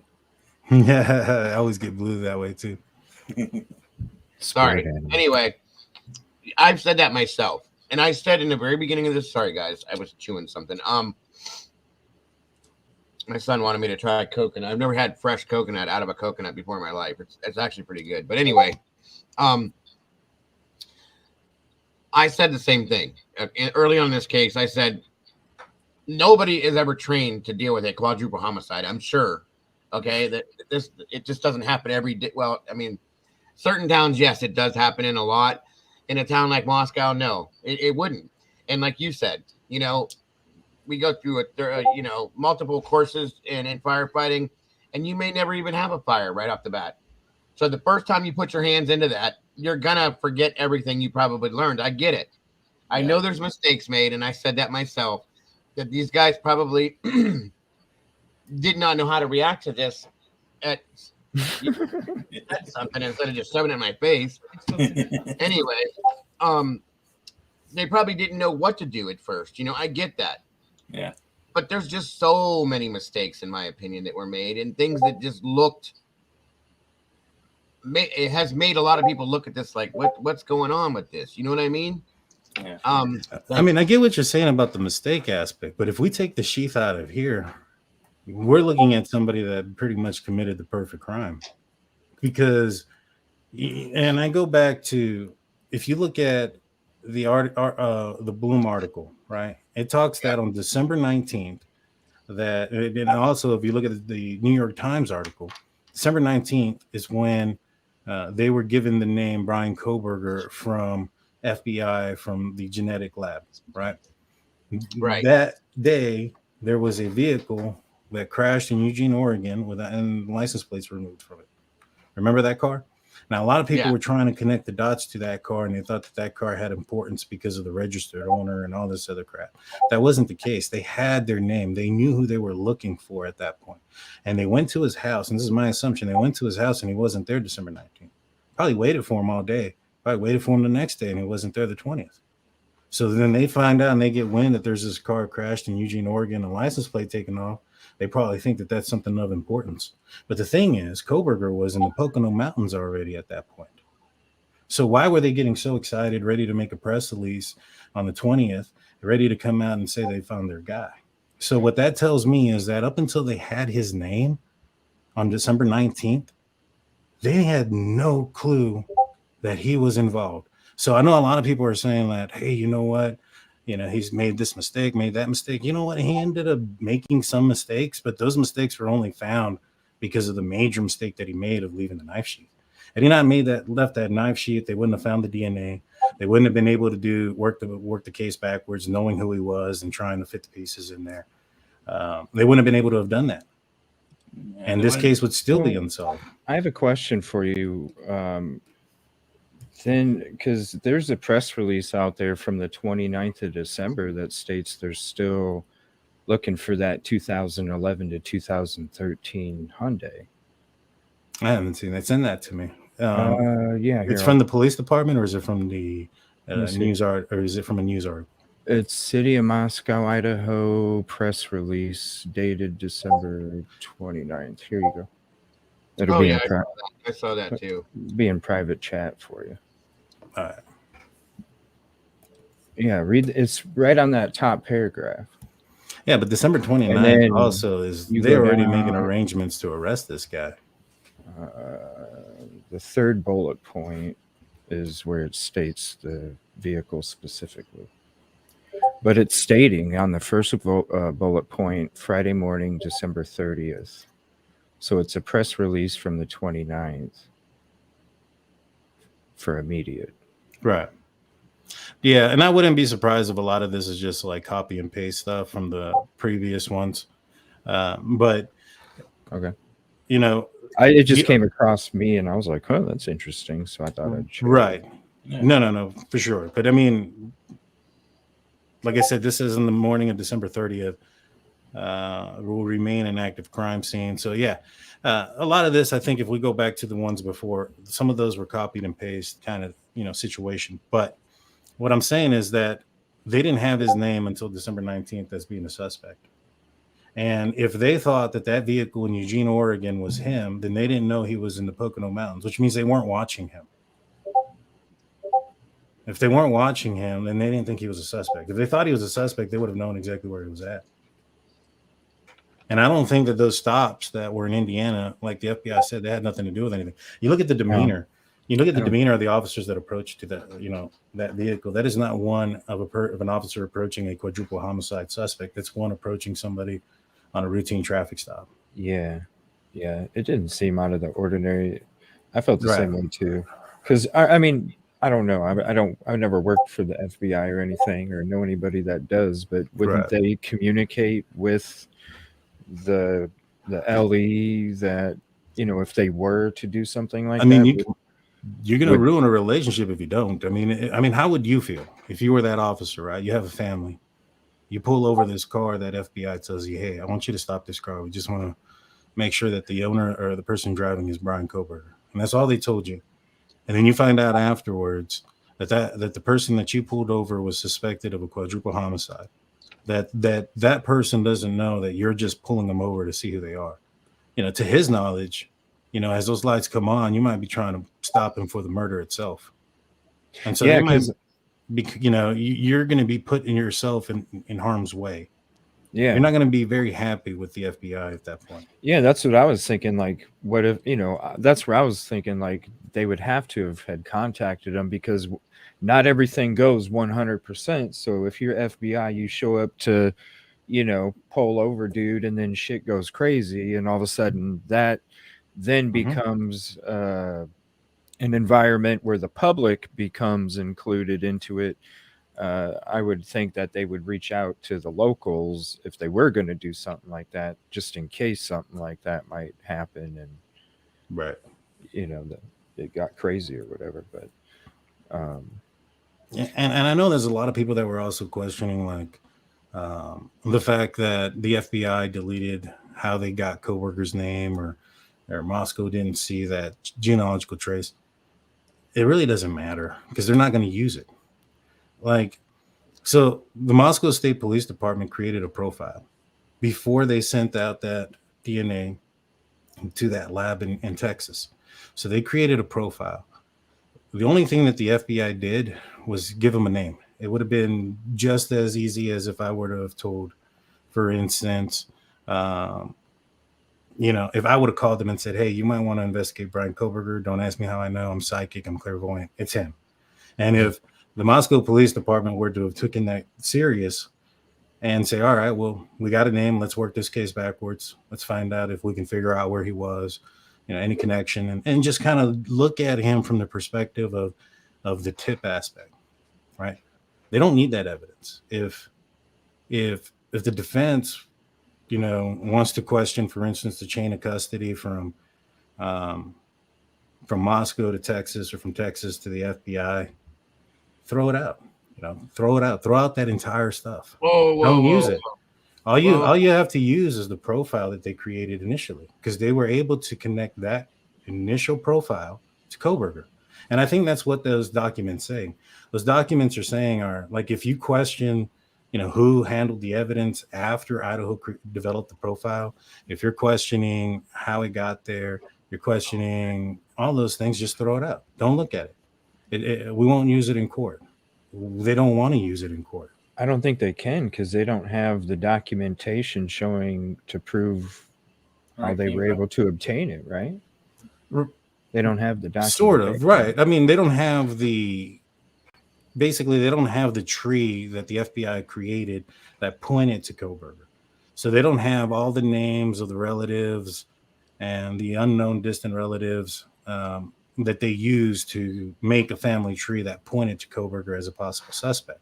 But I used an analogy last night that if for instance, I'm a federal agent and Blue is a police officer, and if I get word or a tip and I'm investigating these guys and they're drug runners, and I get tip that they're going to be running 5 kilos through Blue's town, and I call Blue and I say, hey, I got word that there's going to be a black Escalade going through your town tonight with 5 kilos. I'm going to need you to pop it. Right now, time comes, I call Blue and I say, hey, they just entered your city. This is where they're at. Blue can't just go and arrest them. He can't just pull them over. He has to develop probable cause. He has to create his own case at that point. All I am at that point is a tip. Now, once we knock down that piece of evidence, and this is where it goes different when it comes to drugs, because once Blue makes the stop, he finds reason to make the stop, and they find the evidence, then they can utilize what the FBI had done to create, because that would be an FBI case. But what that aspect of what I'm trying to say is Blue would still need probable cause and still create his own case in order to do so. That's the same thing here. And that's what the FBI is basically saying. They said that what we merely did was say, take a look at Bryan Kohberger. Now, you as the Moscow Police Department have to do your work to still pin him to this crime. Now, I have questions, and I know that there's hurdles in this case. And the biggest one for me is, the information that they use to get Kohberger's cell phone pings, right? Or his cell phone data. All they used was the fact that he was, his history as far as his schooling. They used his interview with the various police departments as far as why he wanted to work for the police departments in rural areas. They use his Reddit survey, which is another reason why I don't think that he's like that Kohberger's inside looking or Papa Rogers or any of those things, because they looked at Kohberger's social media and they used that in the probable cause. Had he been on Reddit or any of those things and he was talking about the details of the case, that also would have been in the probable cause. What do you feel about I don't think that's the case. What Jules just put up there, Daniel? What do you think about that? Any of you guys, actually, Blue, CJ, Daniel. Jules just posted here. The FBI took over their own words. Therefore, this is a problem. This wasn't a tip. This was literally part of the investigation. Per their own words, again, the FBI took over. Yeah, because didn't the lab stop? Right. Well, let's look at this as in a line, right? So, number one, Moscow Police Department created a DNA profile, right? Then they sent this to number two. It was sent to Texas. Right. Right. Number three, the FBI took over. Number four, they gave the name to Moscow, right? Mm-hmm. Number one was they created their own profile. So, interesting. Regardless of 2, 3, and 4, if we took those things out and we were to have told Moscow and it not be the FBI, hey, it's Bryan Kohberger, and they go and create their own case and find their own DNA, and they, from Kohberger that they're able to match to number one, that's the profile they created. 2, 3, and 4 don't matter. Like it doesn't make a difference. I understand they took over that aspect of it, but at the end of the day, they're not utilizing that information against them in court. So it's basically as if the court came in and said that it was, you can't use it. It's no good. So anything from the time that they sent it out to Texas, if they used anything from that, that would be fruit of the poisonous tree. But since they're utilizing DNA's own, they're utilizing Bryan Kohberger's own DNA to the DNA profile that they created initially, that's what makes it valid. The rest of that stuff doesn't matter. It really don't. I mean, that's what connects the case is it's Kohberger's DNA and So the SHEATH profile. It just seems to me they're being secretive, man. I mean, yeah, everybody. I think everybody. I mean, almost everybody. You can say that, yeah, you didn't put your blinker on, and that's why I pulled you over. Right, but what I'm saying is, what does the people that have no idea that some of these people don't even know that they're related to Kohberger have to do with this case? Well, let me tell you this: they do that in any town. Because I'll tell you a story that happened to me when I was younger. So yeah, I went joyriding in my dad's truck one time, right? And of course, like anything, I was doing donuts with some friends by the gas station, And then on my way home, I saw the cop pulling up behind me. I was like, "Oh man, he's gonna pull me over, right?" So I'm like going. I probably went the longer way because I was like, "Man, maybe he's not coming towards me," but he's gonna follow me every turn. I did every turn perfectly, and he couldn't really like turn on the lights, but he did it anyways, right? He pulled me over, and he's like, "You didn't do anything wrong, but somebody reported that you're a minor driving the truck. Do you have your license?" And I didn't have a license at that time, so I got a citation. Oh wow, nice. Yeah, but yeah. So like I said, I mean, I get why people are saying that to a certain extent. Yeah. But it really doesn't make a difference because what does the FBI's chain of custody on what they did with the DNA have to do with the profile that Moscow Police Department created initially, and that being connected to Bryan Kohberger? I mean, I get that, but this is such a high-profile case. Wouldn't you go above and beyond? I would think. Wouldn't you go 150 and not 100 or 90? To do what? Do you just to leave no stone unturned? No, I know, but what are you wanting them to do? Like to expose all of the relatives that are related to Bryan Kohberger? Well, it's like what the defense was asking for with the third supplemental request. We want the information showing the transfer, the handling of it, how you got to this process. Like they wanted all that. And then all of a sudden there's a surprise grand jury. But what would be the object of getting all that information? No, but what I'm saying is, what would be the object of Kohberger? What would be the ultimate goal from Kohberger if he got that information? I don't know. I'm just saying, as far as for his defense, right? Yeah. What would be the ultimate goal if he got the names of the relatives? I'm not even talking about the names of the relatives or who handled it, who didn't handle it. Let's just say work that you did to get my DNA. But let's profile. Just say, right. Let's just say, right. But let's just say, the third person that handled it from Houston to Quantico in Virginia to the FBI lab had a Brady issue in their background. Would that be a reason why they would want it? No, no. Basically, not. Well, what's the ultimate goal? So basically, it's like, how did you get my DNA profile? I want to see how you built my family tree that led you to me. That's what I want. But that doesn't make a difference, and that doesn't matter because what they have is your DNA connected to a sheath.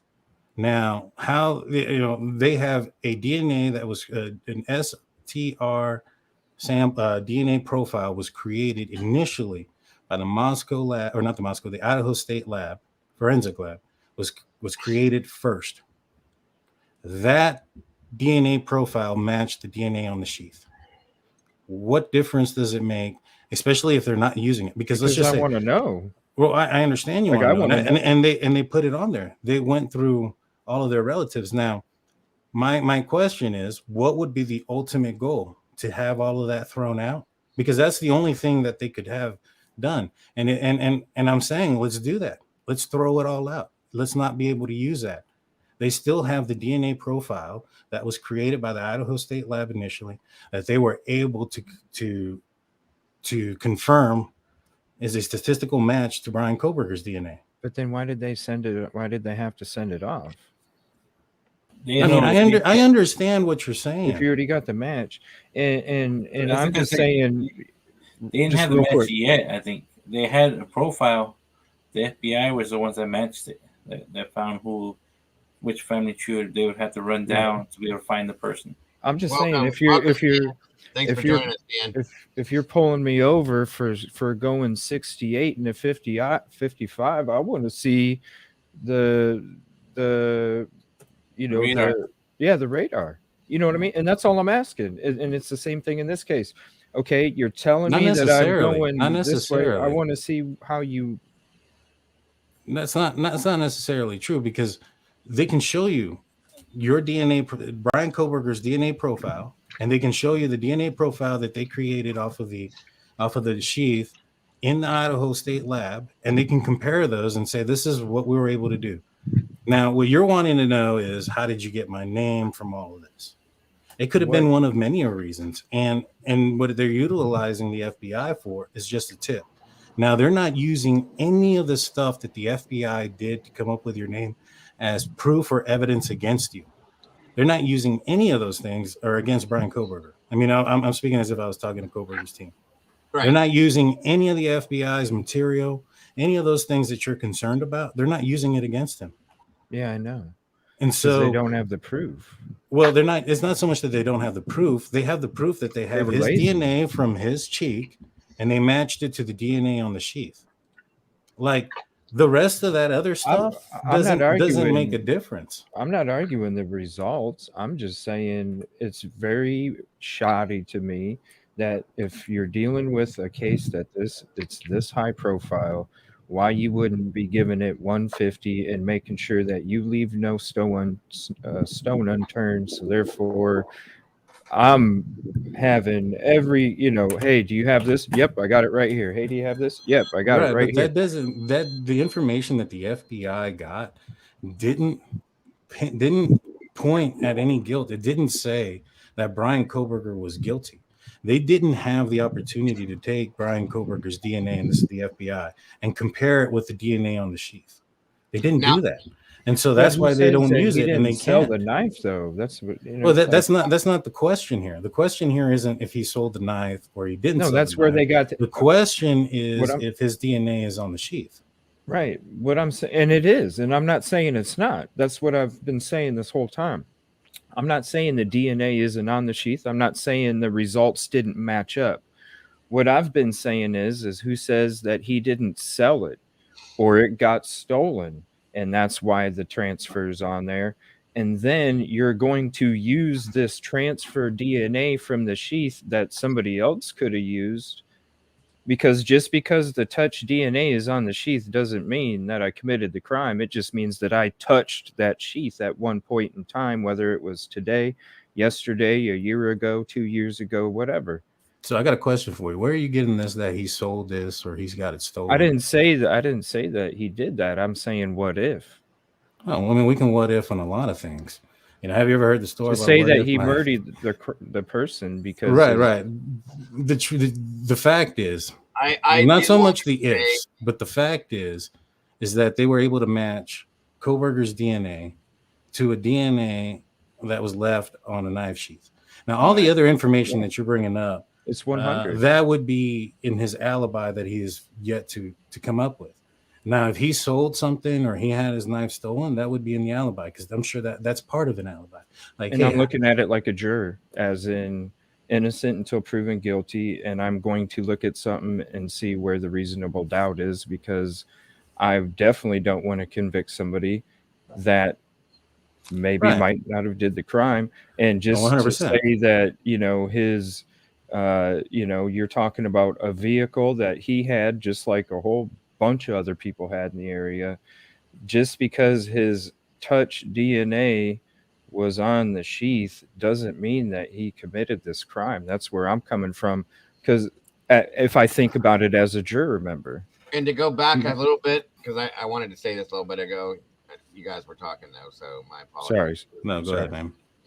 That I agree with Jules that they should have to show how they matched it, and it's kind of ridiculous. And she says to just say it doesn't matter, like, I mean, they should have to prove that. You know that there's a lot of information that law enforcement gets that they can't use, right? They get a lot of tips. They get a lot of things from people who are upset. They get things that, from people who are, on drugs, who think that they didn't get a fair shake from their drug dealer. So they report it to a cop because they're envious. And you know what? You still have to create your own probable cause. You still got to create a case against that person that flies into court of law. Now, there is so many cases and so many times that law enforcement gets information and figures out, something about somebody that gives them, all right, that's the direction I need to look into. How do I find the evidence against Put it this back person? in chat again, One Dina. One thing that, if you go watch like, Maines, who's a former detective, or any of these other former detectives, they'll tell you is you want to work the case backwards. It'll help you put all the information and find the evidence where it need to be. And so, many times those cases are worked backwards. They get the information, they know who it is, and they still have to build a case for that. I know it sounds weird, I guess, because it's coming out in such a high profile case, but it happens way more common than you think that law enforcement gets information that they can't use, whether the person that is speaking to them is incredible or whatever the case may be. All they have to do is take that information with a grain of salt and look into the information that they gathered. And if the person committed the crime, there would be evidence. Yeah. These people said, look at Bryan Kohberger. They took DNA out of a trash can out of his parents' house, and they ended up matching it to his father as the biological father of the DNA. Yeah. And then they later matched his DNA to the sheath. So the DNA is a match. To break this down completely and just in a nutshell. So you're pretty much, and I'm not trying to sound any sort of way by saying this, but like, let me ask it to you like this: then, are you convinced that this is Bryan? I would say that I think he did it. As far as reasonable doubt and things of that nature, guilty, I'd say about 80%. I still want to see what's coming out in the car and things of that nature. If there's nothing in the car, if there's nothing in the car and there's no cleaning agent, then that's another hurdle. Yeah, it's you know what I'm saying? What do you think you're gonna feel like? I mean, it's hard to answer this question. It's kind of a dumb question. I'm sorry, but let's go back to this. I think we've had this conversation a couple of times. If there's nothing that shows up in the car, and this is in all due respect, Dan, you know that. We're just talking. And, yeah. I don't take any disrespect. Right. So if nothing comes back in that car, and I mean nothing, okay, and we're all sitting here on the same four of us sitting here talking about this, how are we going to react to that then? If there's nothing in the car, then I'm going to say that there's a big problem. Like, it's a huge hurdle, regardless if he did it or not. Would the DNA be a big problem if there's nothing in the car that we were just talking about? Like I said, I'd probably still think that he did it. I still would, there'd be a huge question about, reasonable doubt, because there's a difference between saying, if somebody is 80% guilty, what does that mean? In court of law, if they're 80% guilty, that means they're a free man, right? If only 8 out of 10 people say that he committed a crime in a jury, he's a free man, right? So me saying that I'm 80%, thinking that he's guilty would make him a free man at this point. Does that make sense? Yeah. And so I'm not saying that this guy is, let's hang him tomorrow or anything like that. There's still a lot of evidence that needs to come out. I strongly feel that he did it, and I feel that the evidence is going to show that in court, but I would like to see that. And if it ends up coming out to a situation where it's not the case, I don't tie myself down to any narrative. I don't tie myself down to, all right, you know what, this person did it, or I think that these guys did it over here. No, I don't do any of that. I just follow the evidence and lead it to the direction that it leads us to. I mean, that's the only thing that you can do. You feel, well, first of all, welcome to the chat, Stevie from Publicly Buzz. Good to have you here, brother. Hey, are you comfortable if you feel like maybe it's 80% him, we'll just say it like that, you think he did it by himself? Yeah, I think he did. Now, as far as Jules, this right here, that's not accurate. We haven't seen anything that says that there isn't biological evidence. We saw something from the apartment complex because there was visible red stains. From my understanding, the car didn't have any visible red, anything, which is why we didn't get a presumptive test. So they would have had to have done an actual test on that to determine if there was DNA or blood cleaning agent in there. And so we don't know yet. But what was your question there? I wanted to answer that. I'm sorry, Diego. No, you're all right, brother. Shit. Great conversation. Yeah. Oh yeah, it is, and that's what I like about this. We can all do this, guys, without hating each other. We can shake hands at the end and walk away because that's what this is about. Well, first I want to say thank you, Dago, but I'm gonna walk away just because I gotta go. My kids are waiting for me to go somewhere. Oh no, absolutely, buddy. Care, and I guys. appreciate you jumping up here, Blue. Absolutely, brother. Yeah, I got like 15 minutes left too. Thank you, everybody. No problem. My question was just that if you believe that it was him that he did it by himself. And then Gina had this question too. I skipped over it earlier, but the thing is, like I said, throw it out. Throw out all of the genealogical DNA that the FBI did. Don't look at it. Don't look at at any of the evidence that they did. They still have the profile that the state of Idaho created before they sent off the DNA anywhere, and they were able to match KOHBERGER's DNA to that profile. So there isn't going to be an appeal on that aspect because that evidence is not being used against him. Thank you, Hollis. Let's see. So, I mean, like I said, I wouldn't. I think he did it. Right.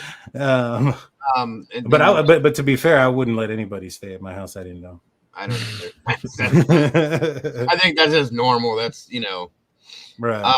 But no, what was it? There was another question. Was that the right question, Gina? Or was it? Because I know I put the other one up and then I brought it back down. And is that the same question you asked on? Let me see. Where'd it go? What do you think about the 5'10" and the PCA? The what? The 5'10". What 5'10"? His height? Yeah. Right. Why do you think it's so specific? Oh yeah, that's 5'10" or taller. It's probably because Dylan's 5'9", and she probably said he was slightly taller than her. So do you think it was LE that put in the 5? He did, Gina. Yeah, more than likely. I just thought that my question to that earlier when I had mentioned that the 5'10" thing was that it was kind of specific. In a scenario like that, that's why it bothered me because it's dark. You can't really describe the person other than his eyebrows, but his exact height. Now, that's why I was saying, was that an exact number in everybody's opinion, or was that just something that was put down as a generalized statement? The thing is, what we need to realize is that witness testimony is super shaky and unreliable. If we look at the Delphi case, you had 3 juveniles that were walking out of that trail that saw somebody walking into it, and they had 2 different descriptions of that same account from 2 different perspectives. You had one girl saying that he was, shorter than her, and she was like 5'10", but they put like 5'8", and Richard Allen ended up being like 5'4", 5'6". But you have one of those witnesses saying that he was wearing a black sweater or black jacket, and one of the other juvenile witnesses saying that he's wearing a blue one. So, I wouldn't put a lot of weight in witness testimony when it comes to something like this. Plus, I'm fairly positive the defense is gonna throw out a lot of stuff when it comes to Dylan's testimony. Just based on that's what I was going to ask you next. Are you comfortable with Dylan's statement? No, not at all. Okay. See, I'm there's a lot of hurdles. Like I said, there's reasons why it's not 100%. I think he's guilty. there are some hurdles, and if there's nothing that comes out of that car, that's going to be an even bigger hurdle. Yeah. One huge hurdle that I pointed out to everybody was the fact that if what I said was correct, that on the morning of December 19th, or on the evening of December 18th, when they put out a YouTube video stating that they were looking for a 2011 or 13 Elantra, and that it wasn't until after they got Bryan Kohberger's name that they opened up the possibility that it could have been a newer Elantra. That's a big hurdle to jump over as well. Mhm. Now, is there going to be enough evidence? Now, that's us speculating and have an opportunity to talk about that. In a jury scenario, they're only going to have a few days, maybe a week or so to deliberate, and they're only going to be hearing that information and see those pictures and those videos. And the defense is going to have to point out somewhere in that picture where it is a 2011 or 13 and not a 2015. We can speculate, they didn't say it was this at first. They didn't say it was this at first, but that's not even something that the defense is, the jury's probably going to hear. They're probably going to question, well, yeah, they might. They're going to question probably Fry or one of the persons and say, hey, when did you guys think it was a 2011 or 13? When did you guys consider that it was a newer model? Was that after Bryan Kohberger's arrest? Things like that. And that's going to be a huge hurdle. But I think that the defense is going to have to utilize the images that the prosecution has and show that it was an older model Elantra for that to be exculpatory or evidence that it's not him. Okay. Because if it comes back grainy and you can't tell if it's a 2011, a 13, or a 2015, then the fact that the Moscow Police Department came out initially saying it was a 2011 or 13 doesn't make it a big deal. It really doesn't. Now, if you're able to tell that it really is, like there's a fog light placement or something like that only happened in those year models, then you're going to have a very big hurdle to jump over. Mhm. Yeah. Now, Gina, I don't know if you answered this, Daniel. I think it was directed at you, but she's saying if they don't use the sheath to get the conviction, Bryan is found guilty. He appeals based on illegal arrest, evidence, sheath, chain of custody, warrants, etc. He walks. That's a question, I guess. The thing is, like, if they don't use the sheath to get the conviction, they are going to use the sheath. They're going to use the DNA that they, like all that other stuff they're not using. But they're saying that they're throwing that out, right? They're throwing out the FBI family tree and how the FBI found Bryan Kohberger's name. Right. That part is being thrown out. The part that's not being thrown out is the initial DNA profile that was created by the Idaho State Lab that was matched to the sheath. That part's not getting thrown out. It is 5.37 octillion times or whatever it was. Yeah, that he might have touched it at one point. Yeah. Yeah. Yeah. What is the likelihood that he touched the murder weapon? He drives a car that didn't have a front license plate. His phone was off. There's just it sort of builds up a little bit. You know what I'm saying? Trust me. I totally see where you're coming from. I really do, seriously. But I also see that he could have also sold it, or it could have got stolen. Yeah, because it's possible.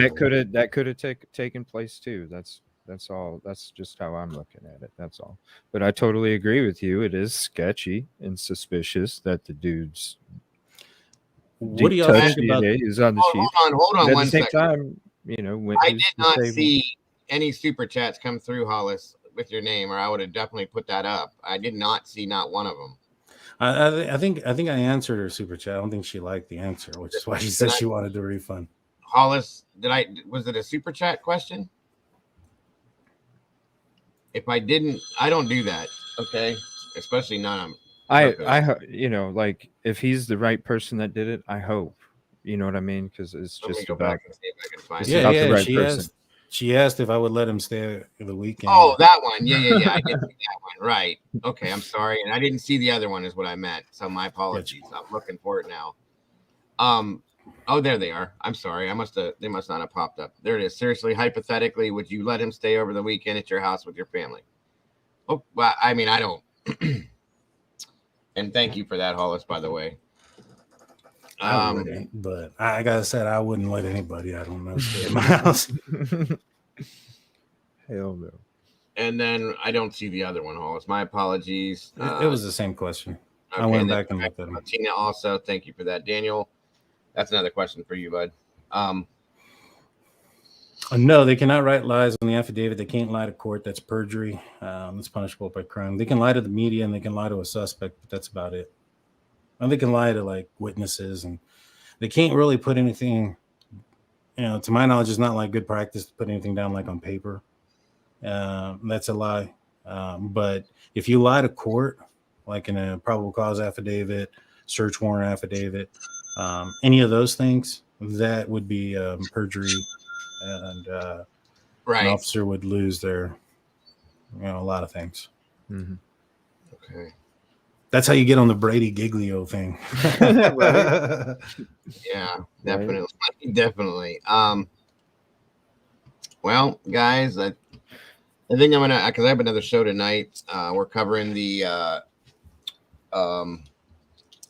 Allegheny Trans Allegheny Lunatic Asylum tonight, folks. That was the choice of the to chat that day, so I'll be here for that at 7 p.m. Eastern Standard Time. And I do need to be bringing this to a close, so I have a little bit of time so I can do this. I appreciate Daniel. Thank you for jumping up here and answering questions. Blue, thank you for joining us. Everybody else, Danny and Tanucci did have a question. Or a statement, I should say. He tried to get up here 3 times, but he was at work. And it does say the only thing that they have proved in this is what his statement was, is that there was a sheath found under Maddie and partially covered by a blanket that has a speck of touch DNA from BK. The state still has to prove how it arrived there and from who, like every other side aspect of the case. A sheath being there does not equal BK murdering 4 individuals.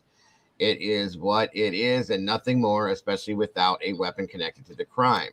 And then he said, sorry, had to drop off. So my apologies, Dan, for not being able to get you up here to hear your voice.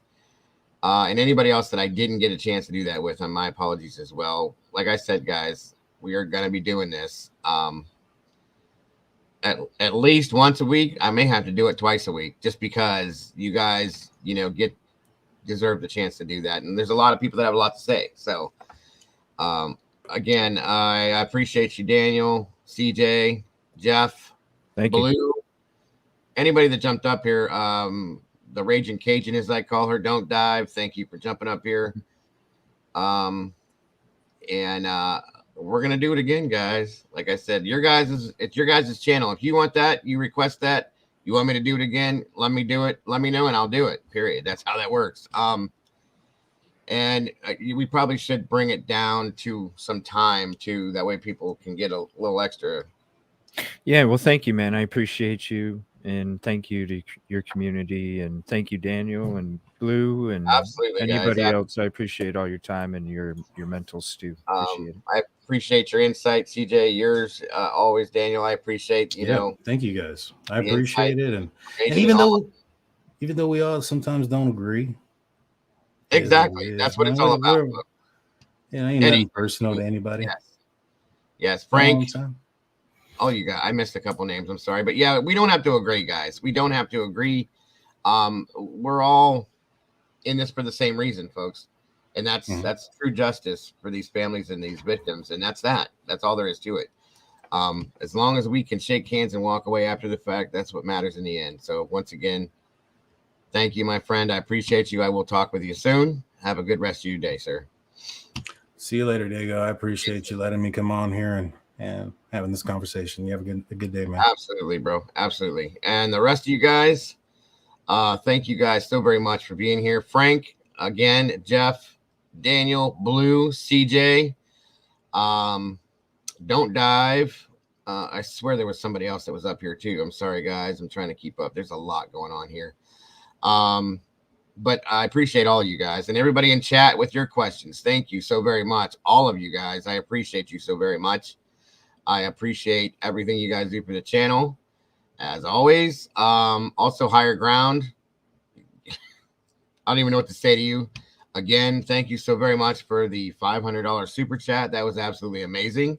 The rest of you guys, for all your super chats, they all count the same to me. They keep this channel, any donation in any sense, They keep this channel coming to you on a daily basis.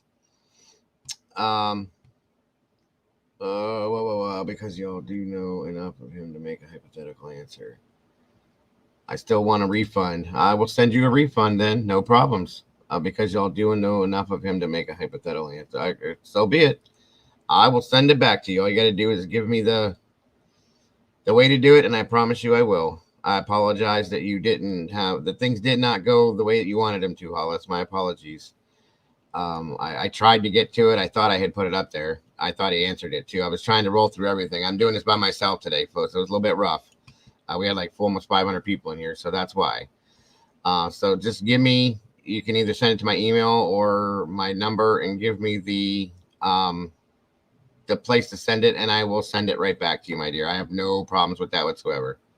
You don't have to do that, Jeff. You don't have to do that at all. That's my channel, my responsibility. Thank you for that one, my friend, but you don't need to do that. And again, anybody that is unsatisfied with the situation, my apologies, folks. I try to keep up with everything, and it's hard sometimes. It really is, guys. It gets overwhelming at some senses. You know what I mean? I just try. I promise you that. And I will promise you I will try to do better next time. You don't have to do that, guys. I got it. Don't worry about it. Thank you. Again, Dre, I appreciate you. And you don't need to do that at all. None of you guys, by any means. Lord, thank you very much, Lady P. Again, we don't need to do this. You guys are amazing people, guys. I love each and every one of you guys beyond a level I can even explain. You guys are the reason why I'm here, and the reason why I'll be here tomorrow and the day after that and the day after that. And that's it, period. No two ways about it. Regardless of what our opinions are, folks, thank you so much, Poopa. I love you, dear, and appreciate you so very much. Regardless of the reasons, okay, or the reasons why we disagree, again, we're all here for the same end result, the same reasons. We want justice for these kids and their families. That's that. End of story. And I feel like most of you guys are here for the same reason. And that's all there is. You know what I mean? Guys, do me a favor, if you would, please. Don't forget to love yourselves and to love each other, because that's all we got, folks. Again, I'll be back here tonight at 7 p.m. Eastern Standard Time. We're going to be looking over the dark history behind the Trans-Allegheny Lunatic Asylum. It should be a great show. Very interesting stories behind it, guys. Thank you guys so very much for the support you give the show, and just for being who you are and for being here with me every day. You guys are amazing, guys. I love you so very much. Moderators, great job today. All the guests I had up here today, you are all amazing as well. You guys all rock. And I will definitely be here for you tomorrow. Like I said, Hollis, you're more than welcome to have it back. I just have no way to send it to you, so let me know how to do that. Please do, if you could. Oh, wait 1 second, guys. I gotta fix something here. I have no problem sending that back to you. I just have no way to do it. So please give me some kind of info to do it. 1 second, folks. Where did it go? Where did it go?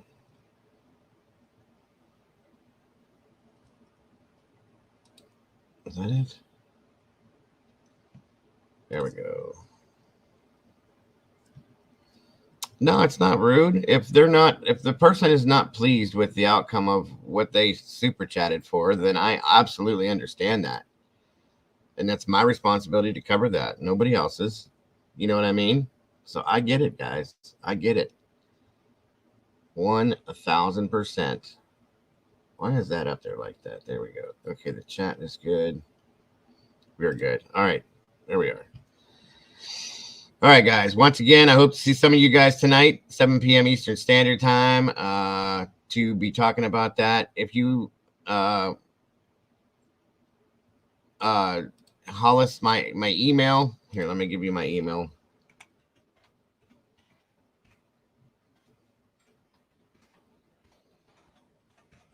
My email is in the chat right here. Send me, Shelly. Thank you very much. Where's it at? Send me, Hollis, through the email some way to send that to you, and I definitely will send it right away. Well, that's a promise. All right. Thank you again for that one, Michelle. And thank you for being here today. I appreciate you so very much. Other than that, folks, like I said, you guys are amazing. I will see you all, some of you guys here at least 7 o'clock Eastern Standard Time tonight. Hopefully, the rest of you guys tomorrow between 12 and 12:30 p.m. I will be here, and we are doing it again. Doing our thing, guys. You guys rock. I'll talk to you soon. Have a great night.